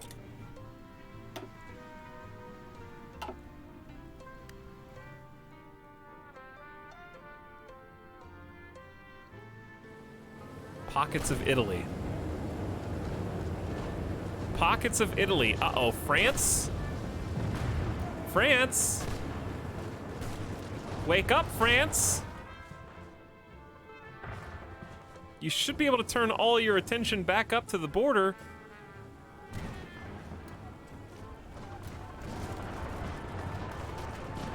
Uh-oh. You guys need to entrench in the mountains, dudes.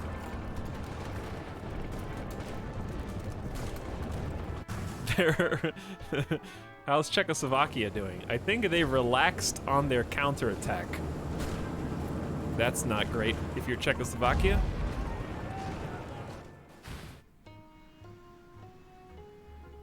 Etalyx, what kind of music do you like? I like a bunch of different kinds of music. But I'll give you an album I was listening to today that was very orchestral. If you want something, I was listening to some orchestra music today. I don't think it was actually an orchestra, but I'll link it to you.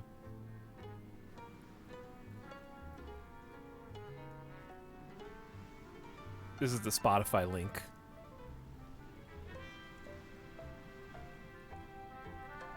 But I was really enjoying listening to this earlier.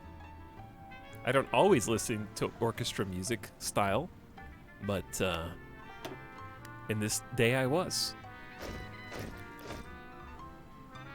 I also say orchestra music when I meant to say John Williams and Star Wars. True. 153 PP! All right, who do we want to add to our ranks now? Maybe military high command?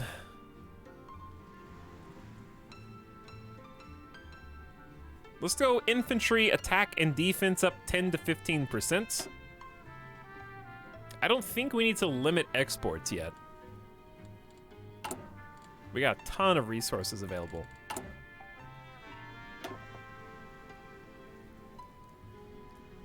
So yeah, let's do infantry attack and defense. 10 and 15% is very generous. Big buffs. Not who I was expecting. Shanji has capitulated. Sponsored by viewers like Error. And chat's apparently pretty hyped about that. The Japanese forces, along with a number of independent Shanji fascist supporters, have forced Yan Zhishan and his government into exile as a new government has been established to rule. Hirohito remarked that this mutual agreement will bring a new age of prosperity and cooperation to Shanji. They were puppeted. Huh. Japan just chose to puppet them instead of annex them? Okay. Okay. Now they just turn their attention to China. Like, self-titled China. Xinjiang and Jibei Sanma are still out of the fight. So is the Guangxi Click and Yunnan. Interesting. Sup, Stoy? Thanks for the 10 gift subs, dude. Welcome, Bork, Twitch and Pickle, Irish Guy, Sigur, Becky Pepsi, Snappy Koi, Dirk, Darkly Mep San, and Pathetic Boy. And last but not least, Motive 10. A few of you here for the first time ever. Welcome. Thanks for the big $50 gift sub, Stoy.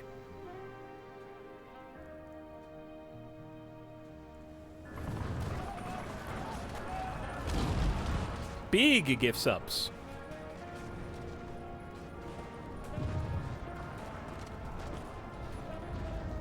France has trying to reclaim the border here.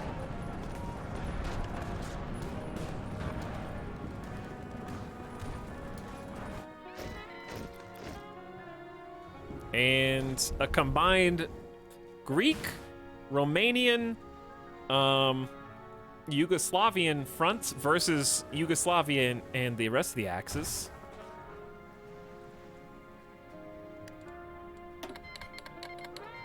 I don't have 94 convoys, but thank you.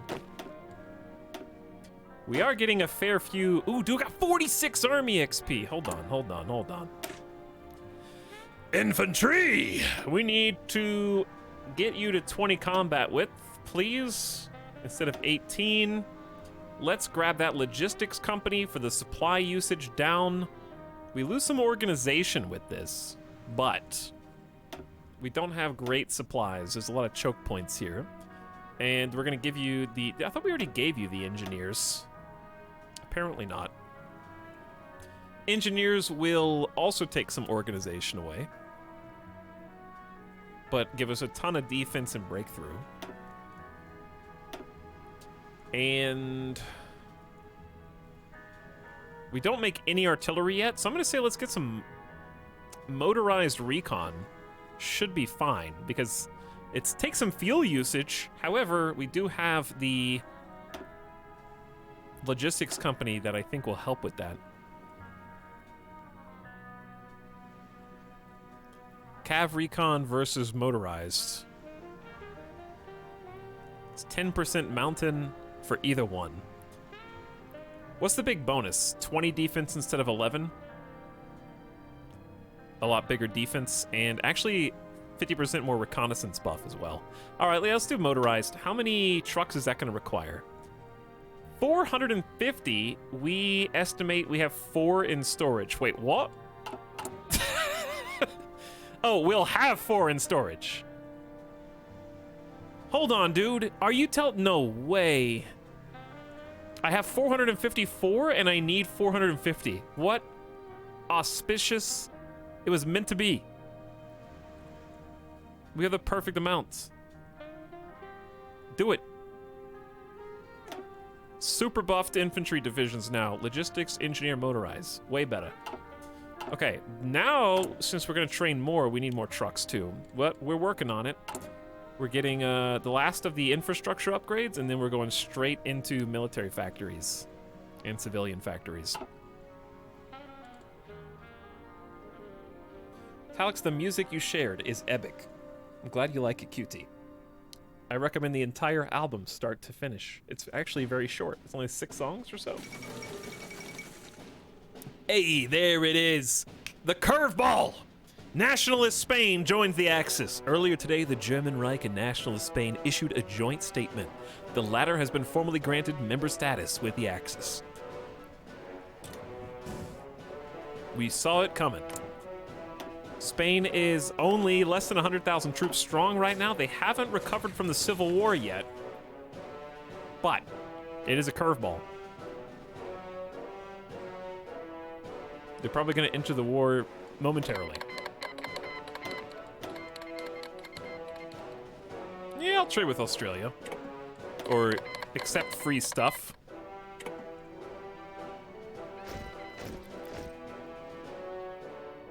France is trying to hold on to this border.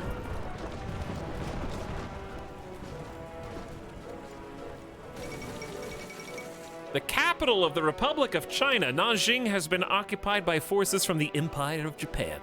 Despite fierce resistance from the walled city's Chinese defenders, Japanese troops managed to capture the Zhongshan Gate and fought their way into the city. Sporadic gunfire can still be heard, and several fires are raging in different parts of the city, but most surviving Chinese forces have either withdrawn or been captured.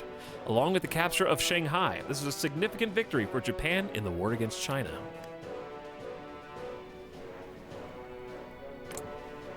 Japan doing the naval invasions. That's what I'm worried about.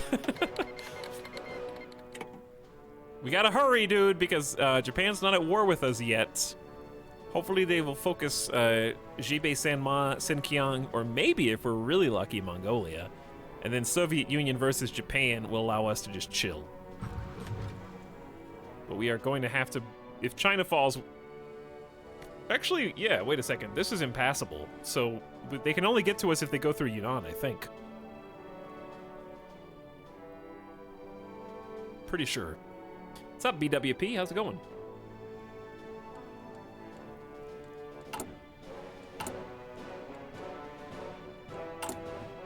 Still doing fantastic on resources. We have got all but one infrastructure that we wanted. So we got 5 out of 10 on the border, where Pakistan is going to become free, just to kind of help us in the future. And I would also like Delhi to also be upgraded, since it's kind of where all of our supplies effectively come from right now. Hungary has joined the Axis. Just to make it a little extra spicy here in Czechoslovakia. The soft underbelly of Czechoslovakia is about to Get hit, but Romania is also here. I don't think they have any troops on the border, though. Some of our leading scientists and industrialists are championing a new institute of fundamental research to take advantage of the latest discoveries in physical science. We have a new theorist available for nuclear research speed, and a 100% research bonus for nuclear tech. All we need is to become fully independent, and then we get a 4th research slot. So while we wait on that,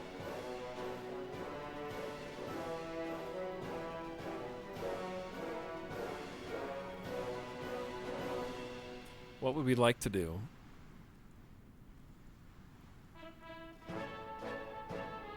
Get some research bonuses, or we could go back to the British fighter funding. Oh, it's June 1939. Let's do fighter funding.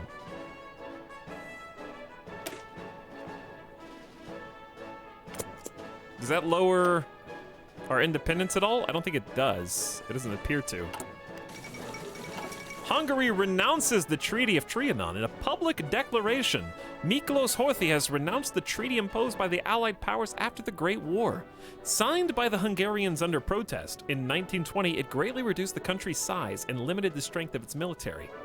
In his speech, Miklos Horthy already hinted that Hungary may soon look toward reaffirming their claims on territories taken from them 2 decades ago. Well, they did just join the Axis, so that's not surprising.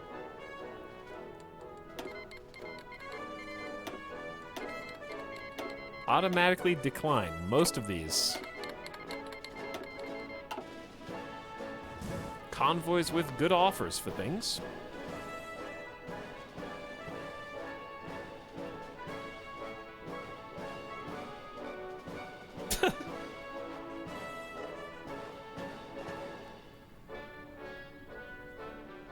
So, there we go. Hungary has joined Italy as our enemy. Hopefully Czechoslovakia put some troops on the border fast enough.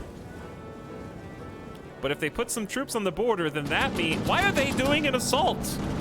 Stand still, Czechoslovakia. Don't charge over the mountains, dude. Romania got some troops on the border. Well, they definitely have a little pocket now. The Yugoslavian, Hungarian, Germany pocket right here.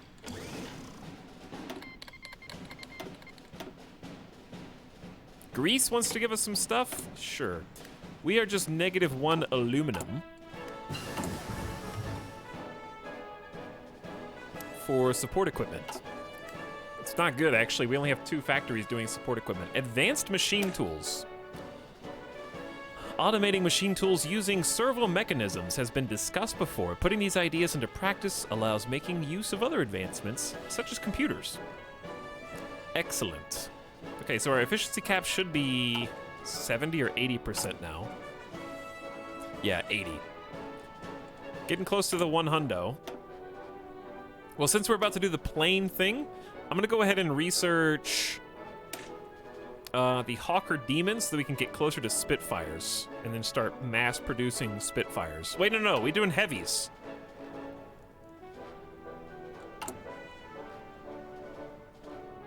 Yeah, we're doing heavies.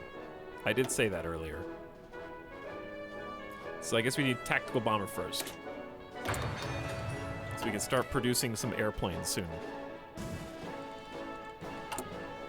That 4th research slot's gonna be huge. The song is a little grating, isn't it? Let's go to the next one.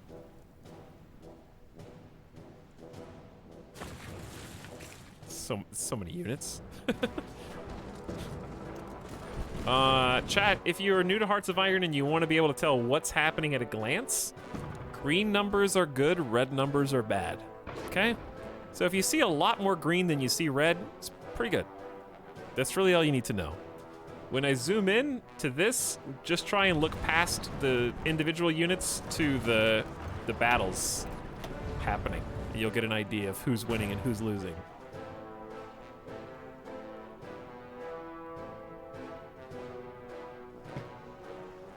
So Czechoslovakia is starting to feel some pain. As we kind of all knew was coming. It's not great.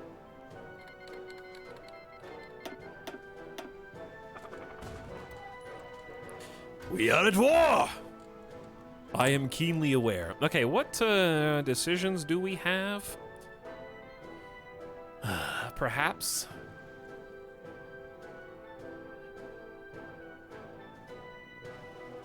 Should we go for improved worker conditions at the cost of factory output and consumer goods factories for a little while? Just to try to get some stability. 37% is pretty low.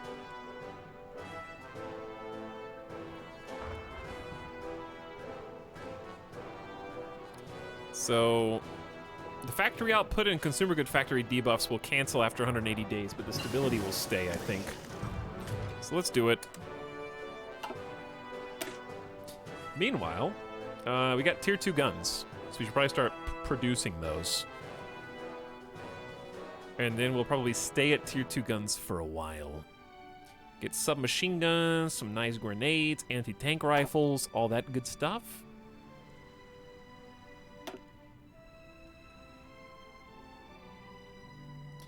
And then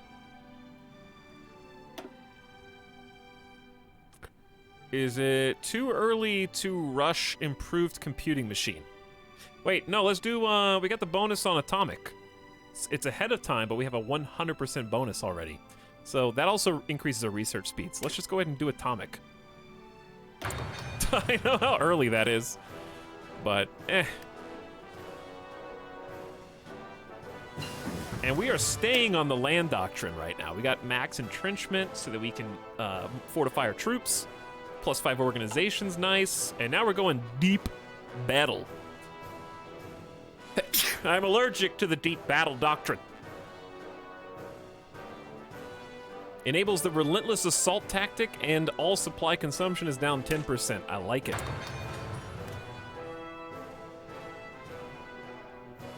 Etal, it's my birthday today. Can you say happy birthday to me? No. I just simply cannot. Are we, I think if we actually beat Yugoslavia, if they beat Yugoslavia, that would be nice. I think that'll make things a lot easier. Because they'll have a unified front against the German Reich and Hungary right here. Uniting Greece, good Yugoslavia and Romania with France. And where's the UK? I don't see any UK troops. Oh, they're over here. They're in the water, dude. These boats. So many boats. A lot of green though. I like it.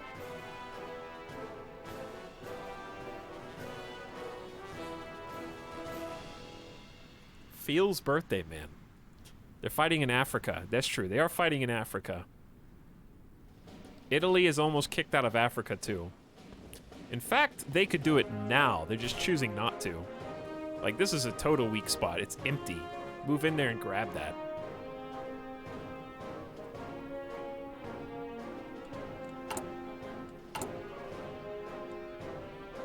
We'll see what RAF funding is.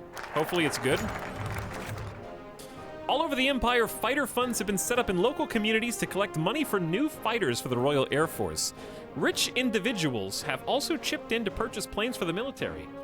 The Nizam of Hyperabad has donated enough money to finance the purchase of 2 full squadrons. The question is where they should be stationed. They should go to the UK. We need these for Homeland Defense. 20 units of Hawker Hearts added to the national stockpile. That's really not that good. That's it?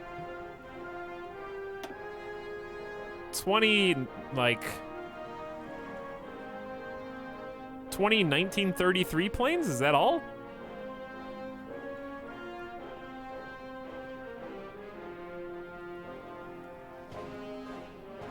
That's these, right? I don't... Why is this the event? This seems awful. I'm just gonna give these to the UK. I don't even want to deal with them. They're just biplanes.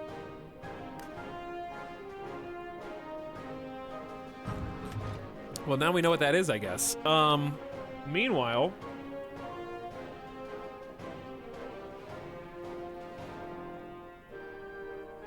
we get an elite infantry division in Delhi and 50 army XP, which is pretty good. And or a 4-skill general with a bonus for airborne and mountaineer tech.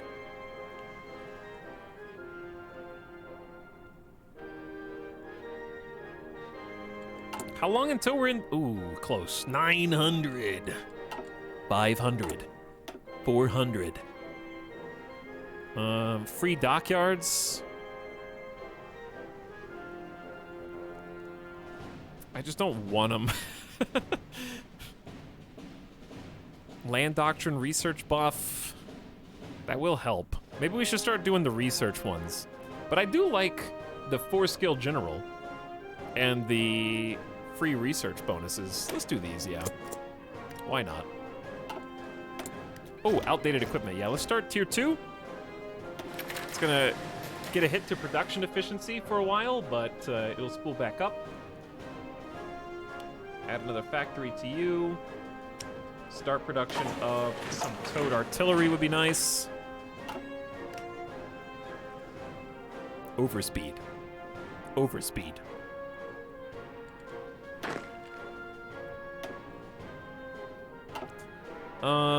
The home defense squad is doing pretty good, though. We got almost 30 units now. I feel like I'm forgetting something. We're kind of just like not helping. Dude, if we just sent some troops to the war front, we could just send some troops. But then we leave India undefended.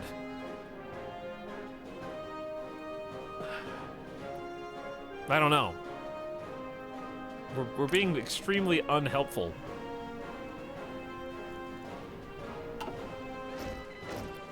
I feel like there's... Did they just take this?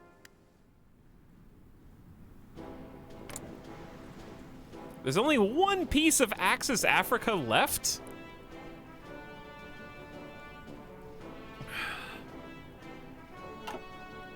Surely they can finish the job here. Not our problem. Not our problem. Apparently, yes. We can get the support equipment later. May as well just start training now.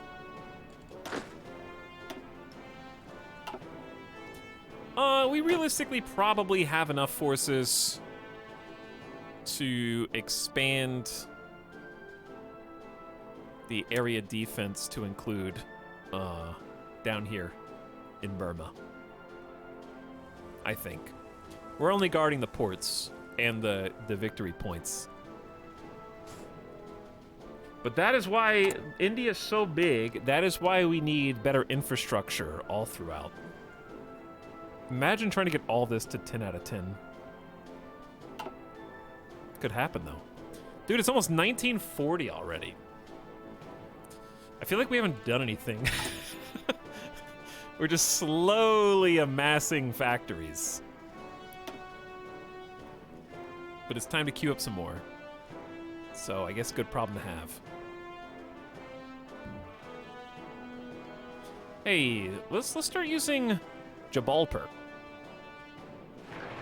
I'll do 2 civilian factories there. Another military factory here and here, trying to spread them out a little bit. There you go. Can you guys believe 1938 was already 2 years ago?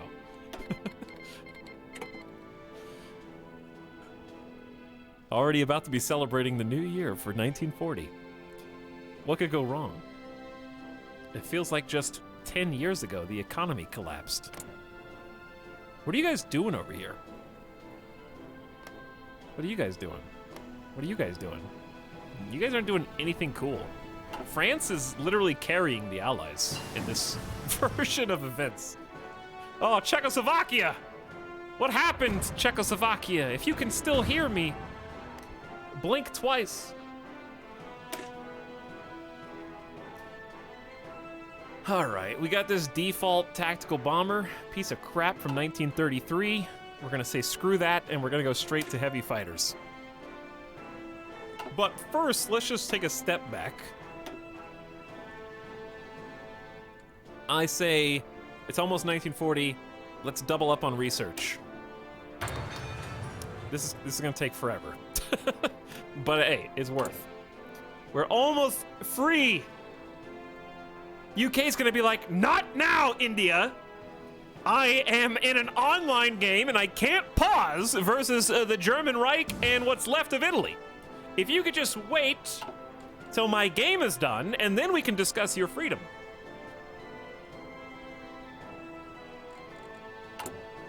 But I could really use you right now.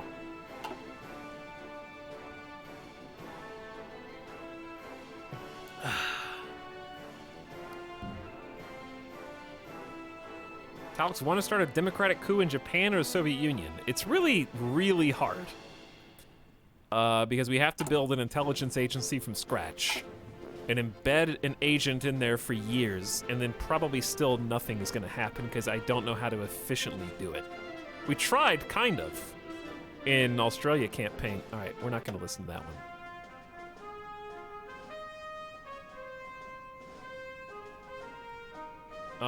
Why is Italy larger?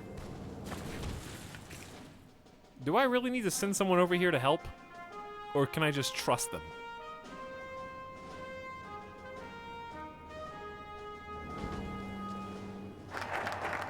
I think they're gonna do it. India needs a special forces division, so we have formed the, is it like, how do you say this? Special forces operating behind enemy lines in the jungles of Asia. This is a risky operation and will have high casualty rates, but could be of great service to the war effort. 300% bonus for Mountaineer Tech is nice, plus the 4-star general.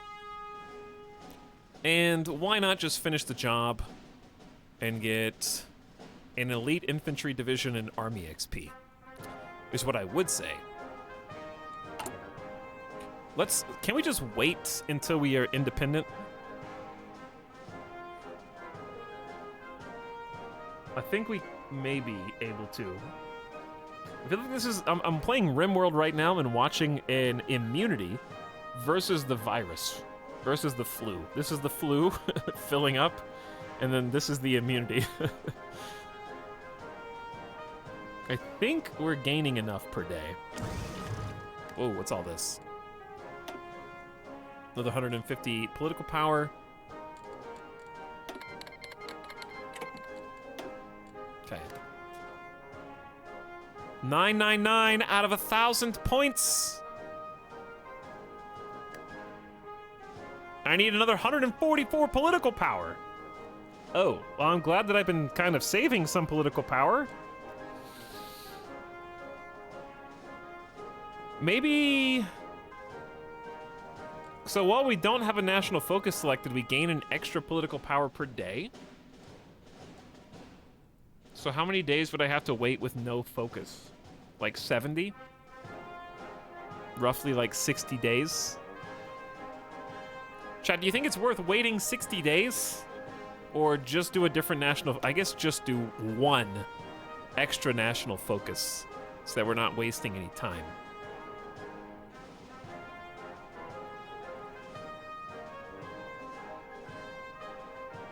Let's do the land doctrine research bonus and start some of the military stuff.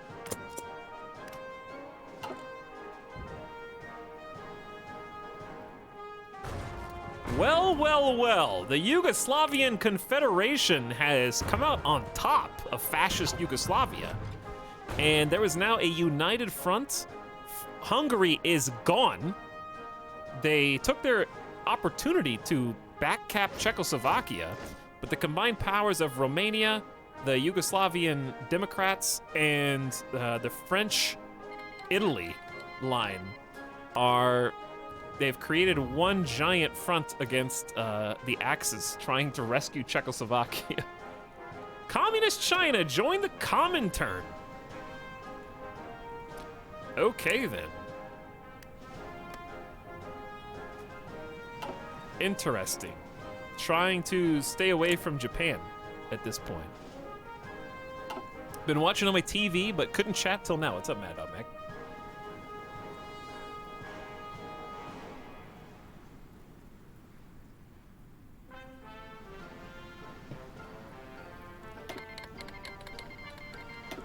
I need to remember, save political power. Save your political power. It's fine. Resistance is starting to form in Burma and Pakistan, and I'm not really sure why. We have 84% equipment ratio.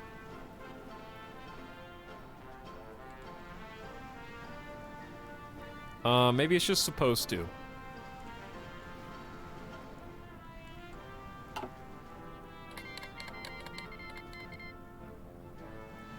I'm just gonna stop taking Lin leases because you guys keep canceling them right afterwards.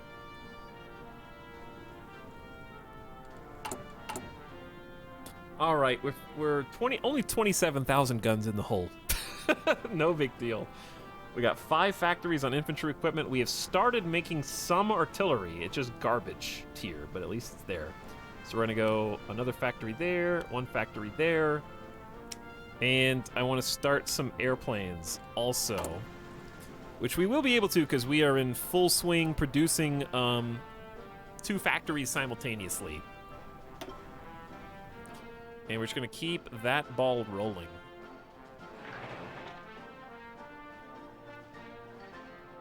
Start to kind of like fill these in, maybe mix in some infrastructure at some point soon too. Get these 4 out of 10s out of here. 5 out of 10 or go home. So we'll have a universal kind of standard of 5 out of 10 infrastructure everywhere, which will be nice. And we need to consider doing some anti-air / air bases / fuel silos so we can start conserving the gas that we're going to need for the airplanes. So I'm going to go ahead and queue up a fuel silo here, kind of in the middle of the country. And we're going to need some synthetics. Forts is going to be difficult.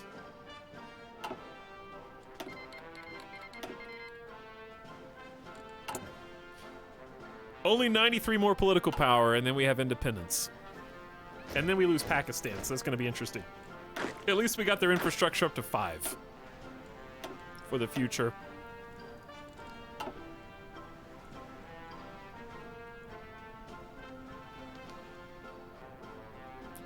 Don't use regular division for police. I'm not, Talon. Thank you.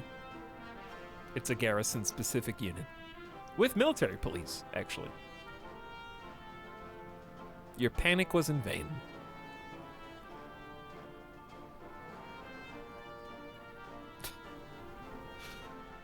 How you guys doing? Not great. Well, Yugoslavia's doing great, or at least the troops fighting in Yugoslavia are actually about to relieve Czechoslovakia, maybe? Look at this. Look at this rave.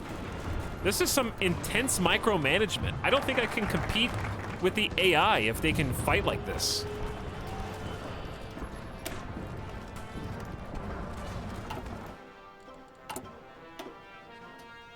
What did we just get? Oh. India colonial soldiers participated in the last World War, and the lessons from this conflict should be brought to bear on the training and organization of the army. Big 2x bonus for land doctrine, and we're gonna go from that to... Ooh, a political power buff. That would have been nice. Some big generals. We're still not free yet. 73 more political power. Okay, we're gonna be a little bit behind on this, but we are kind of still working towards the next research slot. So we're gonna go research slot to research slot, hopefully. Let's go ahead and get...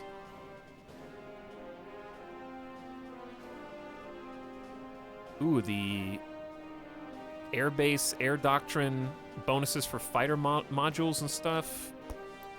Not modules, whatever.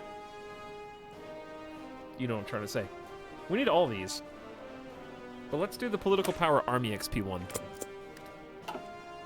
There is justification for Japan is justifying a war against us. Japan, please, dude, why? Why would you go for India when you got the rest of China still?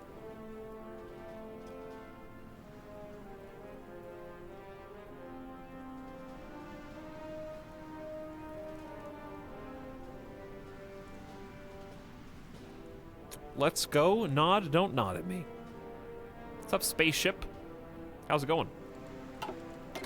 We're doing not well, but not poorly either. Japan is about to start launching a ton of naval invasions, and that's where this gets really messy.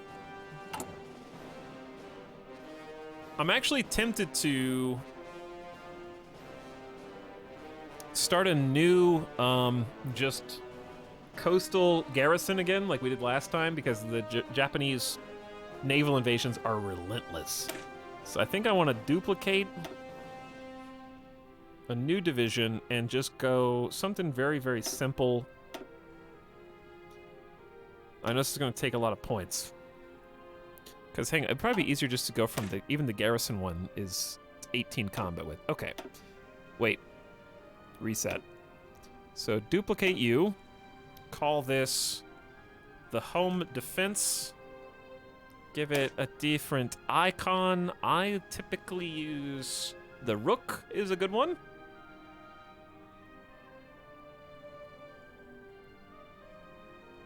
Or, oh, the rainbow. The rainbow.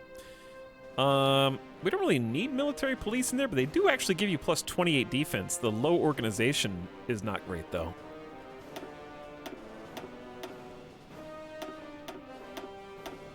"10 combat with. Woohoo!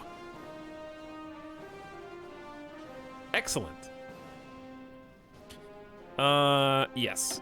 Okay, so we're gonna save that. Don't worry, we're about to get a ton more army XP. And we're gonna train like, we have 600,000 troops, so we're gonna train, let's say 5 of these units at a time.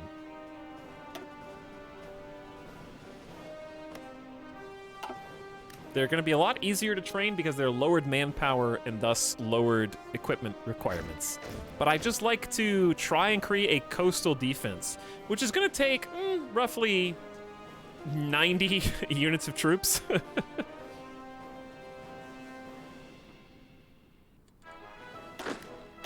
Because right now we're basically using our full strength infantry as our regional defense, which is about the only thing we can do against potential naval invasions.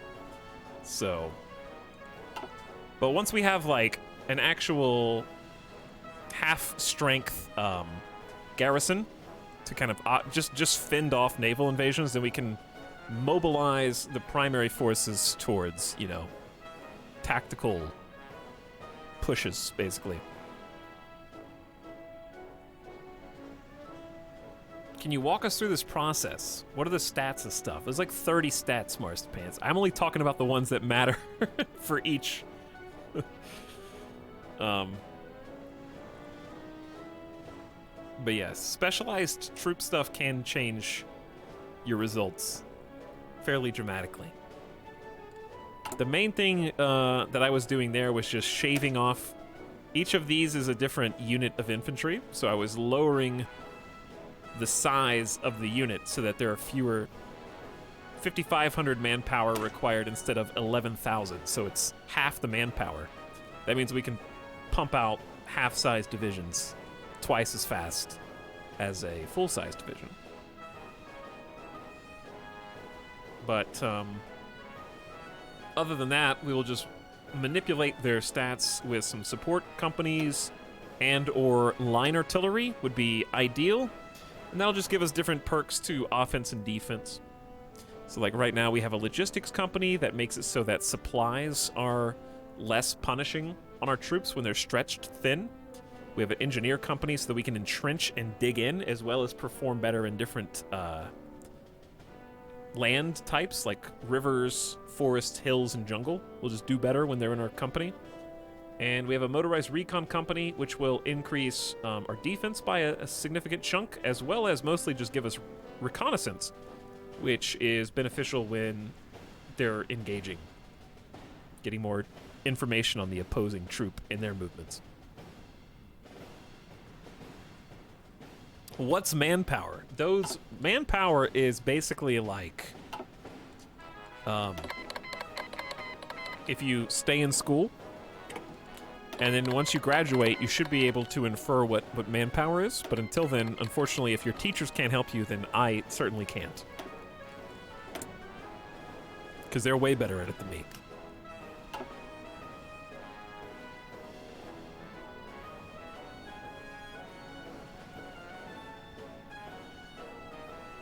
Yes, is this where we discover the spreadsheet that will end war?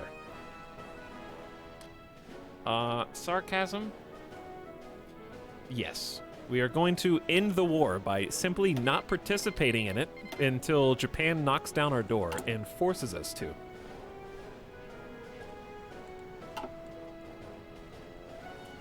Hopefully by that point, I actually don't know what we're gonna do if the Allies just win the war against Germany and Italy. We do have an interesting scenario that could play out where the Soviet Union could integrate. Well, I guess they've done all they can. There are no other communist Chinese states.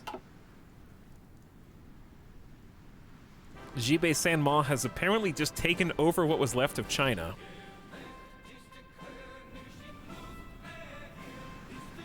Look at these ugly pimples in Japanese China. Yeah. Little pockmarks. They're still justifying a war goal against us, though.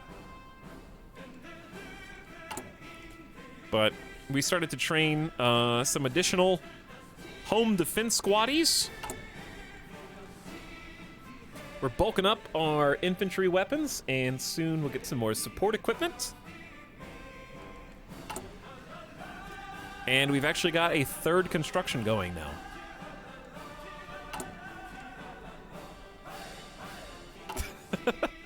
These songs really are so catchy.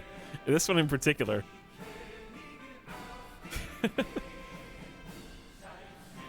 I'm not really sure if I should be doing. It seems like they've got this under control. There's only 2 patches of Italy left, and I think the Italians in Africa are done. Gone. We literally just watch them get deleted. Not a single Axis troop remains on Africa as a whole. They've won the war in Africa.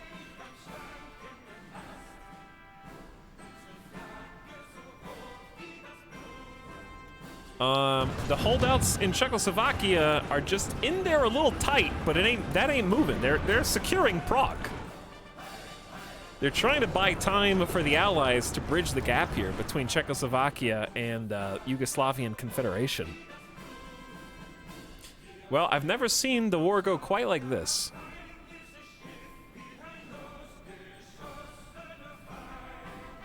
I think this is actually the first time I have seen France not get rolled at the beginning of the war.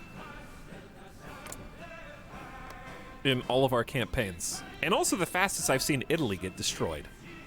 So it's it's both. France kicking ass and Italy getting ass kicked. I don't think Italy capitulated. No, they just vanished. I don't know where they have any holdouts left. Meanwhile, freedom! I smell freedom! We should save. I haven't made like a manual save.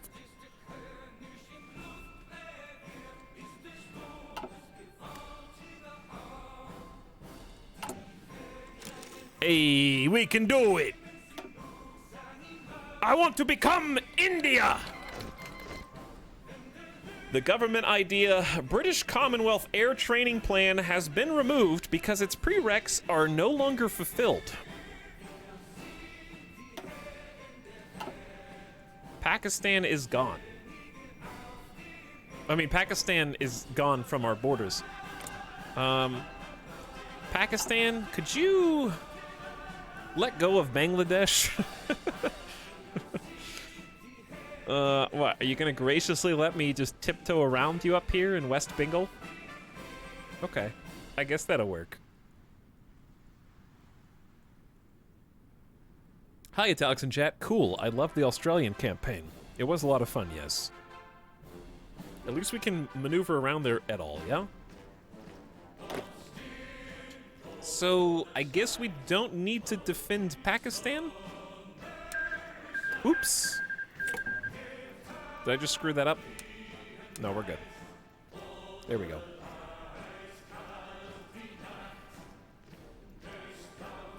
There we go. Oh, Pakistan has got a lot of territory up there. We're not, we're still in the Allies, but Pakistan's not a faction. What's up with that? They should be in the Allies too. So we're still at war then. Yeah, we're still at war, but we let Pakistan go.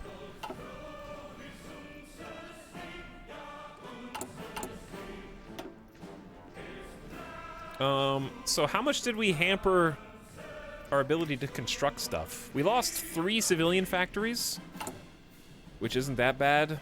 I don't think we lost any military factories. I don't think they had much. United States wants to lend us some support equipment. What happened to the Neutrality Act?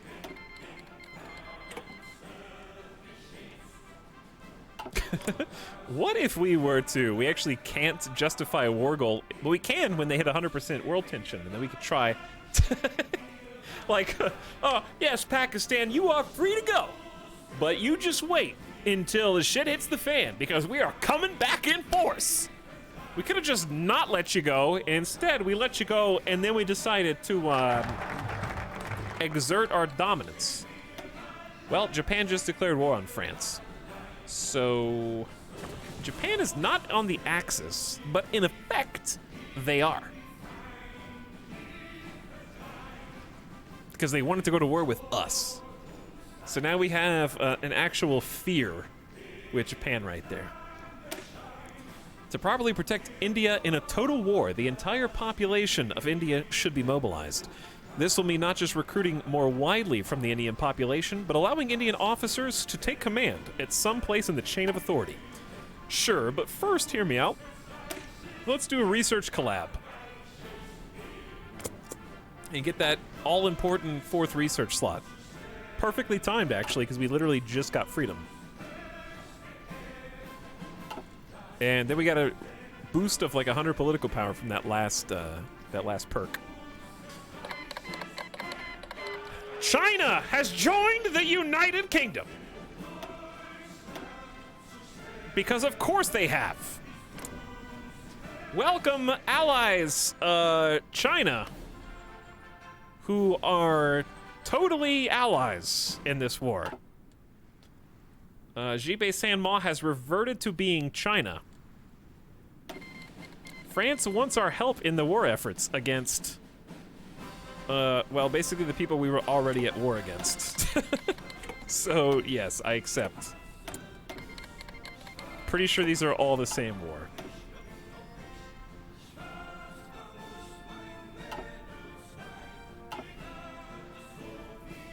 So,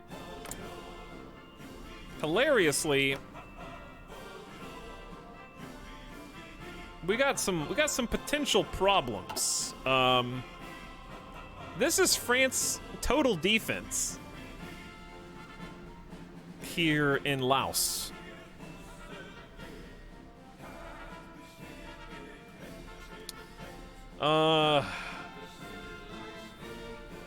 Naval invasions are spooky. Oh yeah, what's up, Portugal? I forgot you were there. Portugal's chill, right? Portugal's chill. So I have to decide, what do I do? Do I just park all of our troops right here, or do I actually move them to this border?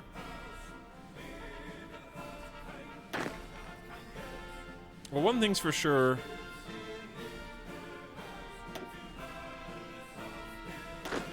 Let's take 20 of these guys.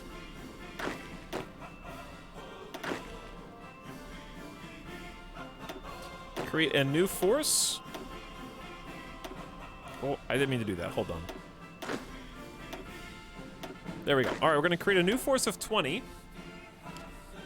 I thought this said Oscar Wilde. I don't know why, but in my mind, I saw Oscar Wilde. Okay, let's promote one of you. Probably this level 4 general to Field Marshal. Huge supply consumption buff. All right, you're getting promoted. And then we're gonna make you the Field Marshal. Let's move this squad of 20 over and give you a general. I'm gonna choose the three attack, 3 defense, planning speed, but this guy sucks at supplies. But I still am gonna pick him. Okay, and then we're gonna create a new front line. Sending 20 units here seems like a bad idea. Supplies are going to be an issue, but let's go ahead and do it.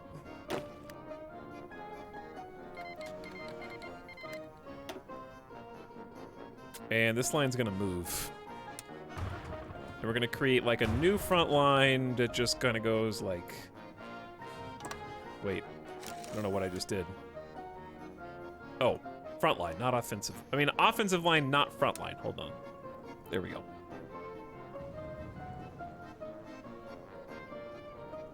Let's just do the river.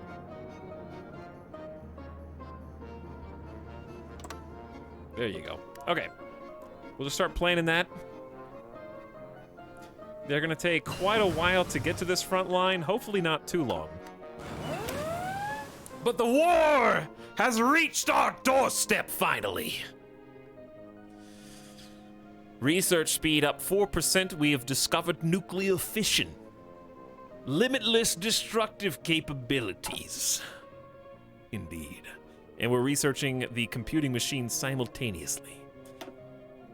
Yes, I also heard the naval invasion sound. I think it's heavy fighter time. We need to get some airplanes. But now that we're at war and it's 1940, I need to upgrade my infantry, sadly. So let's just upgrade the infantry. Super boring. What's up, Shadowlight? Dangerous naval... In whose is this? Who lives here? I don't think this is. I don't think these are my problems. That's a New Guinea invasion. Australia is also in the Allies. I don't think that's me, though. We have a small surplus of infantry equipment, but that won't last for very long.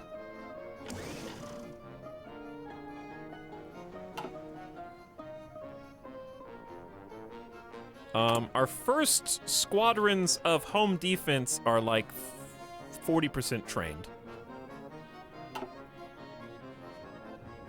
Backup has arrived, or is arriving, I should say. Already suffering from attrition and we just got here? What does supply look like here? 2!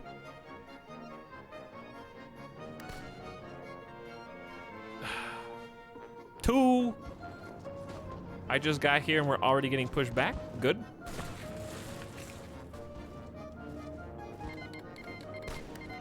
Switzerland, shut up.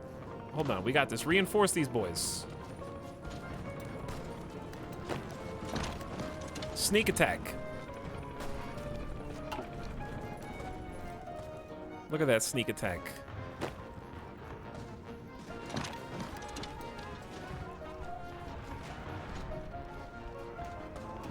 I do have 20 squads coming.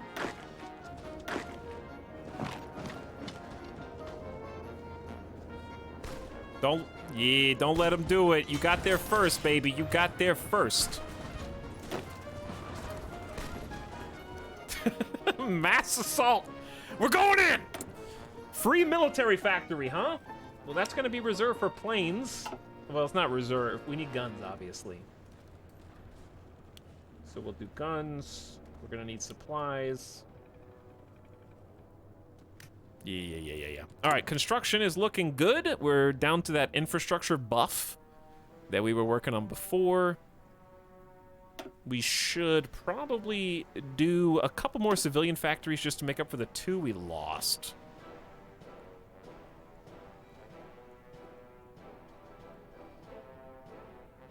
We got 0 out of 6 over here, but also I'm a little scared to build stuff here just because the front line. But we have to keep it, though. So let's go 1 there in Assam. Let's go 1 there. All right, that's 2. Sure, we'll do 2, and then we'll do some more military factories. Bam, bam. And Mandalay. Why not? Okay, so we kind of snuck in this. Now what we're going to do is keep them busy.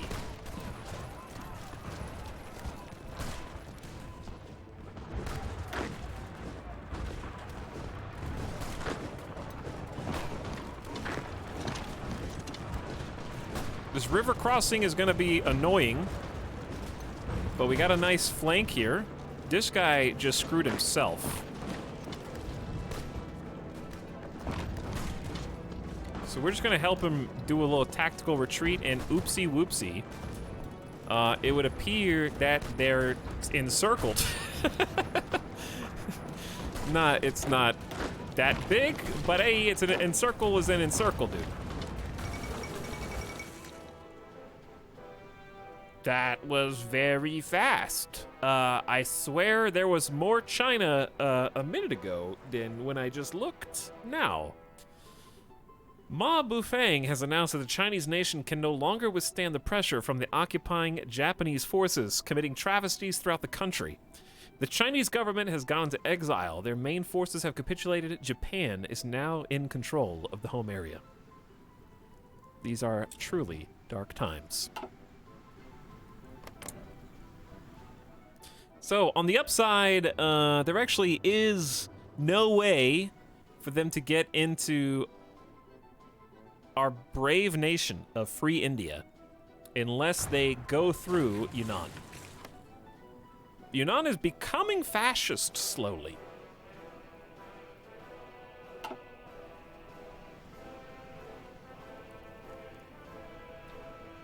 So let's see how this goes. This is the front line right here. Okay, we got you. Monka! S, dude. No, man.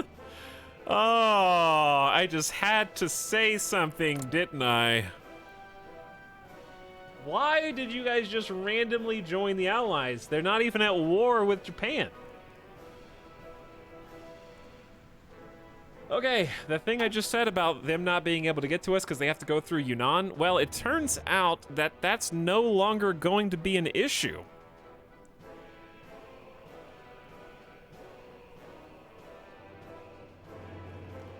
So we have kind of a new plan called you guys, and you guys join these guys. Then we're gonna send you, and you all in at the same time to get rid of that guy. Then we're gonna change this to be this, basically.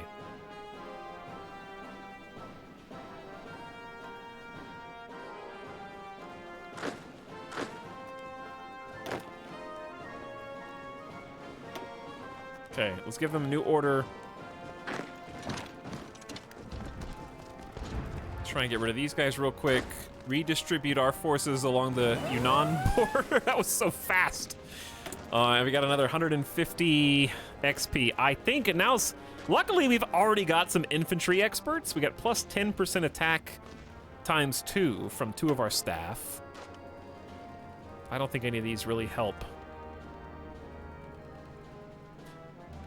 We've already got daily democracy support up. Should we change the democratic reformer?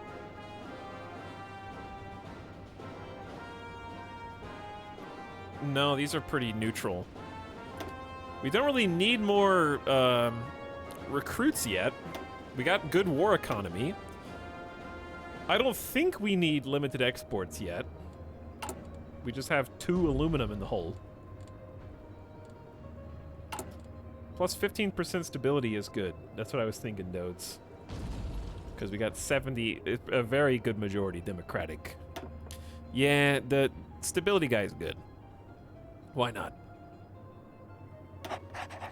That's 68% stability. Good factory bonus, good dock. Well, we don't have docks. Consumer goods bonus and political power bonus. All right. So eliminate this nerd. Good. These guys are sneaking in here. Watch out. Digital computers can now be made which are programmable, although expensive and large. These machines allow for intelligence analysis far beyond human capacity. 8% research boof. Very, very much in favor of that.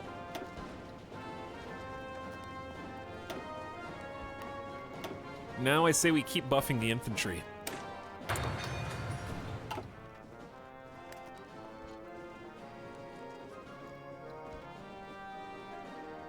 Okay, so we got the little pockets out of here. Everyone is redeploying. Good news is that Japan was not ready for that either. They did not have any forces mobilized on the Yunnan border either, from what I can see. So if we get there fast enough, we might be able to get a little push. In fact, we should definitely add a new offensive line. This is too much space for 24 guys. I need more units. Maybe just make a push that follows this side of the river. But like up to the mountain zone. Just like, I don't know, this looks fine.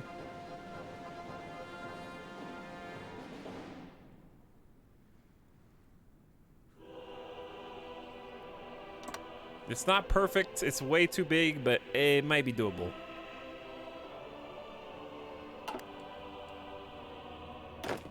At least they can start planning. So at this point, we have to figure out, do we want to just entrench? Who did that? What was that? Not my problem. Australia, this is all you, baby. This is all you.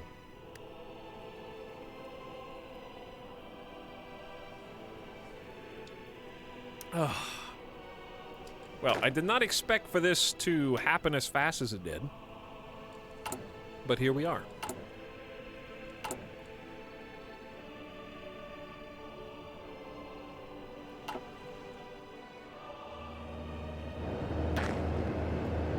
Man, traveling the mountains here is...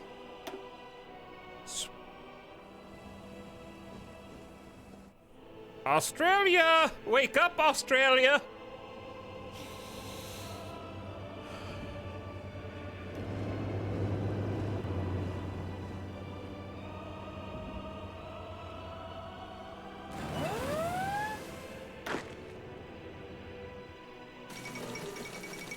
Czechoslovakia has capitulated. Edvard Beneš has announced that Czechoslovakia nation can no longer withstand the pressure from the occupying German forces committing travesties throughout the country. The Czechoslovakian government has gone into exile. Dark times indeed.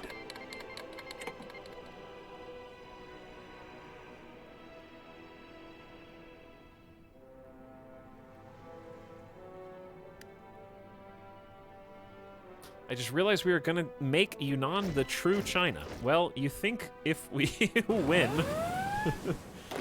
That is if we win. I'm scared to take every single force. I mean, they're gonna turn their attention to us next.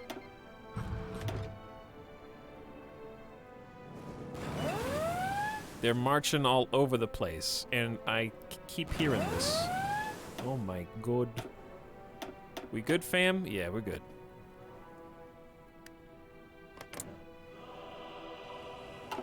Who's supposed to be going here? Do we not have anybody to go there?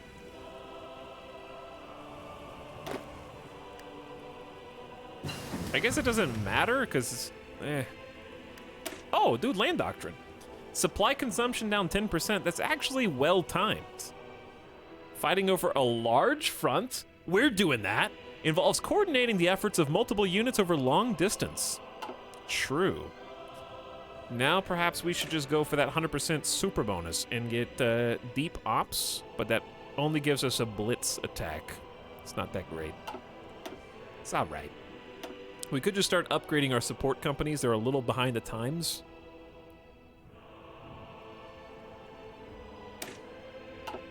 So I feel like that is a good idea. Just get Engineer Company 2. Better entrenchment is actually super helpful right now. And we are close to new research slot.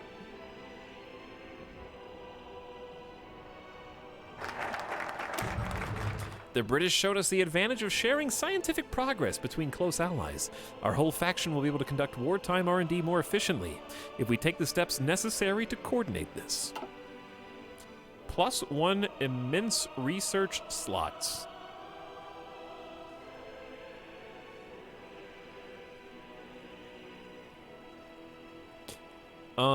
Next I'm gonna say let's get an infantry weapon bonus.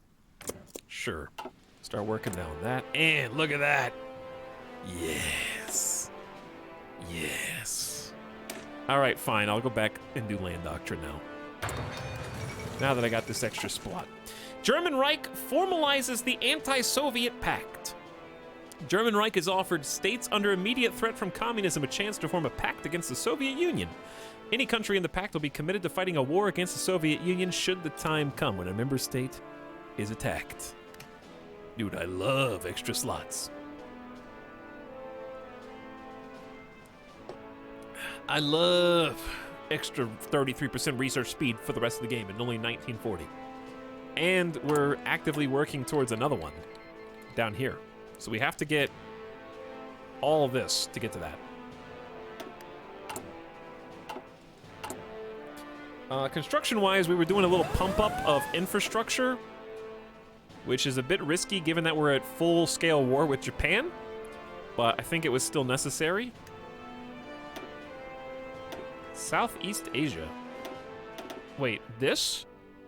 Chad, are they about to backcap me? They're gonna naval invade this. We're gonna have to watch out for that and maybe move some people around. I guess we can just let these go for a little while. Maybe just move that down.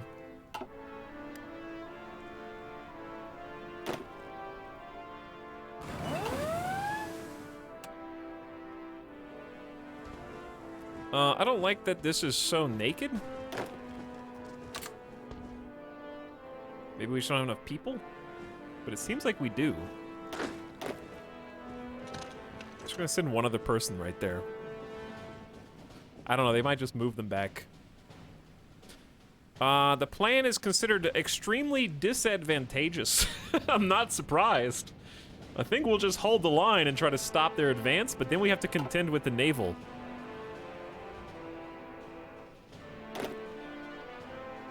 Where planes? What planes? I'm India. We don't have planes. What we should probably do is just take, like, I would say 4 units, create a new special squad whose sole intention is to maneuver to the areas that we expect to be backcapped from. What's the US doing? They're sleeping like they usually are, taking a little nap. FDR needs to be tucked into bed early.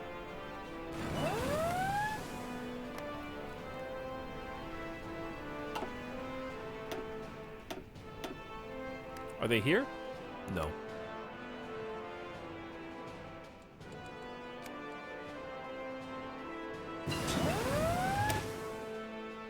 Hey, there we go. Get the stream of bullets with the Brin Mark 1 and 3-inch mortar. So 5% bonus to defense and breakthrough is just helpful while we're just entrenched along a big front line. Maybe we should just do a quick mountain research, but before we do that, let's grab the upgraded logistics company. Since we are stretched pretty thin and we got some attrition troops out here, that would probably help some of them.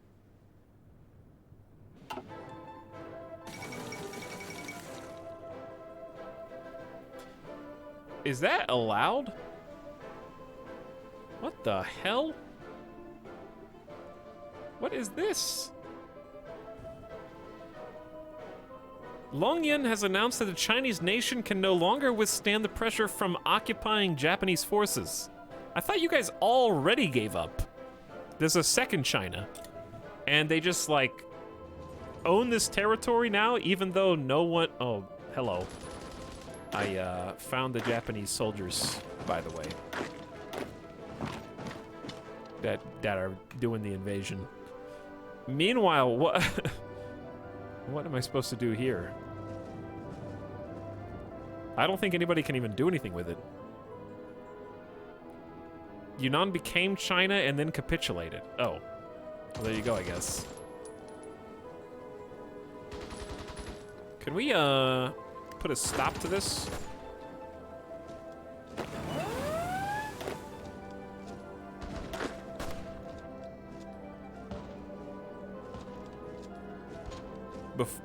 Before we just let this person go about their business, please?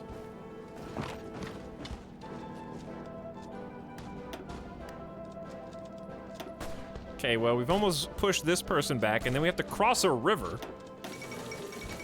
British Malaya has capitulated.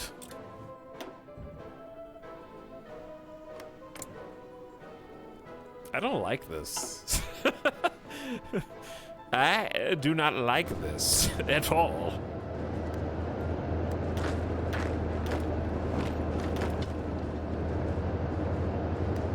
No, you halt. You're in this squad now.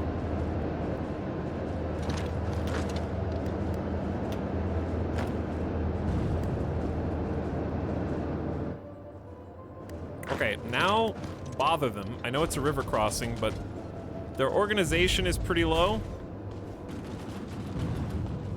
So is ours, as it happens. Really could use some backup here, guys. Before they use the ports. Tactical retreat, oh great. Hang on. Maybe we should just abandon this spot and let the allies hold it for a minute. Well, I got the port back, so that's pretty sweet. We are pretty quick on our feet here.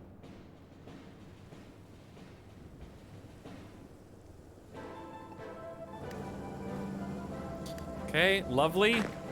Now surround these dudes. Rebuild that. Don't. No. No. Why did you do that? How did you even move that fast?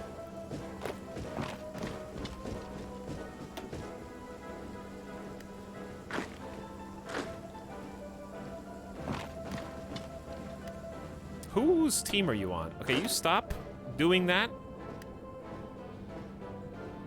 We're not going to be able to beat these two because we lost all of our organization to strategic redeployment because I thought they were in this squad. Where are you guys?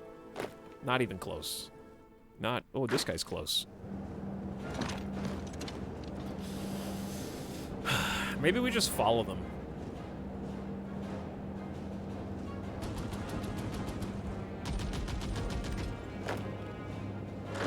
Okay, let's just go. We gotta hold, stall them until we can get some reinforcements. But since we're attacking across a river, we're getting pretty huge debuff.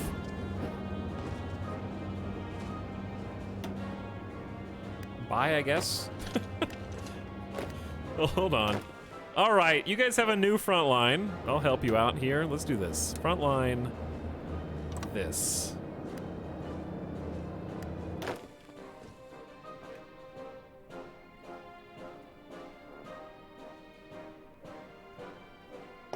All right. Now, cross the river, please. Slow them down for just a minute. There you go. Now you're talking. Don't let them separate.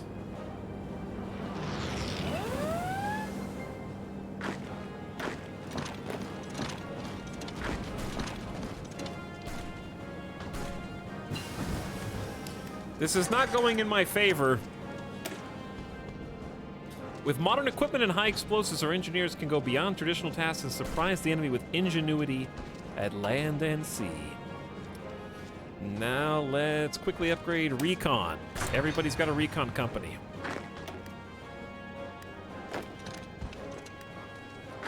Kill him here. Where are you guys going? Exactly.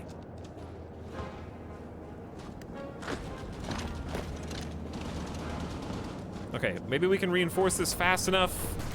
Hey, who's this artillery guy?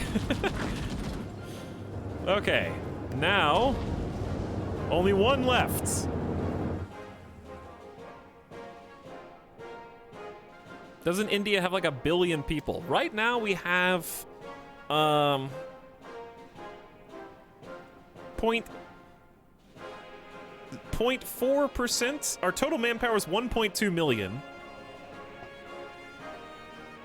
Out of 300 million? Looks like.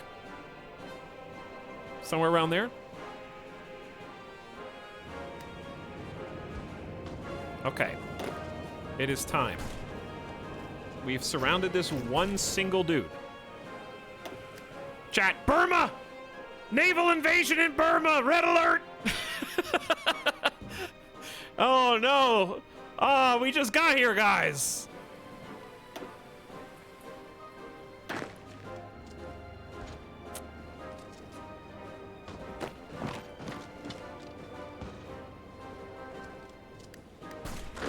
We gotta go back!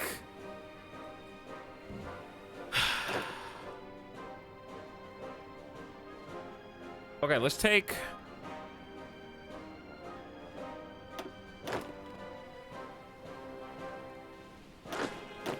four of you in a separate group. Wait, there's no general left. I don't want to hire one because we can just get it through other means.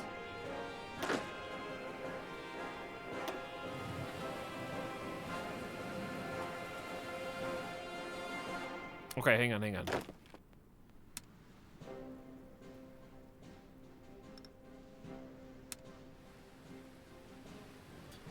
Just defend only the coast.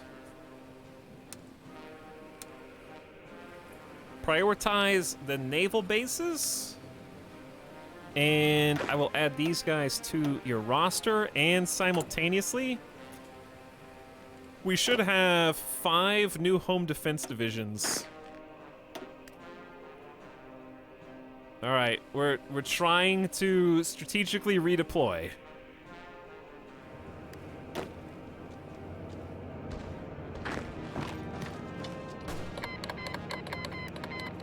We no longer get the effects from Indian autonomy. I'm not even sure what that is referencing.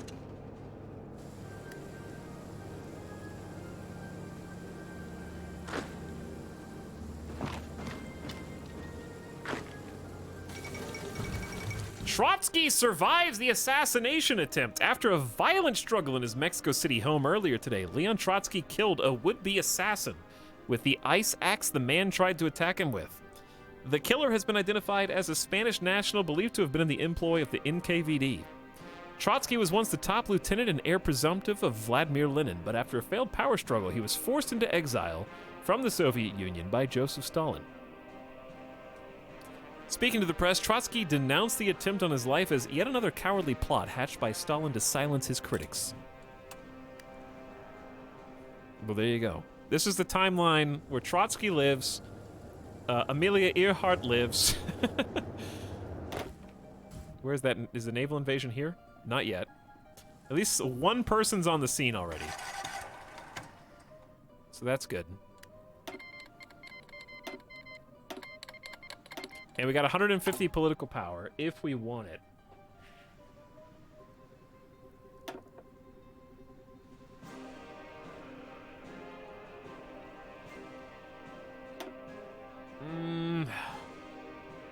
I like the construction speed buff from our export focus, and we're trading our extra resources right now for civilian factories anyways.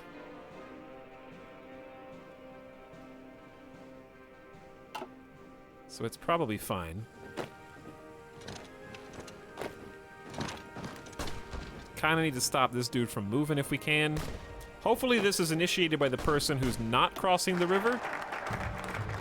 We should finish him off, and then we can redeploy these guys.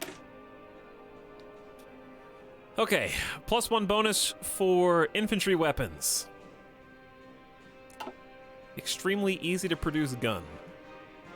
Let's do the one where we get, like, special generals. Ooh, engineer tech, too. Yeah, let's do engineer tech.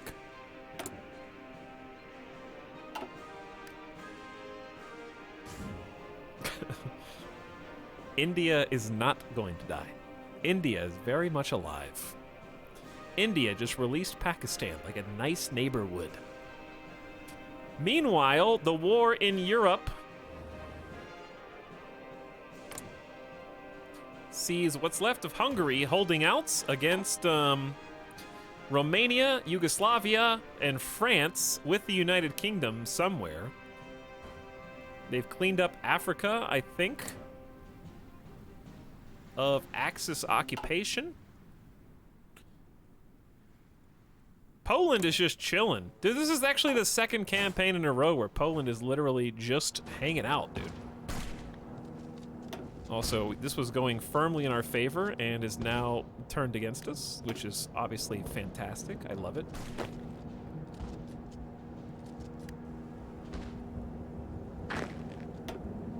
He moved instantaneously.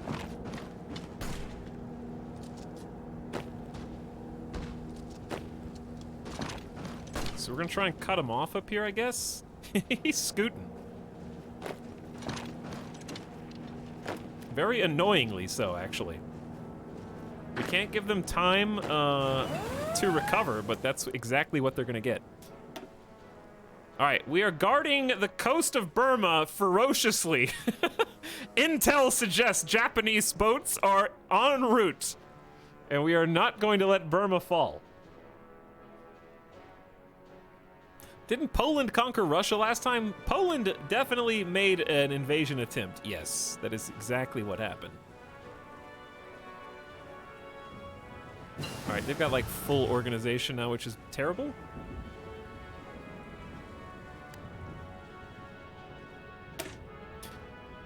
Okay, super infantry buff for anti-infantry helps us immediately. It's 1940. This is... We're close to thinking about the next tier of industry. But before that... We got support groups getting caught up. I like it. We got land doctrine in research. I like it. I think some mountaineers would be extremely helpful. Some special forces. Plus, there's only a 40-day research. I don't think we stand a chance against these guys, but let's just do it. And see how it goes. We do have at least a flanking bonus, but that rarely matters when the enemy is entrenched in mountains, apparently even when they're encircled far from their supply lines. We are suffering attrition while they are not, which is kind of hilarious.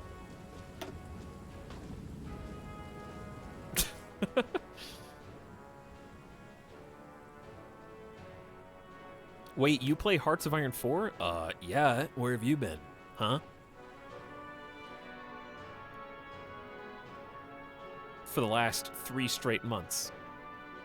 The last thing you asked me was February 7th, and you said, wait, you've seen Full Metal Alchemist. Why are you constantly surprised by me? Start expecting the unexpected.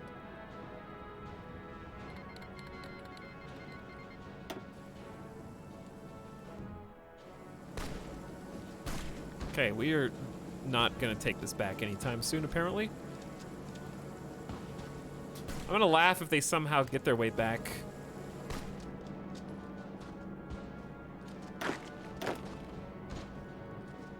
I'm gonna take a couple people and just kind of push. We're not doing so great. What about that Burma naval invasion? Not happening yet. Some free military factories. Okay, we have almost 80% production efficiency on the guns that we are manufacturing. We got a surplus of almost 1,000 motorized. We're gonna need to start producing additional artillery, because I would like to add artillery to our infantry, but we need a better than tier 1. This artillery sucks. We also need aluminum. So why don't we trade for that? I'll trade with France.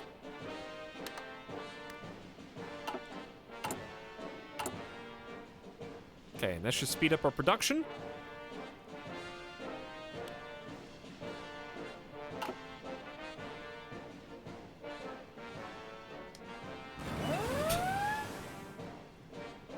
This guy watches Full Metal Alchemist and plays Hearts of Iron 4? It's pretty wild, I know, dude. It's pretty wild.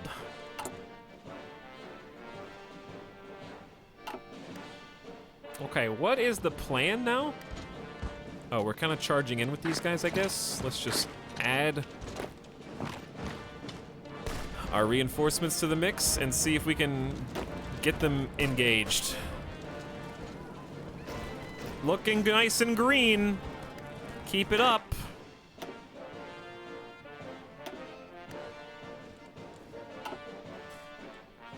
Meanwhile, Burma naval invasion still just waiting. Dude, we are fortified though.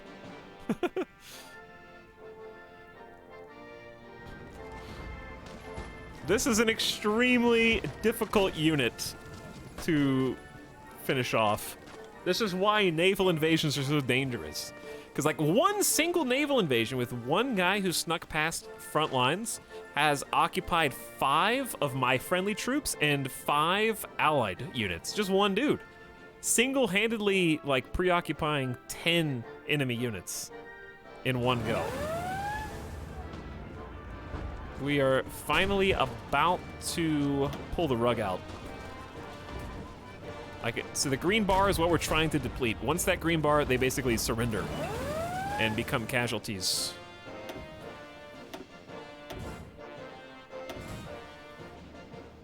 Hey, we did it. We did it.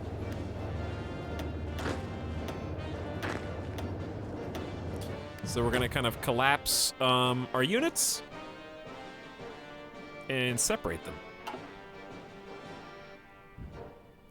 All right, let's go back to 4X. Sitting at about 780,000 manpower. We are breaking even on infantry equipment, so I cannot train any more than I already am. We're deficit on support equipment due to the combats. And we're almost caught up with our factory queue. General Frank has pushed himself too far. Due to the bad climate, he has fallen ill. And we'll be back shortly. Get well soon, General Frank. Meanwhile, I think I want to fix the supply bottleneck that we've got here. So generally speaking, what we want, we can look at the supply map mode and see where our supplies are coming from. Okay, so like if we look to this front line, you see, I know there's a lot of stuff on screen, but the white arrow, red arrow, white arrow. So this kind of shows you how supplies are getting to us. So we can see that it's coming from the capital and following an easterly path, yeah? So generally speaking, what we want is to make sure all of the infrastructure along that path, it's throttled by the lowest infrastructure number. So right now we have 5s. So that means if we upgrade all those to 7, then we have a throughput of 7 all the way to where the front line currently is. And this is a 1 out of 10. Which we shouldn't have any troops really stationed there anyways, because this is like an area that can't even defend the front line anyway, so I'm just going to kind of ignore that for now. But yeah, let's just get all these to 7 out of 10s. That way we are consistent. Dude, main menu music! Oops. You weren't supposed to see my turn on cheat god tier gamer mode. Unknown command, says Snoopy. But I think they know. I think they know.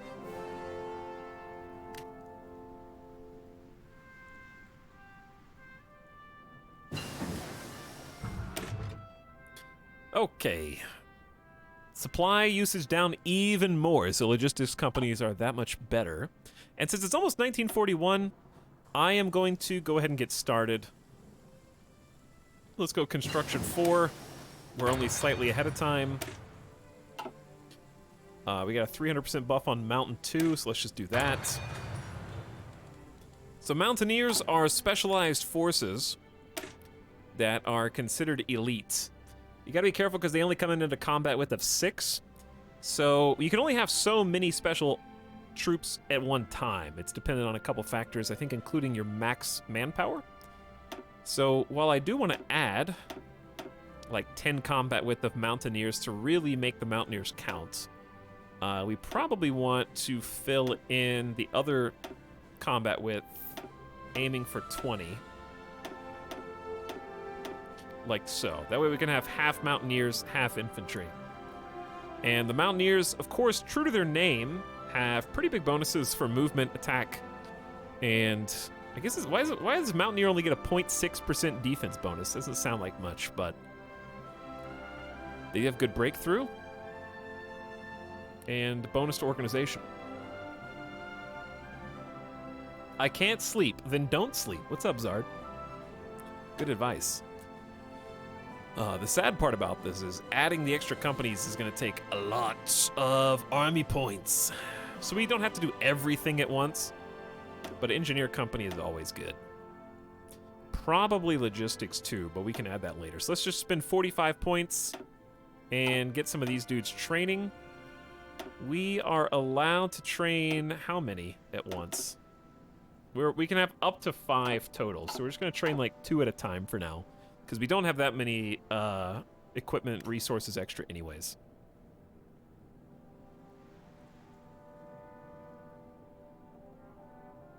Those percentages in the mountain stack, what does that mean? Like, per unit? Is that what you mean? So, like, their total is... Well, yeah, let's just see their total then.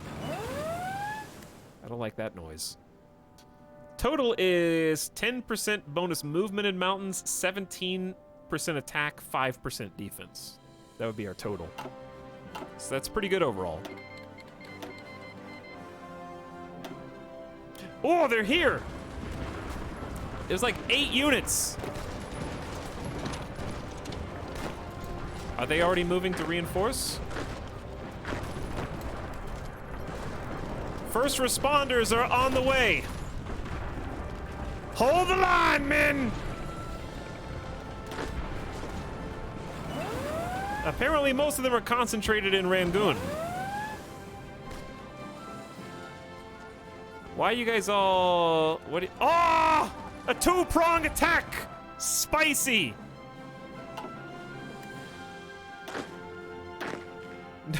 No!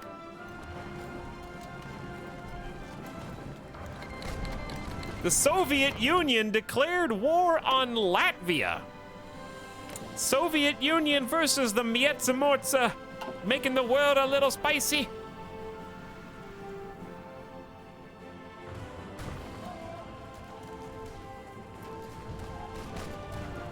Attrition is a problem.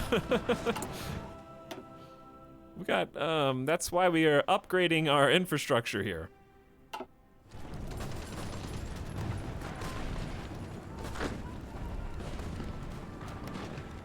Okay, listen, guys.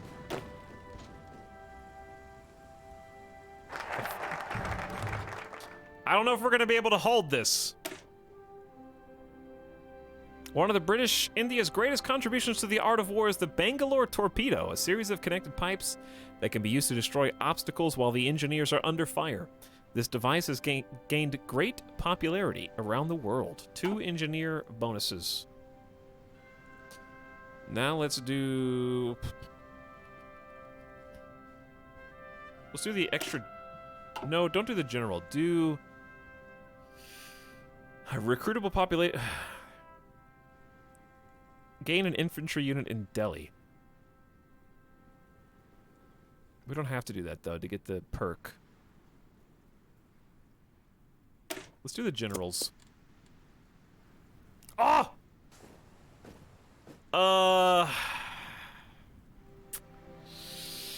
We got problems. We've got problems.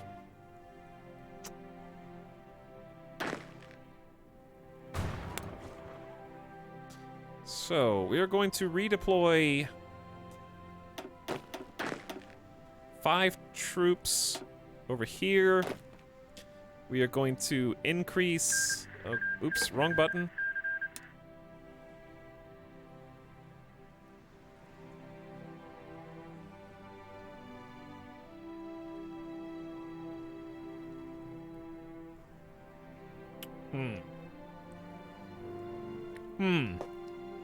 Here we go, baby.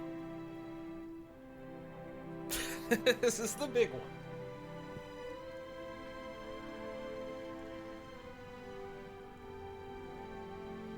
Okay. Well, how to do this? How to do this?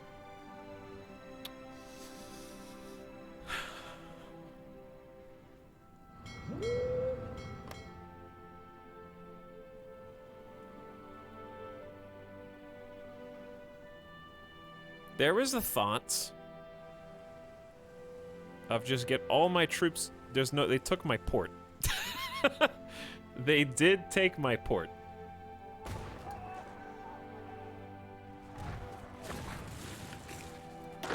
If you're looking for an upside, we threw back the invasion of Rangoon. So that's cool. Besides that, why is this such a thick area?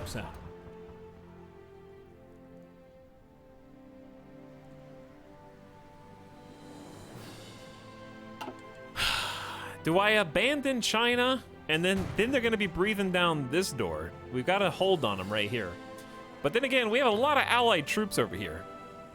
We do have a lot of allied troops over here now. Okay, we trust the allies to hold the line. We send everybody back. Emergency high alerts.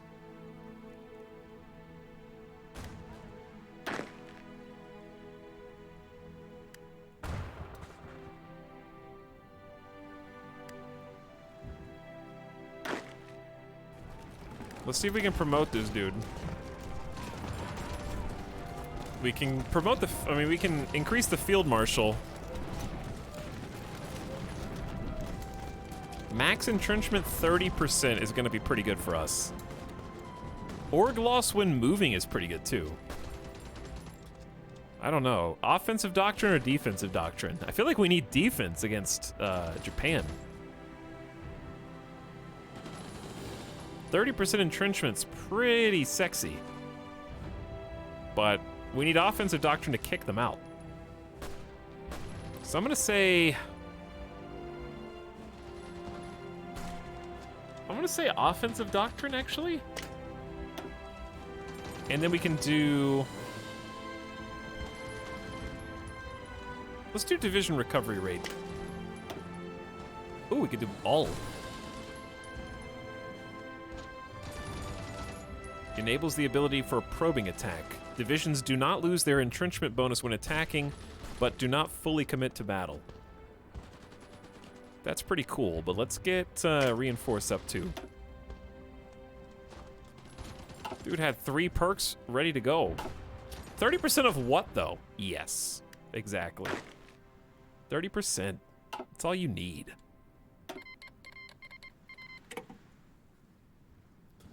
Okay, so here's the thing. What if we just sent 2 green units of home defense and just said, please God, strategic redeploy to the port as fast as you possibly can. And just back cap the port. That may be enough to save us.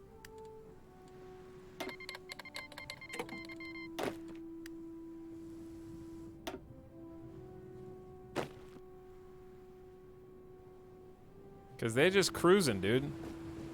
They are just cruising. We're almost there.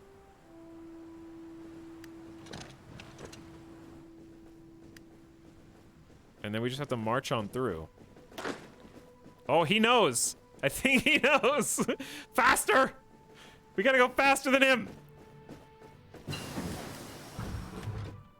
What a play. What a play. Recon, +2. The ability to scout ahead and anticipate the enemy increases the chance this unit can pick better tactics in battle and increase the amount of intel gathering from that combat. Excellent. And it's almost 1941. Which means I think we should go ahead and pump the industry. Dispersed again. And we got mountain infantry, ready to go. Oh, I saw before the screen flashed. No. Well, our future mountain infantry is better. What?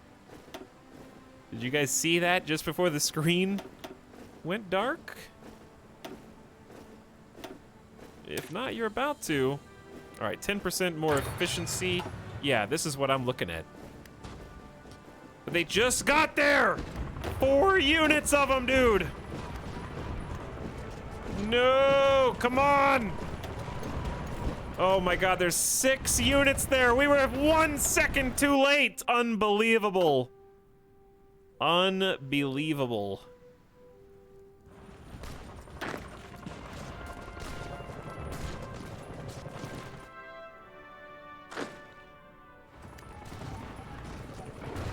We did not make it, chat. We did not make it. They're faster than us, too. Uh-oh. There is an upside. We just,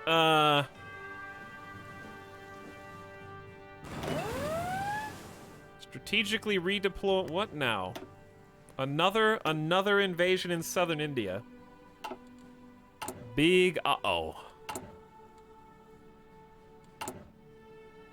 We're 6,000 infantry equipment in the hole.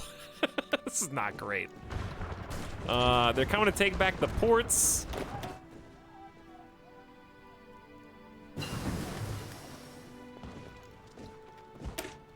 Deep ops! Blitz attacks are now possible. For whatever that's worth. Then we're gonna go, elastic defense is really good. I remember that one's nice. Reinforce rate up 5%, max planning up. Keep the doctrine going. Okay, I mean, we are mobilizing the full squad that we got here. And they're out. All we gotta do is wait. There's no way they can take everything. We have 45 units moving.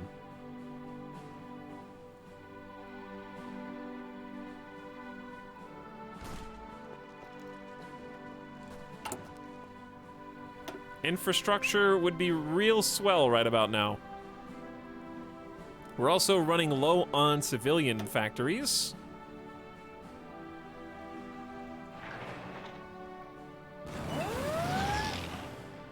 I don't like that noise. They got an airfield and air superiority. Oh boy. And they're doing another naval invasion. Ah! Come on! Come on, Japan! Leave me alone! Allies, hurry up! What? Why is Italy here? What are you guys doing? Who let this happen? Where did he come from?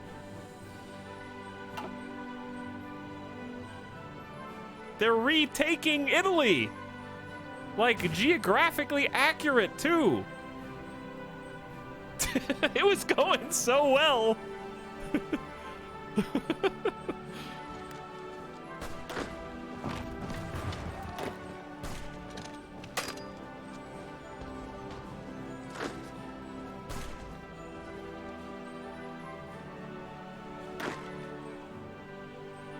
I mean, we got like 20 units coming in. We just gotta go faster! We're too slow!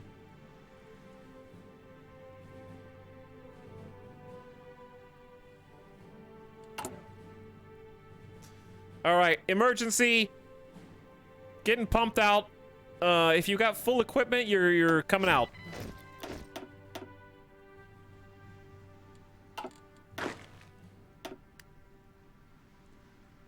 Full equipment is coming out.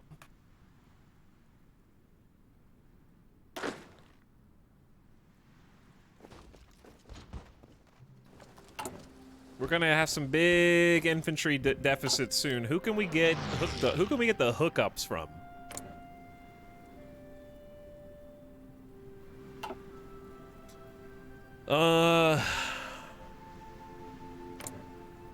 Australia, can you guys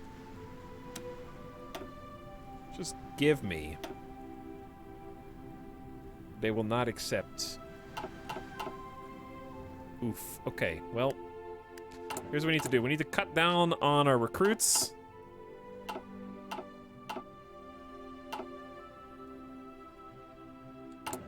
That way we got more spare equipment.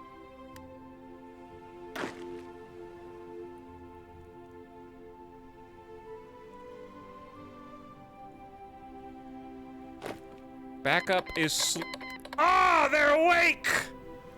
The United States has joined the Allies in December of 1940. I don't know what spurred that on, but welcome aboard almost 800,000 troops from the US.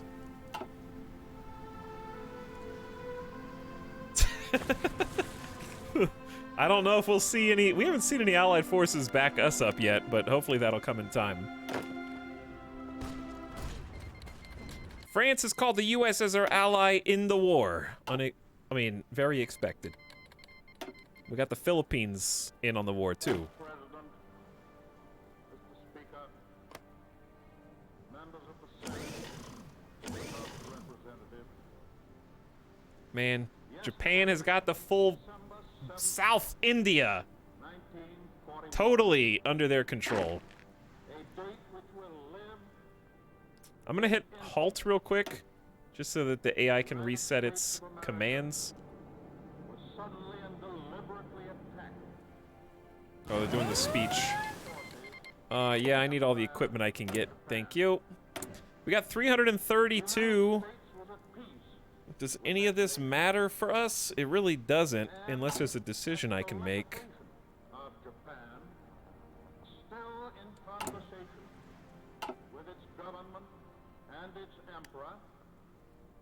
No, I'm not going to make a front line because we still need to defend Burma. And that's what these guys are doing over here. Defending Burma from a two-front war in India. We're getting squished, dude. It's taking ages for everybody to get over here. Japan declared war on the Dutch East Indies. But I mean, they are all... The Netherlands have joined the Allies! Uh-oh. Ah! It's over!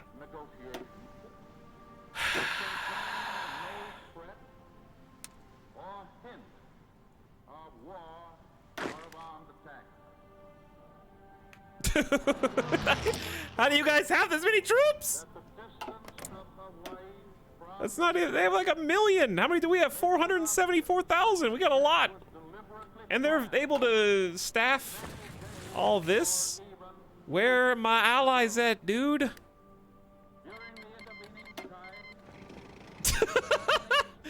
Yikes! Not good.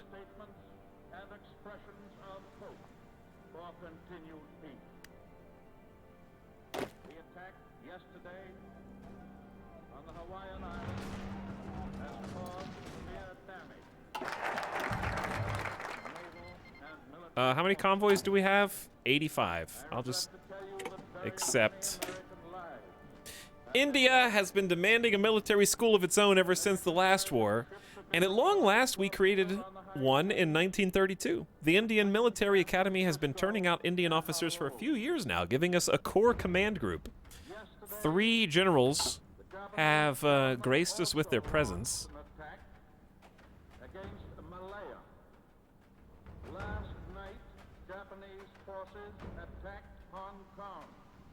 Now we're gonna go for the support artillery bonus, I guess. Oof, this looks grim. This looks very grim.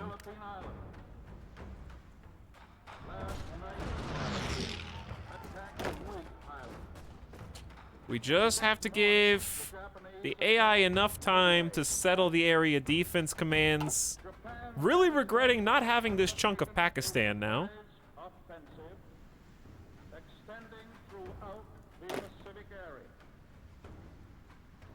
They got me, dude. They got me good. Those naval invasions are spicy.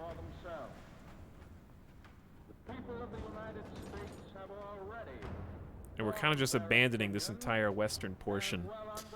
Okay. We gotta do it. It's the only way. Stop defending Burma. Because they're gonna take the capital at this point. Of the Army and Navy, I have directed that all measures be taken for our defense. We have to pick and choose. Will our whole nation remember the character Redeploy everyone, and we're gonna do strategic redeploy on these guys. If we can.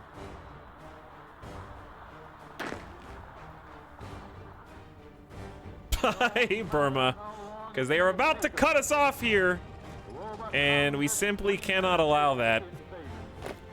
the American people in their Oh my god, they're moving so fast! to absolute victory. I can't keep up! We got reinforcements! I see blue in Ahmadabad. France is here. The Netherlands are here. Wait, no, the Netherlands aren't here. France is here. Who else is here? Greece? Greece is here. Hold! This is the subsound. Hold!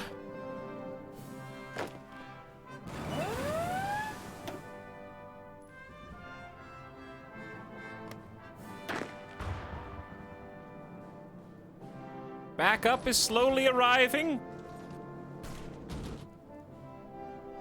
I don't know if it's enough though. They're taking over a huge chunk of India. It's bad.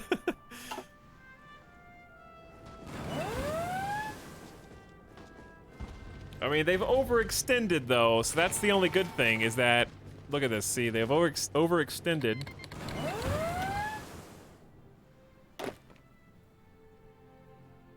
Uh-oh. We actually just caught a naval invasion randomly. If we could throw this back real quick.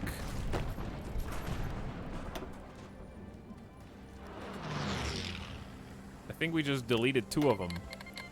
I don't have 300 convoys! I don't have 119 convoys! I don't even have a naval battle. Oh, my convoys. Okay. Gotcha.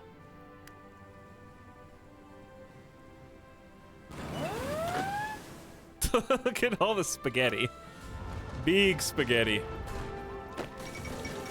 Lithuania is dead!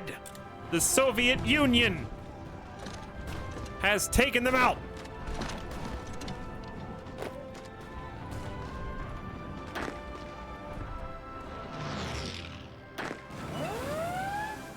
We got like 25 squadrons, 25 units incoming. We're trying to retake some territory.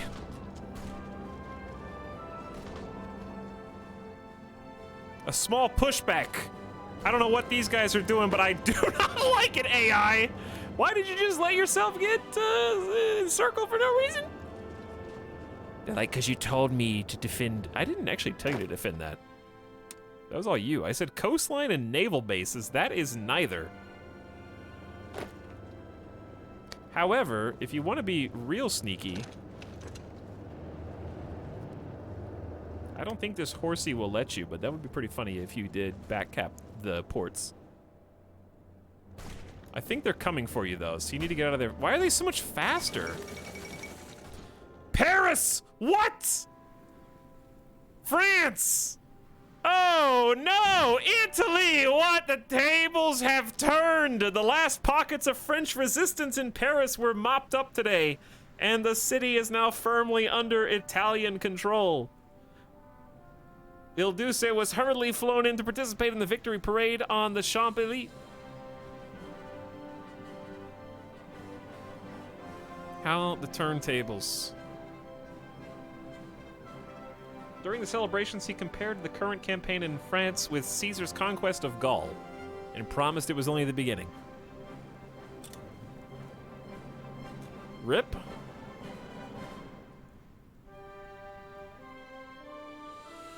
And nationalist Spain is helping, don't forget. They're barely helping, but they're helping.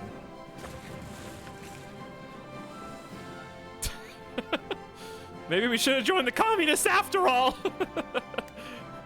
At least then Russia would be helping instead of just attacking Lithuania or whatever. All right, you guys are about to get totally surrounded, dude. All right, we're gonna do a thing. Actually,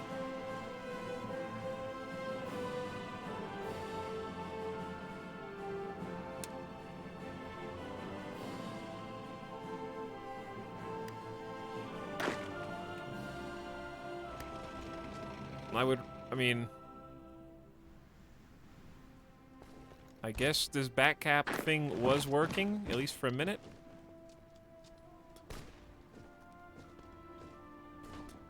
Why are my troops so slow?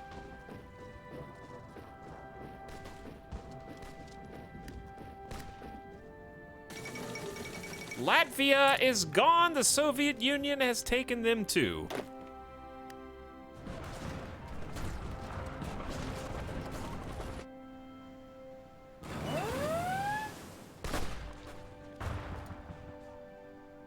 Well, we're kind of like winning this battle, actually. Construction speed up 10%. I don't know how much that matters now. But there it is, I guess.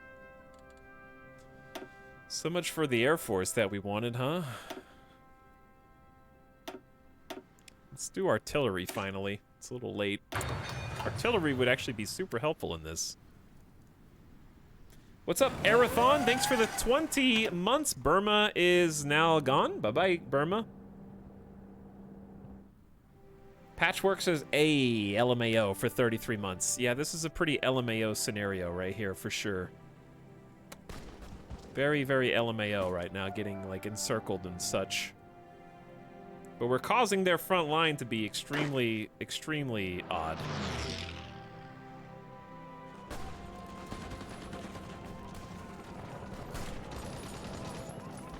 I wonder...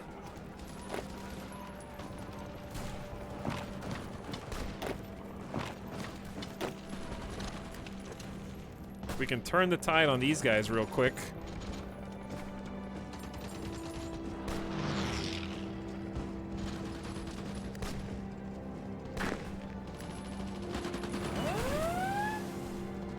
Or not. I don't want to say it's over, because there's a lot of spaghetti forces moving in. Like, we got 8 units right here, just fat stacked. But Burma... Ooh, the United States is rolling into Burma. Oh, there could be hope. There could be. I see U.S., Greek, and French forces.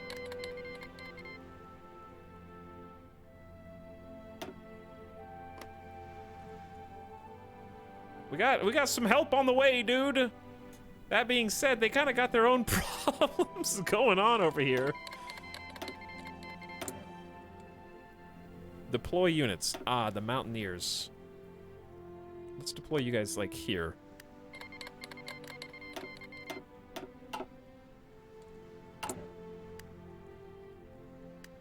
Okay, deployed, join up, find someone to attack. Gibraltar has fallen and is in Spanish hands. News coming in from the territory report, most of the garrison has surrendered, although a few stubborn holdouts retreated to the tunnels, running under the rock. At a press conference in Madrid, representatives of the government stated that Gibraltar is henceforth considered a Spanish territory, quote, in perpetuity. British diplomats have unsurprisingly debunked the statement, dismissing it as utter nonsense.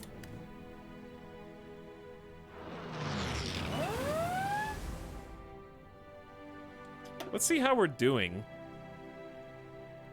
Japan's lost about 350,000 troops total. We are at about 100,000 losses. So, could be worse, but we're running out of equipment. Just 100,000 people. But thanks again, Patchwork and Arathon, for your 33 and 20-month sub, respectively. I don't know if there's a better strategy I can do here than this spaghetti, but I'm just going to trust the AI, because it looks like we're retaking territory. I don't know how to interpret all this, but it looks like we're retaking the territory, and I don't have to lift a finger. What the? Triple research? Simultaneous?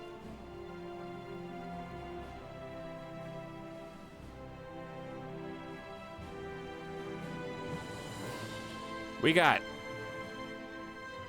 Oh, that's national focus. But still, good timing. Okay, big industry. We got both assembly line and dispersed industry. Production efficiency cap is up to 90% now, and everything is just going a little smoother anyways with an extra 10% output and more space to build. So we will get the final tier in 1943. Until then, we can now turn our attention back to either more artillery, or we can do... There's really not a lot here. We do have a 100% bonus to 1 infantry research. Let's do the...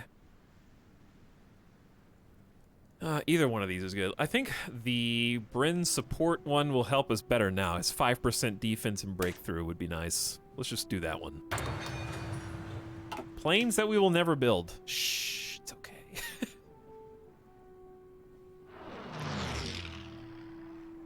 It's okay. We've got them encircled. I don't know if that'll keep up, because it looks like we're still trying to get into different positions here. They'll probably find a way to squeeze out.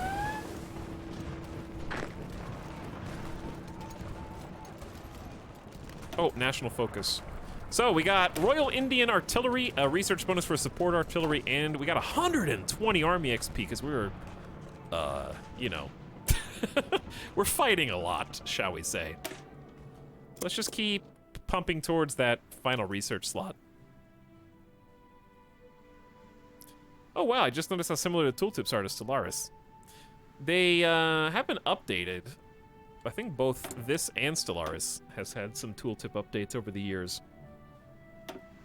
Definitely for the better.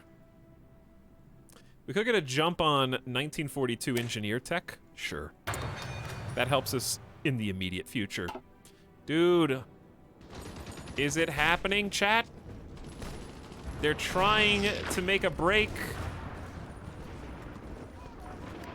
Why did you attack them and then abandon this spot? I don't know. They're gonna let this guy walk on in. Sure enough, that's exactly what they did. They're making a desperate play to escape.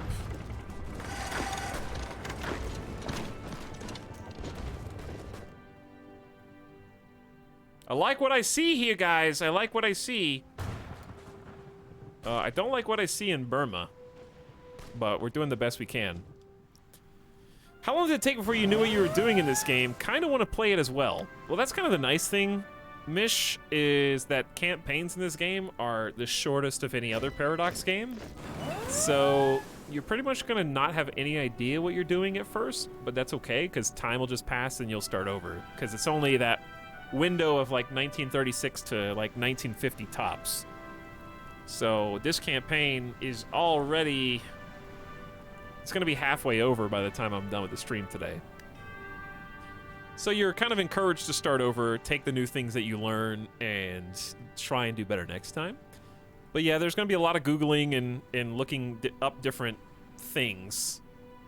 But you get better at distilling the information you need to know from the information you don't need to know.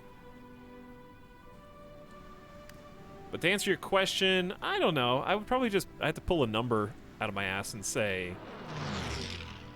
You probably need about 30 hours of tutorial before you're, like, mildly comfortable.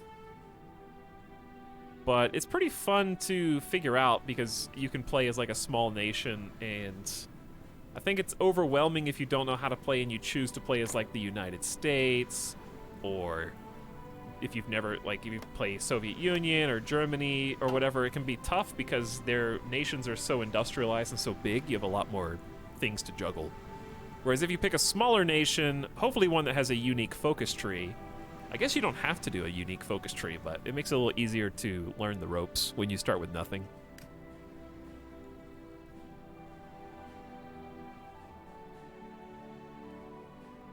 Like right now, I just issued a command and I'm letting the AI execute it. The biggest problem is we're suffering a ton of attrition. So we're also in need of repairs for a lot of these spots. But I definitely want to get some upgraded infrastructure here to kind of help that out. Turkey's best for beginners? Turkey's not the best for beginners. Don't listen to that person. Having played Turkey myself, actually, probably one of the most confusing ones you could start with on account of having to deal with the Kurds and having all those little like Kurd-related events was super confusing to me. And that was when I had like 130 hours in the game.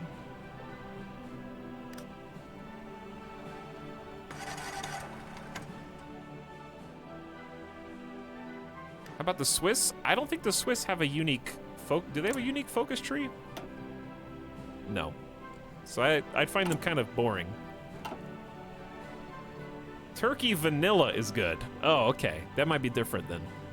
I don't know about Turkey vanilla.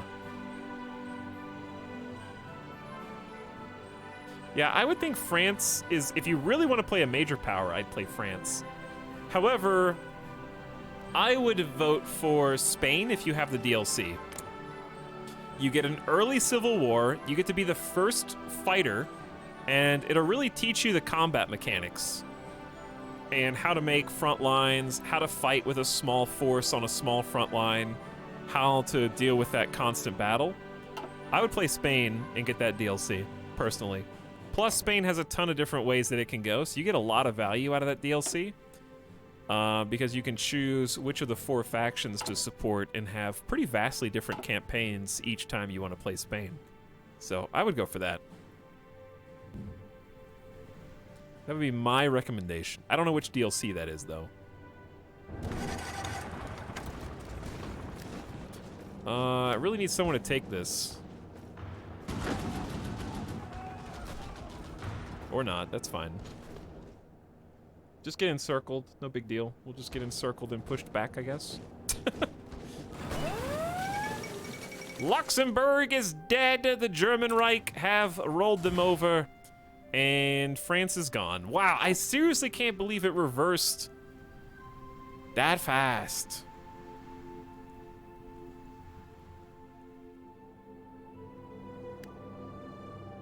I don't know if we'll be able to relieve these guys fast enough.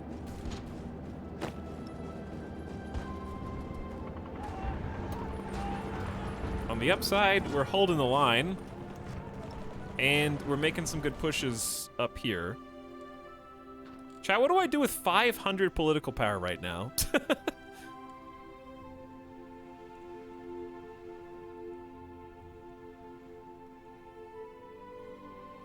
With smaller nations, I feel like I have no game impact and have to rely on AI competence. I think that if you play Hearts of Iron to win, then I can see that, which is unfortunate carryover, I think, from the Crusader Kings and Europa crowd. I don't think Hearts of Iron is the game where you have to paint the map to have fun. I enjoy playing most on ahistorical, and even being smaller nations that are less impactful, we've had some extreme interesting interactions with that ahistorical. Ahistorical's like Randy Random. It can create a scenario that's unwinnable for you, or it could create a scenario where you steamroll, or it could go in between.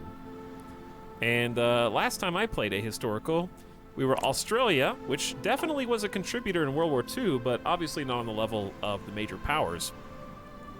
And we were able to invade the United States with the help of Peru, New Zealand, who we annexed, and the East Indies and Malaya, and we actually successfully helped invade the United States.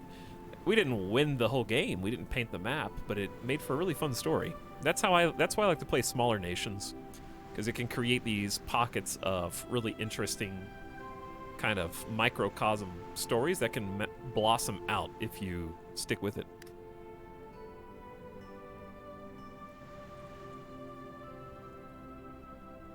What's up, Golden Fishy? How's it going? France is actually dead before Italy. How about that? Their main forces have capitulated. The German Reich is now in control.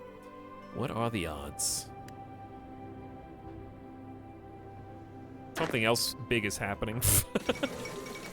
The birth of the Franco-British Union. Facing defeat in France, the French and British governments have decided to join their two nations as one until victory over Germany has been assured. A new joint government is being formed in London, with Edward VIII remaining as the head of state. In an issued declaration of union, the new joint war cabinet stated, France and Great Britain shall no longer be two nations, but one Franco-British Union. The Constitution of the Union will provide for joint organs of defense, foreign, financial, and economic policies.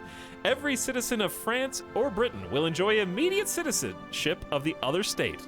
I have not seen this one before. United against the common enemy. Maybe you guys should have done that before you lost. I've never seen the Franco-British Union. That's pretty sweet. That is pretty cool. The death of Rudolf Hess. Deputy Führer Rudolf Hess was... Wait, excuse me? Okay, Deputy Führer Rudolf Hess was killed yesterday when the Royal Air Force intercepted the heavy fighter he was flying off the coast of Scotland. The exact nature of his mission remains unclear. Although Hess was an accomplished pilot, he flew alone and his airplane does not appear to have been armed. His remains were recovered by British authorities, but a state funeral with an empty coffin has been scheduled in Berlin. Hitler was reported visibly distraught by the death of his old friend. I don't think I've seen that one either.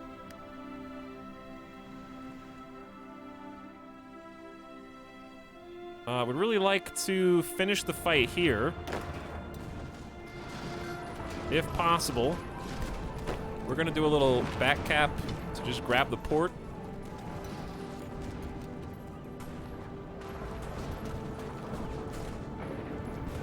Try to stop some reinforcements from coming in. And then we'll turn our attention back to this. I could use some allies over here, please. What's their flag? It looks like the British flag. Interwar artillery. Nothing special, just paving the way for the next tier of artillery.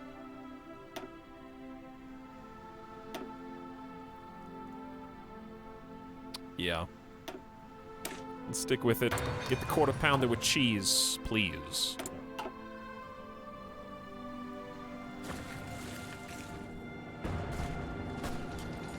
We captured Madras.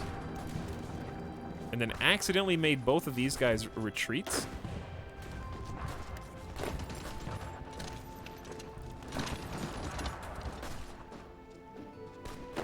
I didn't mean to do that, but I did.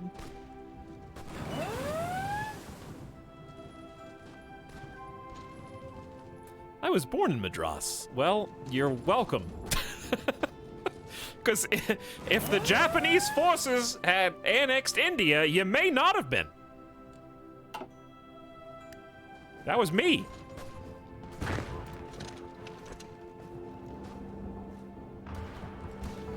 What's this? What's this? Just working on a little encirclement? Probably not gonna hold, but it would be pretty cool if it did.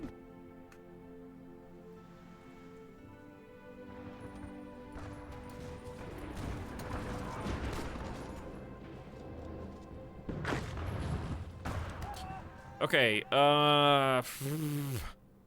what do we do here, though?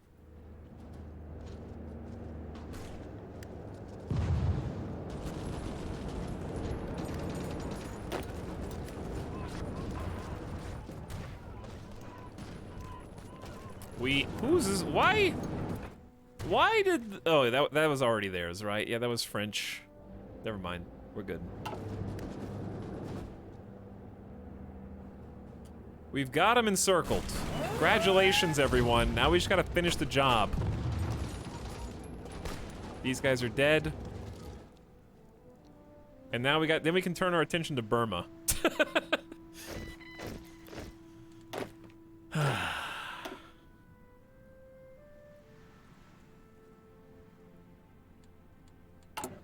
We are 12,000 infantry equipment in the hole.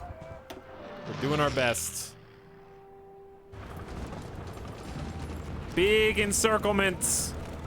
That's like, we got like 10 squads? 10 squads about to be deleted from the game. And Poland refuses the German ultimatum. Poland would be forced to cede Danzig to Germany, and a Polish plenipotentiary would be sent to Berlin to negotiate further terms. Ignacy Mosicki pointed, it's probably not how you say that at all, to the German Reich's recent actions when stating it was obvious Germany would not be satisfied with Danzig alone. German and Polish forces are prepared for war, and reports already confirm the clashes on the border. War in Europe again. Meanwhile, we are 4 research or focuses away from our 5th research slot. Let's get artillery speed in the mountains, which we will hopefully use in short order. We gotta do some repairs. We're fixing the infrastructure here. Chat! They're gone! Germany has declared war on Poland. It just took till 1941. Is it just me, or is Poland already tiny? Oh, that's because they're at war with both the Soviet Union and the German Reich.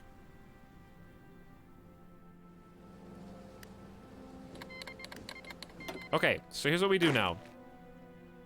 We go new orders, area defense, back in Burma, and let everybody start mobilizing. So what we get to do is finish taking the little pockets of Japan. Once that's done, everybody gets redeployed.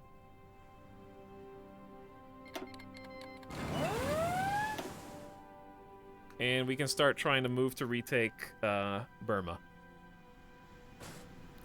Ooh, we saved the mainland India. So that's pretty cool.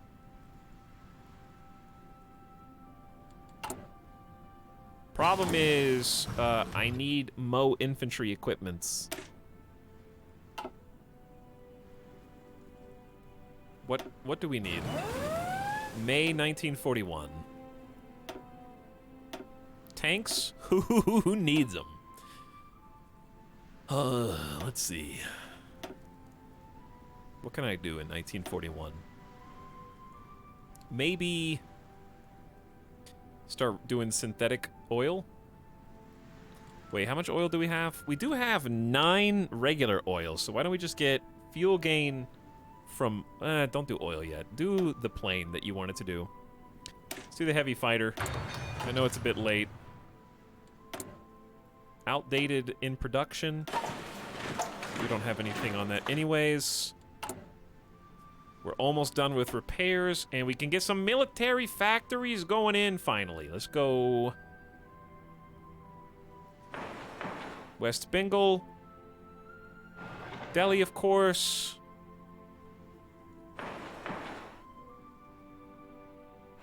Got a ton of space around here. So we'll queue up 5. Etal, can you name a division after me? No. Why would I do that?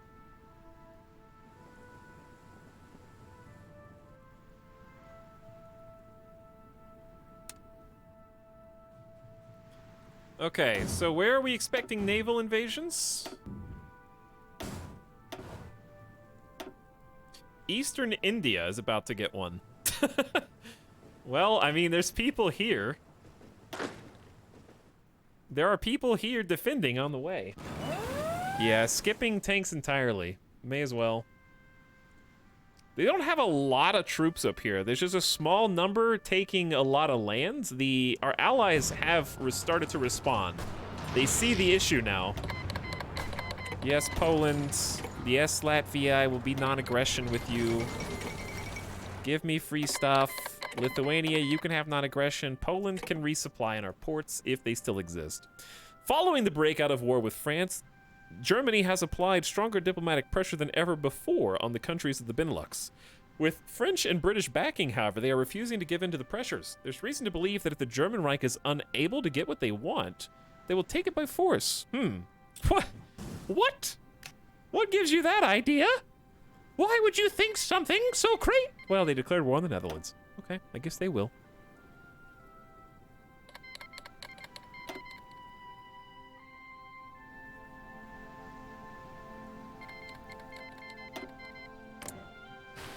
Well, we thought that the Allies had it too easy.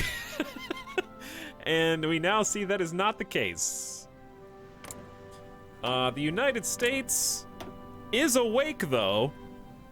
They are awake, and they're on our side for the first time in the last 3 games. We've been against the United States for a while. RIP Netherlands. Already dead. Japan somehow snuck a foothold in right here, even though I was defending it. Though we've already taken their port and are moving to separate the forces that made landfall. What are you gonna do? Invade me?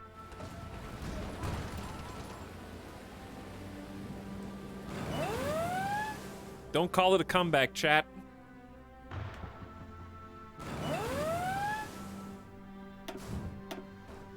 Japan may be stretching themselves a little thin.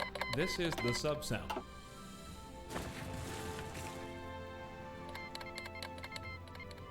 Beep, beep, beep, beep, beep, beep, beep. That was a pretty good impression. Belgium has joined the Allies.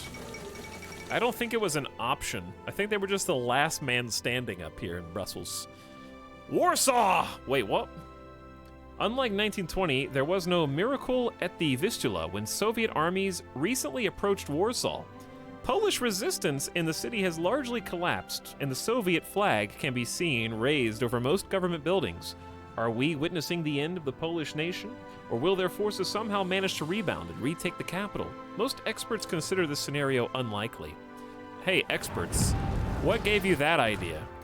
Was it the fact that Poland is only the green bits? That you assume they won't be able to come back? Good job, experts. All right, but seriously, should I do any? I got so much political power. What should I do with it?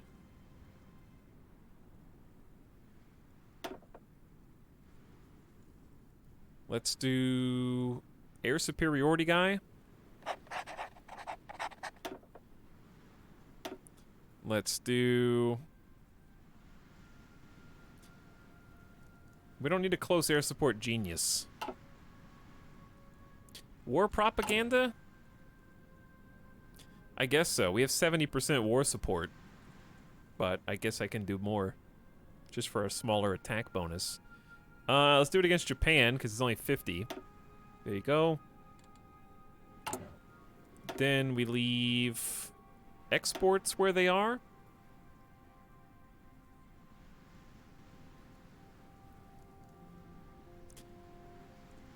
And then we can get total mobilization if we don't care about a 3% recruitable population debuff, I guess. Probably don't in India, because we haven't even upped our recruitment policy.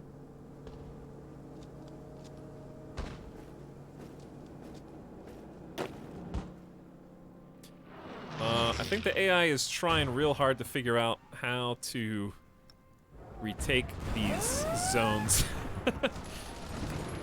May I suggest a little bit of this?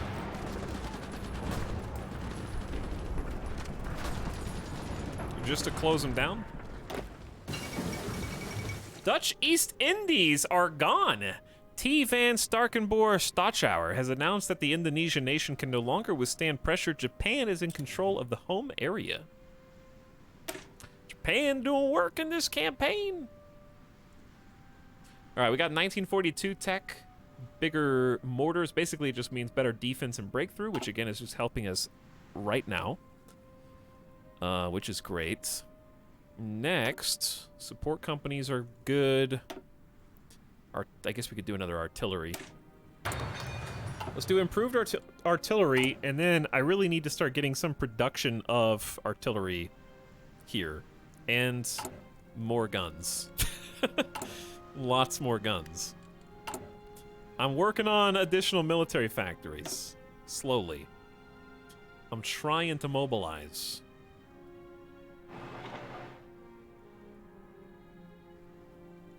Why is this only 30... Why is this only 30% infrastructure? Oh, because we're, like, fighting there? That makes sense. Luxembourg is dead. Germany holds all the cards. Yo, we kind of need some help over here, though.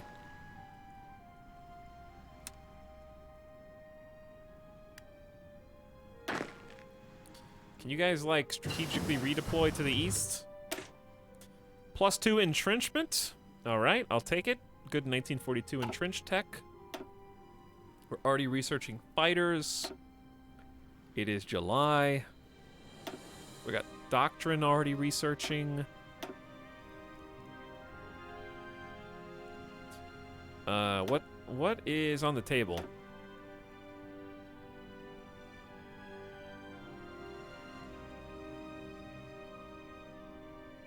I think let's just do oil because we're going to use it eventually.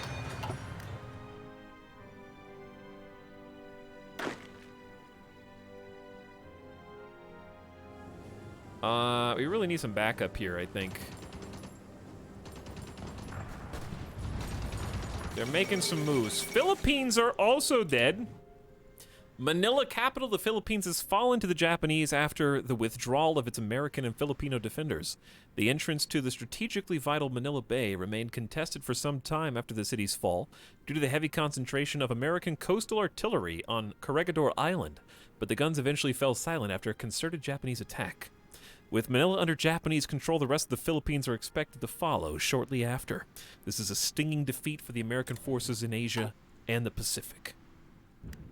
Yeah, Japan is putting in some work right now, I can't deny. They are indeed. Resources are a little spicy right now. Probably gonna just stop at one more unit and then work on... We're actually catching up on infantry equipment. Are we winning? Debatable. We haven't lost yet. But we're also not winning, per se. Did we really just let them cross the river?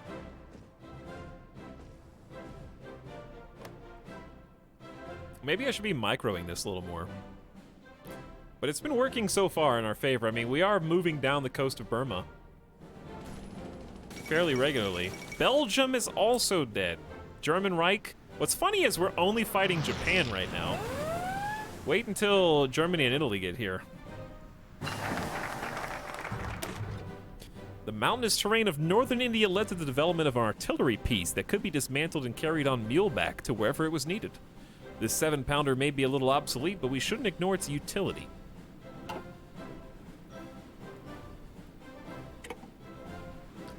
Alright, research bonus for armor that we may never use. Oh, we are kind of... We do have... these guys aren't encircled yet. Not encircled yet. We are making them spread their forces really thin, though. This area concerns me a bit. I'm not really sure what the plan is here.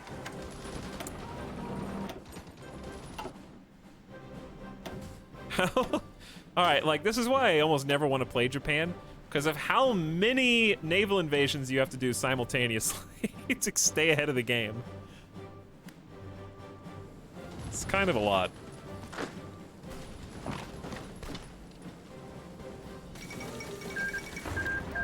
Poland is finally dead. Soviet Union claims 10 states. Dark times indeed. All right, let's fix this real quick because I think we already looped. You know what? We're gonna do Hearts of Iron Classic, baby.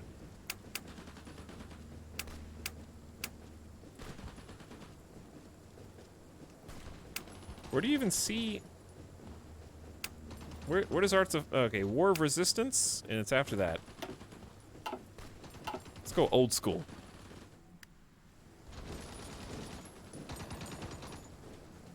We're kind of losing ground, and there's only 5 units here. Let's go ahead and take the spot that they just vacated and maybe sneak on in here. That would be a nice encirclement. I might just need to take a small force.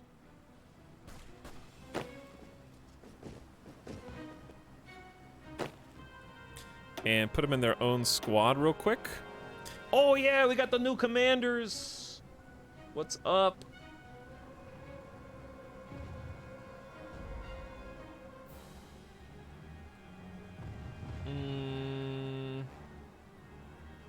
Let's do the 4 attack, 3 skill individual here. That is your front line, soldiers.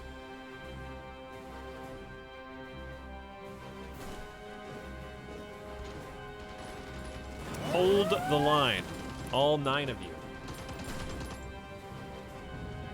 Backup is on the way.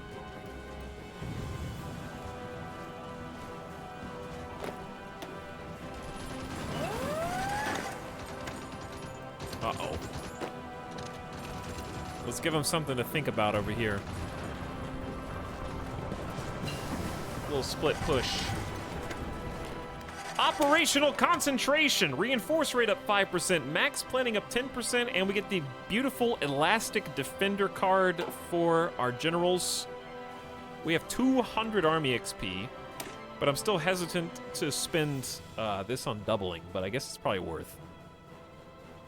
Supply consumption down, combat width also down. So we can have more troops in a unit. Combat width down 0.4 is pretty sick. So we're gonna create an offensive line with the idea, not like that.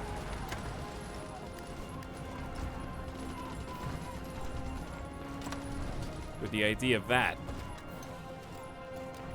And then once everybody's in position, we're just gonna say go, because I think we'll be fine. Playing Japan is so tedious. Yeah, it looks like it would be. Just because you have to stay competitive by constantly, like, getting naval invasions, and that means you have to lock down all the different bodies of water. Crocky Lemons, by the way, thanks for 10 months of sub. What's up? Good evening. Appreciate it. Thanks for the support. Soviet diplomats present an ultimatum to the government of Finland, demanding border adjustments in the region of Karelia.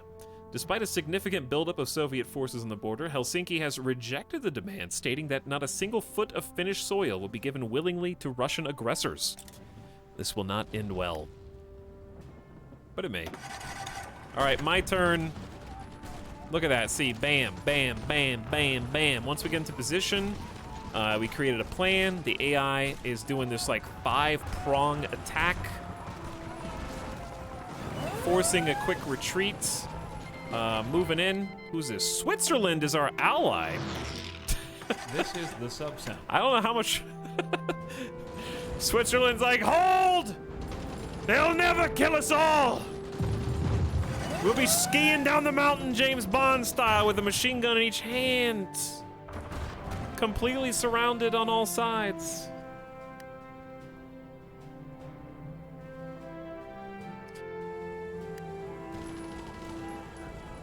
Neutrality gone. What's up, Brynjar Bjorn? Basically, away from the interwebs for the past week, life can be real lifey. That is true. That is very true. Well put. Soviet Union versus Finland. But thanks for 4 months of sub, Brynjar Bjorn. Hope you're having a good one, and hope you're catching up with life, and it's not catching up with you. You know? There's a big difference there. Okay, we might be focusing too much on that and not enough on this.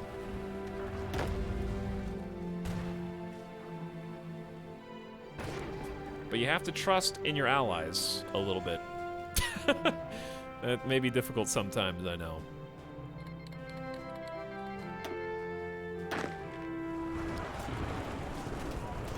Something happens? A speech. Italy is called Yugoslavia as our ally. Oh, did they make Yugoslavia back? Yeah, fascist Yugoslavia is back. Romania, the rest of Yugoslavia, Greece, and the rest are still kind of holding on. I don't know how long that's gonna last, though.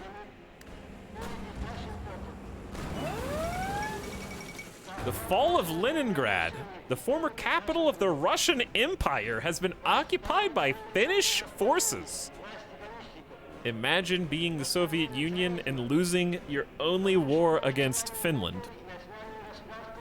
With a population of over 3 million, the city has nearly as many inhabitants as all of Finland. But this fact has evidently not deterred the Finnish attackers. There is some debate as to whether the city should be integrated into Greater Finland, since Ingrian Finns make up a considerable minority in the regions outside the city. This, of course, assumes the Red Army is unable to retake it in a counteroffensive. Uh-oh. Finland joined the Axis. Which means, chat, that yes, the Soviet Union, with Communist China and Mongolia, is now inadvertently at war against the entire Axis. The World War is go. I repeat, World War is go.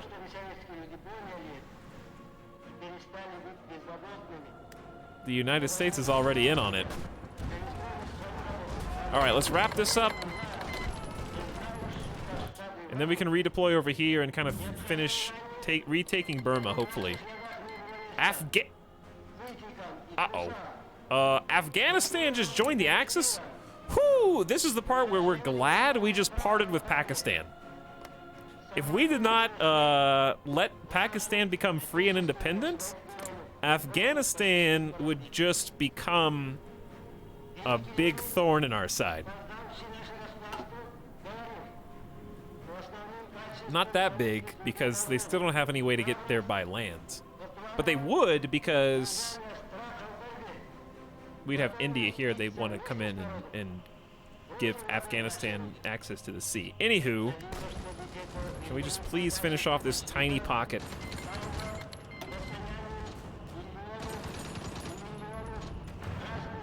You have to have a little bit of faith in the AI.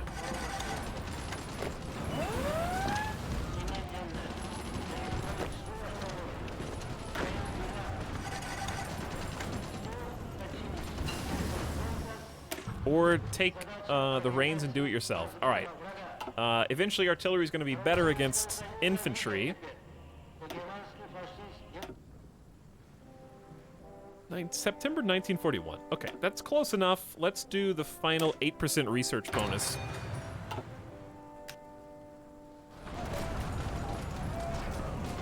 They're doing it.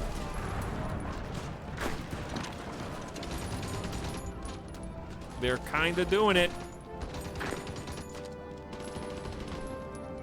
They're sort of... I didn't unpause. You gotta unpause.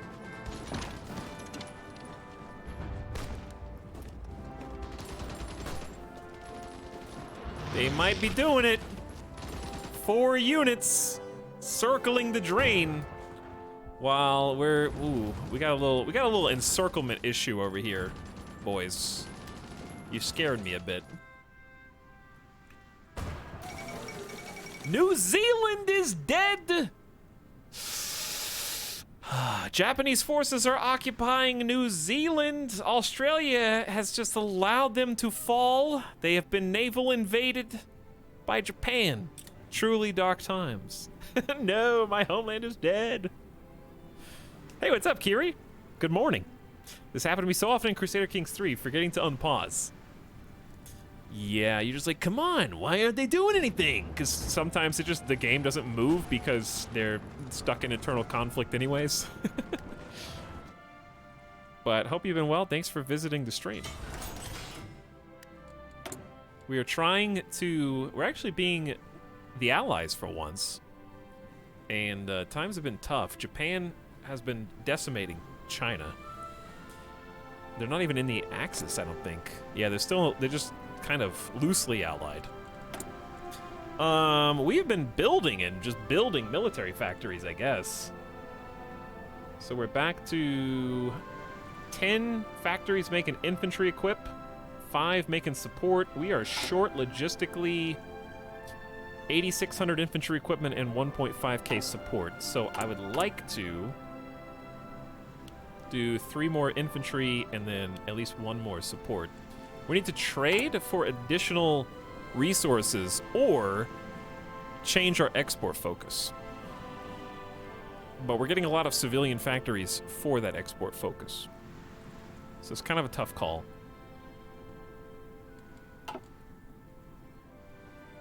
Indeed.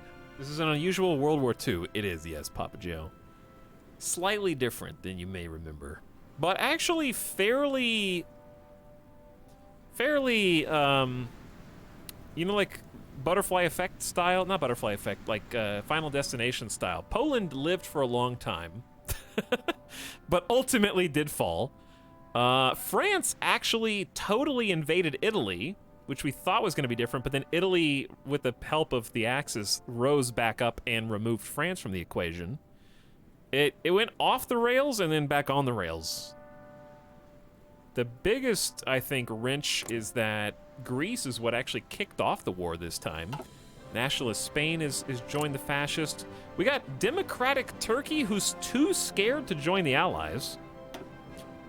Turkey would be a pretty big swing vote in the Allied favor. I'm great, thanks. I always like hanging out here. Keyread, you don't need to lie to my chat just to try to get on their good side, okay? None of them have a good time while they're here, so you can, it's okay, you know? You can tell them the truth, because they're right there with you. All right, these guys are gone. Now we're gonna dump this force back into, how should we even do this? Maybe I should just dump them back into the 45 and just see where they go. Okay, we got our first heavy fighter, but it's 1941, so we're a little behind the times. Let's go for the bow fighter next, and then we'll start producing that. Wonderful map game. It is a wonderful map game. I thought Kiri was pretty cool, but turns out she's a liar. Kiri, what have you been playing? Some Civ 6. Nice. I love Civ 6. It is a great game that I haven't played in a long time. Maybe I should play some more Civ 6 at some point in the near future. West Bengal. Let's up that to 7 in infrastructure. And then build another factory there. And then build another military factory in Hyderabad and Bombay. Okay, that'll buy us some time. Just kind of pumping out military factories at this point. Civ 6 is great, but it takes forever. It takes me forever, especially. Me specifically. My turns are very methodical to the point of too much thinking. Analysis paralysis. But it is great fun. I haven't seen any of the new DLC really up close. So some of that could be interesting. All right, Japan's doing some strategic redeployment here. And they're just trying to kind of maneuver around this pocket that we've created. Dude, Indian tanks! That would be sick. But we may never get to do that. Let's get a land doctrine bonus while that's still relevant.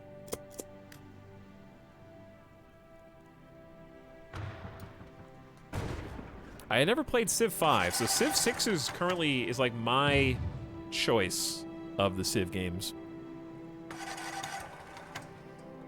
That's my personal fave.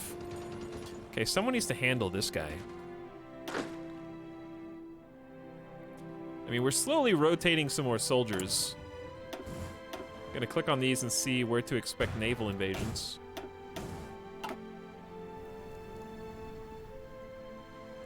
Best case scenario, If we can squeeze out a couple of these pockets. We got a lot of troops redeploying over here. Perhaps I should have kept that squad of 9 and just kind of used them strategically in some different areas. We could still do that. Like, let me just grab these guys, pop them on over, give them a good offensive commander. That guy's actually got a perk.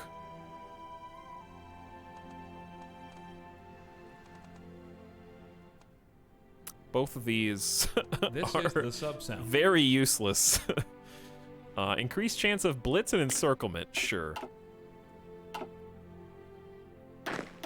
Okay, and then we're gonna create a front line on a couple of these like smaller areas and just try and, I don't know. Hopefully that'll work. Of course they got unencircled. Fantastic. Civ 6 is my most played hours out of the series. Also never played Civ 5. Civ 6 is the best one in the bunch. Yeah, I agree. I should play it again. Hey, 2 new divisions. You don't see that very often. Let's send those with my personal squad. We're gonna create a new front line.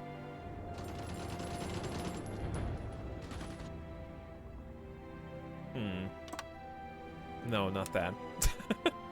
How about here to there? That'll work. Okay, Switzerland is now dead. The steamrolling of the Axis continues.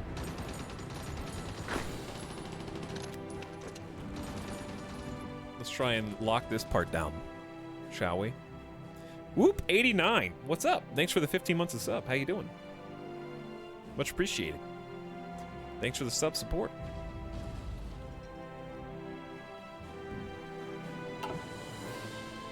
Well, we've managed to cling on to life. And we are retaking Burma. We got a lot of US troops kind of in and around here. If we zoom out a little bit, maybe we can see a stack. No, just a bunch of chaos. We don't have any divisions in basic because we're 8,000 guns and 1.4k support equipment in the whole, so I'd like to reinforce the troops that already exist. Ooh, this looks tasty.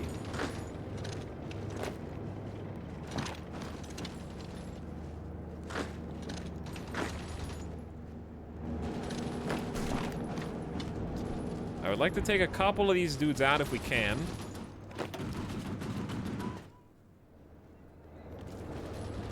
How did we allow this to stay? I don't know, but now he's moving. Great.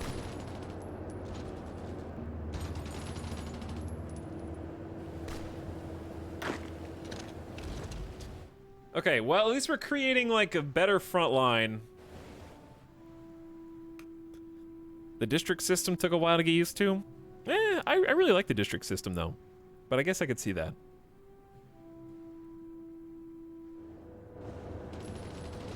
Come on. You've almost got this. Thank you, British allies. Finish him. He did not finish him. He thought about it, though. Gotta chase him down real quick.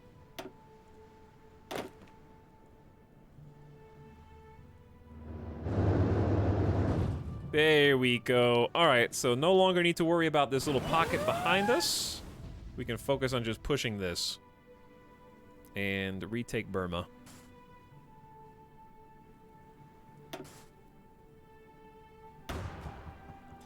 Japan is starting to feel the burn, I think, because the Chinese-German war... Yeah, it's a different thing. Wait, is it? Which war is Japan part of? They're not in the Axis. So they gotta be in the German-New Zealand war. And we're losing! Franco-British Union's lost 1.14 million casualties. The United States, 876,000. German Reich's lost 1.4 million. Italy, about 500,000. Hungary and Yugoslavia capitulated. Japan has lost. There we go. 700,000. We have lost. What? Where's India? 320K. That's a lot of people, don't get me wrong, but it's just scratching the surface of what India's capable of. So here's the thing. Wow, if we can just hold them off long enough, we keep pumping out new factories and stuff in the background. You know what I mean? Like, we're still mobilizing. That's why I didn't build up that much in Burma, because I was worried about this exact issue, actually. But maybe another, like, 2 civilian factories would be good. And then fill in some more military. Let's go here and here. We're gonna need more fuel silos. Let's get a fuel silo there. Okay.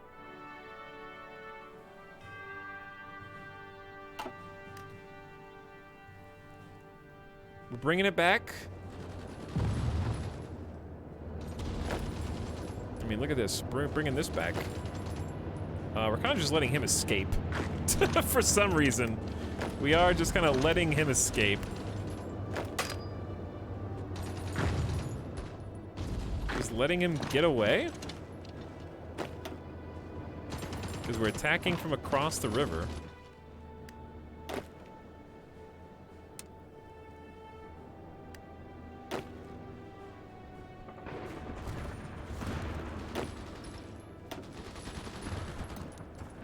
Okay, I would appreciate it if my team didn't all suck and we could man this spot before he tried to roll through it. It's a small victory, but a victory nonetheless. Hey, thanks for the free stuff. I got 600. Ooh, we got 83% war support. What did I say I was gonna do once we got enough war support? Oh, I was gonna possibly change the economy to total mobilization. Would lower the recruitable population by 3%, which is pretty significant, but we get faster factory builds and additional consumer good factories. So here we go, baby. Here we go. And we'll make up for that by increasing conscription.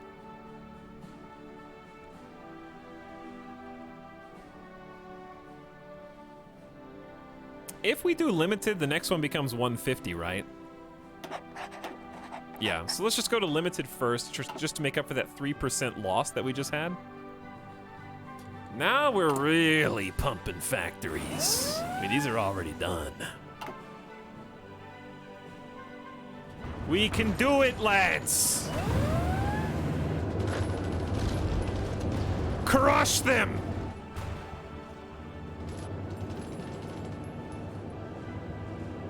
Another one bites the dust. Okay, fantastic. Now, family, I invite you to a special event.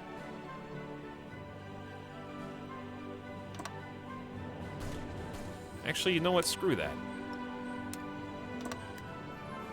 That's your new front line. Actually, we're back capping them, which is hilarious. And I'm not doing that, the AI. They're kind of cutting through, though.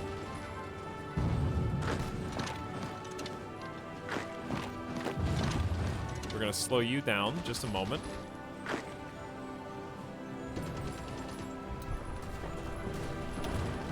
There we go. All right. We're pushing them out. Oh! Ah, here it goes again! Here we go again, dude. No. They're back.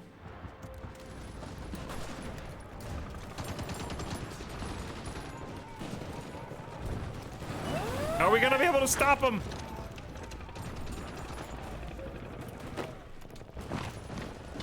Actually, that was a good spot. Too late. Okay. I like what I see here, though. I like this push.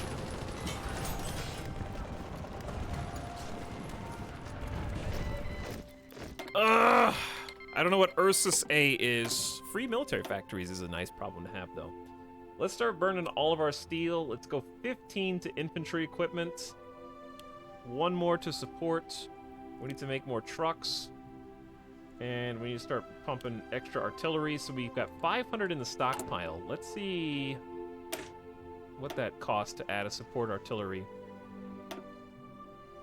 We would need... We have enough in storage to reinforce. Let's give them some support artillery that ups their defense by 9. Gives them some breakthrough, a good bonus to anti-infantry. Just a hit to organization.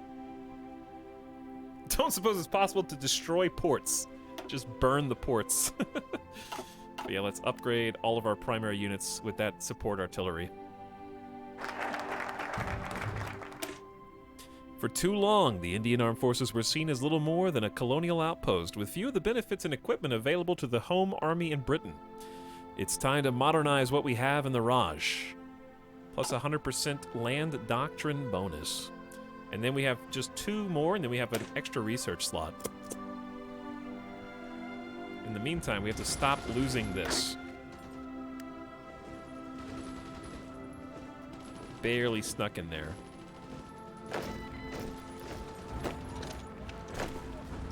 Barely sneaking in here. Back cap this, good. Keep the push. And delete their units. Good encirclement, boys. Now encircle this fool. Trying to escape. Alright, Burma's basically like good. Now we gotta deal with this again. I'm sending... Every time we fix one, another leak is sprung. We're gonna strategic redeploy to the other side. We're gonna use the trains. Everyone together now. Before they get to the other side, please.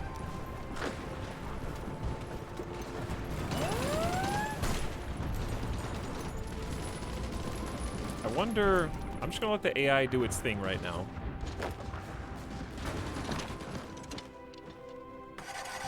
We are kind of containing it. Strategic redeployment is on the way. Burma is almost secured. We've definitely lost some units, though. I think we got encircled a few times. Okay, fuel gain from oil is up. Not a big deal right now. It's almost 1942. We're already getting this research. We're gonna need a radar detection at some point. Let's just do another artillery upgrade for more soft attack. How do you win in this game? You just quit playing at a certain point. It really, you kind of, it depends on your country. Because different countries have different possibilities based on historical context. So if you play a larger nation, you may set some goals based on the country's focus tree. So in India's case, we kind of have a choice between staying with the Allies, which is what we chose for this campaign, or you could have reached out to seek help from the Soviets in the Comintern or Germany in the Axis. And if you picked one of those, you would probably be fighting on their side. So in our case, winning condition right now is, since we're part of the Allies, would be to beat back the Axis and Japan, who is not part of the Axis in this ahistorical run, and succeeded in invading New Zealand and most of China. This is the Greater East Asian co-prosperity sphere. So I guess winning both of those and having those wars end would be our victory condition.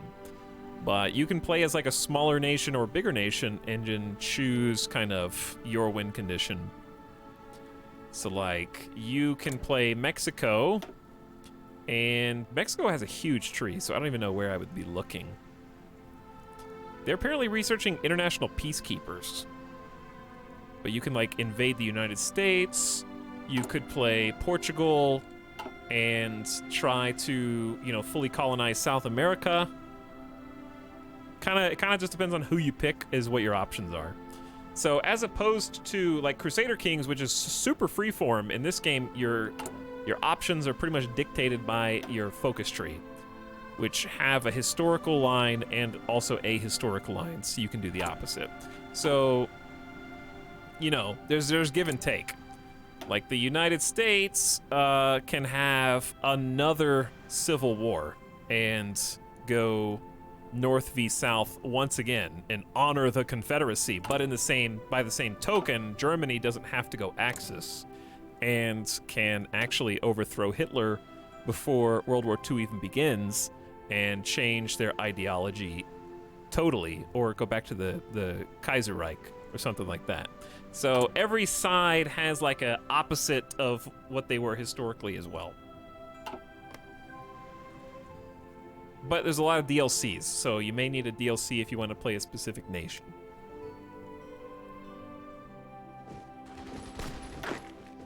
Because those usually give you the new focus trees.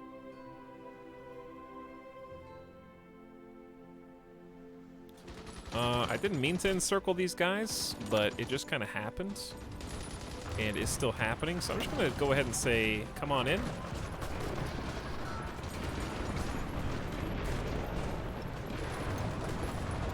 Water looks nice. If they want to lose that easily, then that is fine by me. Can you play Austria? Yeah. I don't know if Austria does Austria have a unique focus tree? I think they have the Central Europe focus, yeah. So the countries, like, obviously Austria got Anschlussed, so I don't think they have a unique focus tree. But you can play as some neighbors. Like Czechoslovakia has a unique focus tree. They're currently getting beat. I wanted to play Romania too. Romania would be fun. Poland is getting a rework in an upcoming updates. You can restore Austria-Hungary as Hungary and not Austria. Oh, okay. Well, there you go. Good news, chat. We successfully defended against another naval invasion. But, I'm sure there will be more. We're holding on to mainland India now. So, let's go ahead and put you guys back and let them kind of repurpose themselves. Japan declared war on communist China. Were you not? Oh, dude, Turkey! Turkey joins the Allies. The Franco-British Union and the Republic of Turkey issued a joint statement. The latter has now been formally granted member status of the Allies. Whether this partnership will be used for offensive or defensive purposes remains to be seen. Our alliance grows stronger. It's actually huge. Turkey is a strategically valuable point. It's already connected to a pretty staunch Romania, Yugoslavian Confederacy, and Greek Allied front, which is hilarious that that's the Allied front over here. So Turkey can just straight up join them. They have about 270,000 manpower, which is fine. Turkey has big potential to mobilize even more. They're quite a powerhouse if they can get their industrial ball rolling. But they'll be able to reinforce really close, which is super helpful on this front. And also connect, obviously, Africa through, you know, Saudi Arabia. These guys, good old pass by Jerusalem on the way to the front line.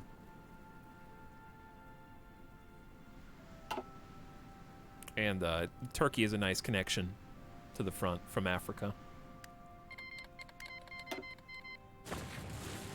How are we doing down here? Pushing them out of Rangoon? Shanxi Yan State, that's the puppet from Japan. Japan is called Manchukuo. Has Pakistan betrayed you? No, Pakistan is being an actually helpful neutral party right now, I guess. If a breakthrough can be achieved, it must be exploited strongly as possible. A vast offensive pushing through enemy lines as deeply as possible will render the defense of the front more difficult, impossible, or irrelevant. Overwhelming fire is a new tactic that our commanders can use, giving us some good offense and defense perks. And we have supply consumption down 10% across the board, which is huge. And we're just going to go straight from that to breakthrough priority and keep land doctrine just constantly being a nice buff to our infantry forces. They're quite lengthy researches, so we're just going to queue that up. And the other one we just got was the bow fighter. So we now have a fairly modern heavy fighter option if we want. Which I think we do want. Maybe I should start researching air doctrine now. I forget which one we want. Probably strategic destruction. No, probably... Well, if we had a bunch of bombers, then we would.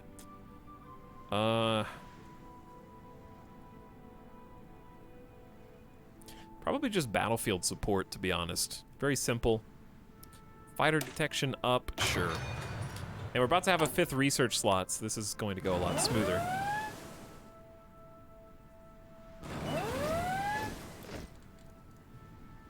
We have only... Where's our manpower? Hold on.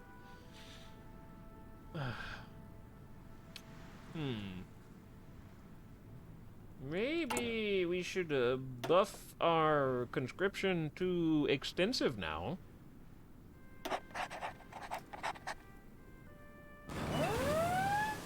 Running a little low on manpower. Not great. That means our troops are not getting reinforced. We went to 0 real quick. Apparently 0.5% made all the difference.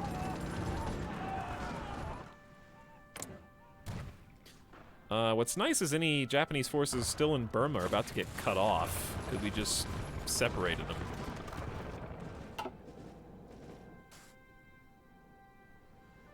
And I feel like, chat, do you see this? Do you see this? Allies are holding the line between Manchukuo and Japanese Laos. It's pretty good. Tanu Tuva is our ally. Okay. Tanu Tuva, we're saved, dude. With their power, we'll never lose.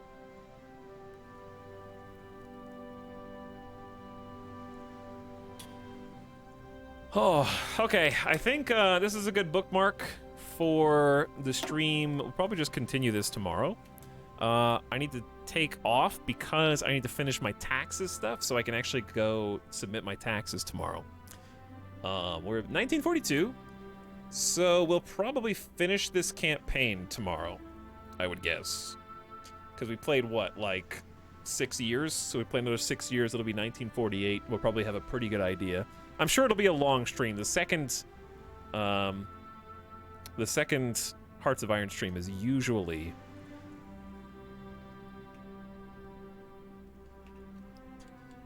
quite a lengthy one. But yeah, I kind of have to finish my important taxes. But yeah, state of the world right now, Axis are doing pretty good. We're losing the war, technically, so it actually might be shorter than I think. It really depends on how long these dudes down here hold out for, and how much the United States can muscle. German Reich is still at around 1 million troops. Italy's at like 200,000.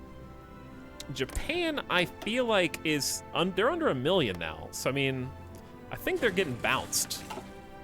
They're certainly losing manpower, and they're losing ground, and they're getting separated. So I feel like this war is going pretty well, but the Axis war is questionable. Making Japan capitulate, as we found out last time, is not easy. But we can buy ourselves some time to continue to industrialize, build the factories. We're doing a great job of filling in all those spots, and we're building quite rapidly. In fact, we have 2.5 productions going on at the same time, instead of just 2. So it's going up, moving up, especially with consumer goods down. All right, that is it for now. I remember to save. right? Yes, I did remember to save. Thanks for hanging out, and thanks for watching, everybody. It's been fun to jump back into a Hearts of Iron campaign. I've been enjoying this a lot. Just had the itch, and figure may as well scratch it, even though there's an expansion or DLC coming out in the near future. So why don't we go do a little end-of-stream raid before you go? Let's go say what up to Danatage, playing some Satisfactory right now. Which is, of course, a fantastic game that I like quite a lot. So go say what up to Dano, give him some love, give him a follow if you haven't already. Check him out. Plays a lot of fun video games similar to what you find over here. Thanks for stream. Good luck with your taxes. Thanks, Kiri. Luck certainly defines how I treat taxes, which is don't look at how much you owe. Close your eyes until they're done, then open them, gasp, and just pay as much as you can. I hope for good luck at the end of it. Also, a wild Simcopter appears. Chat had a chance to play Portugal, and they voted against it, and then we voted for India. We'll be back with some more India tomorrow, chat. So come back, like, I don't know, 5 p.m. Pacific, and we'll pick up where we left off. Okay? Good night. I'll see you again soon. Go give Daniel some love, and I'll catch you next time. Bye-bye.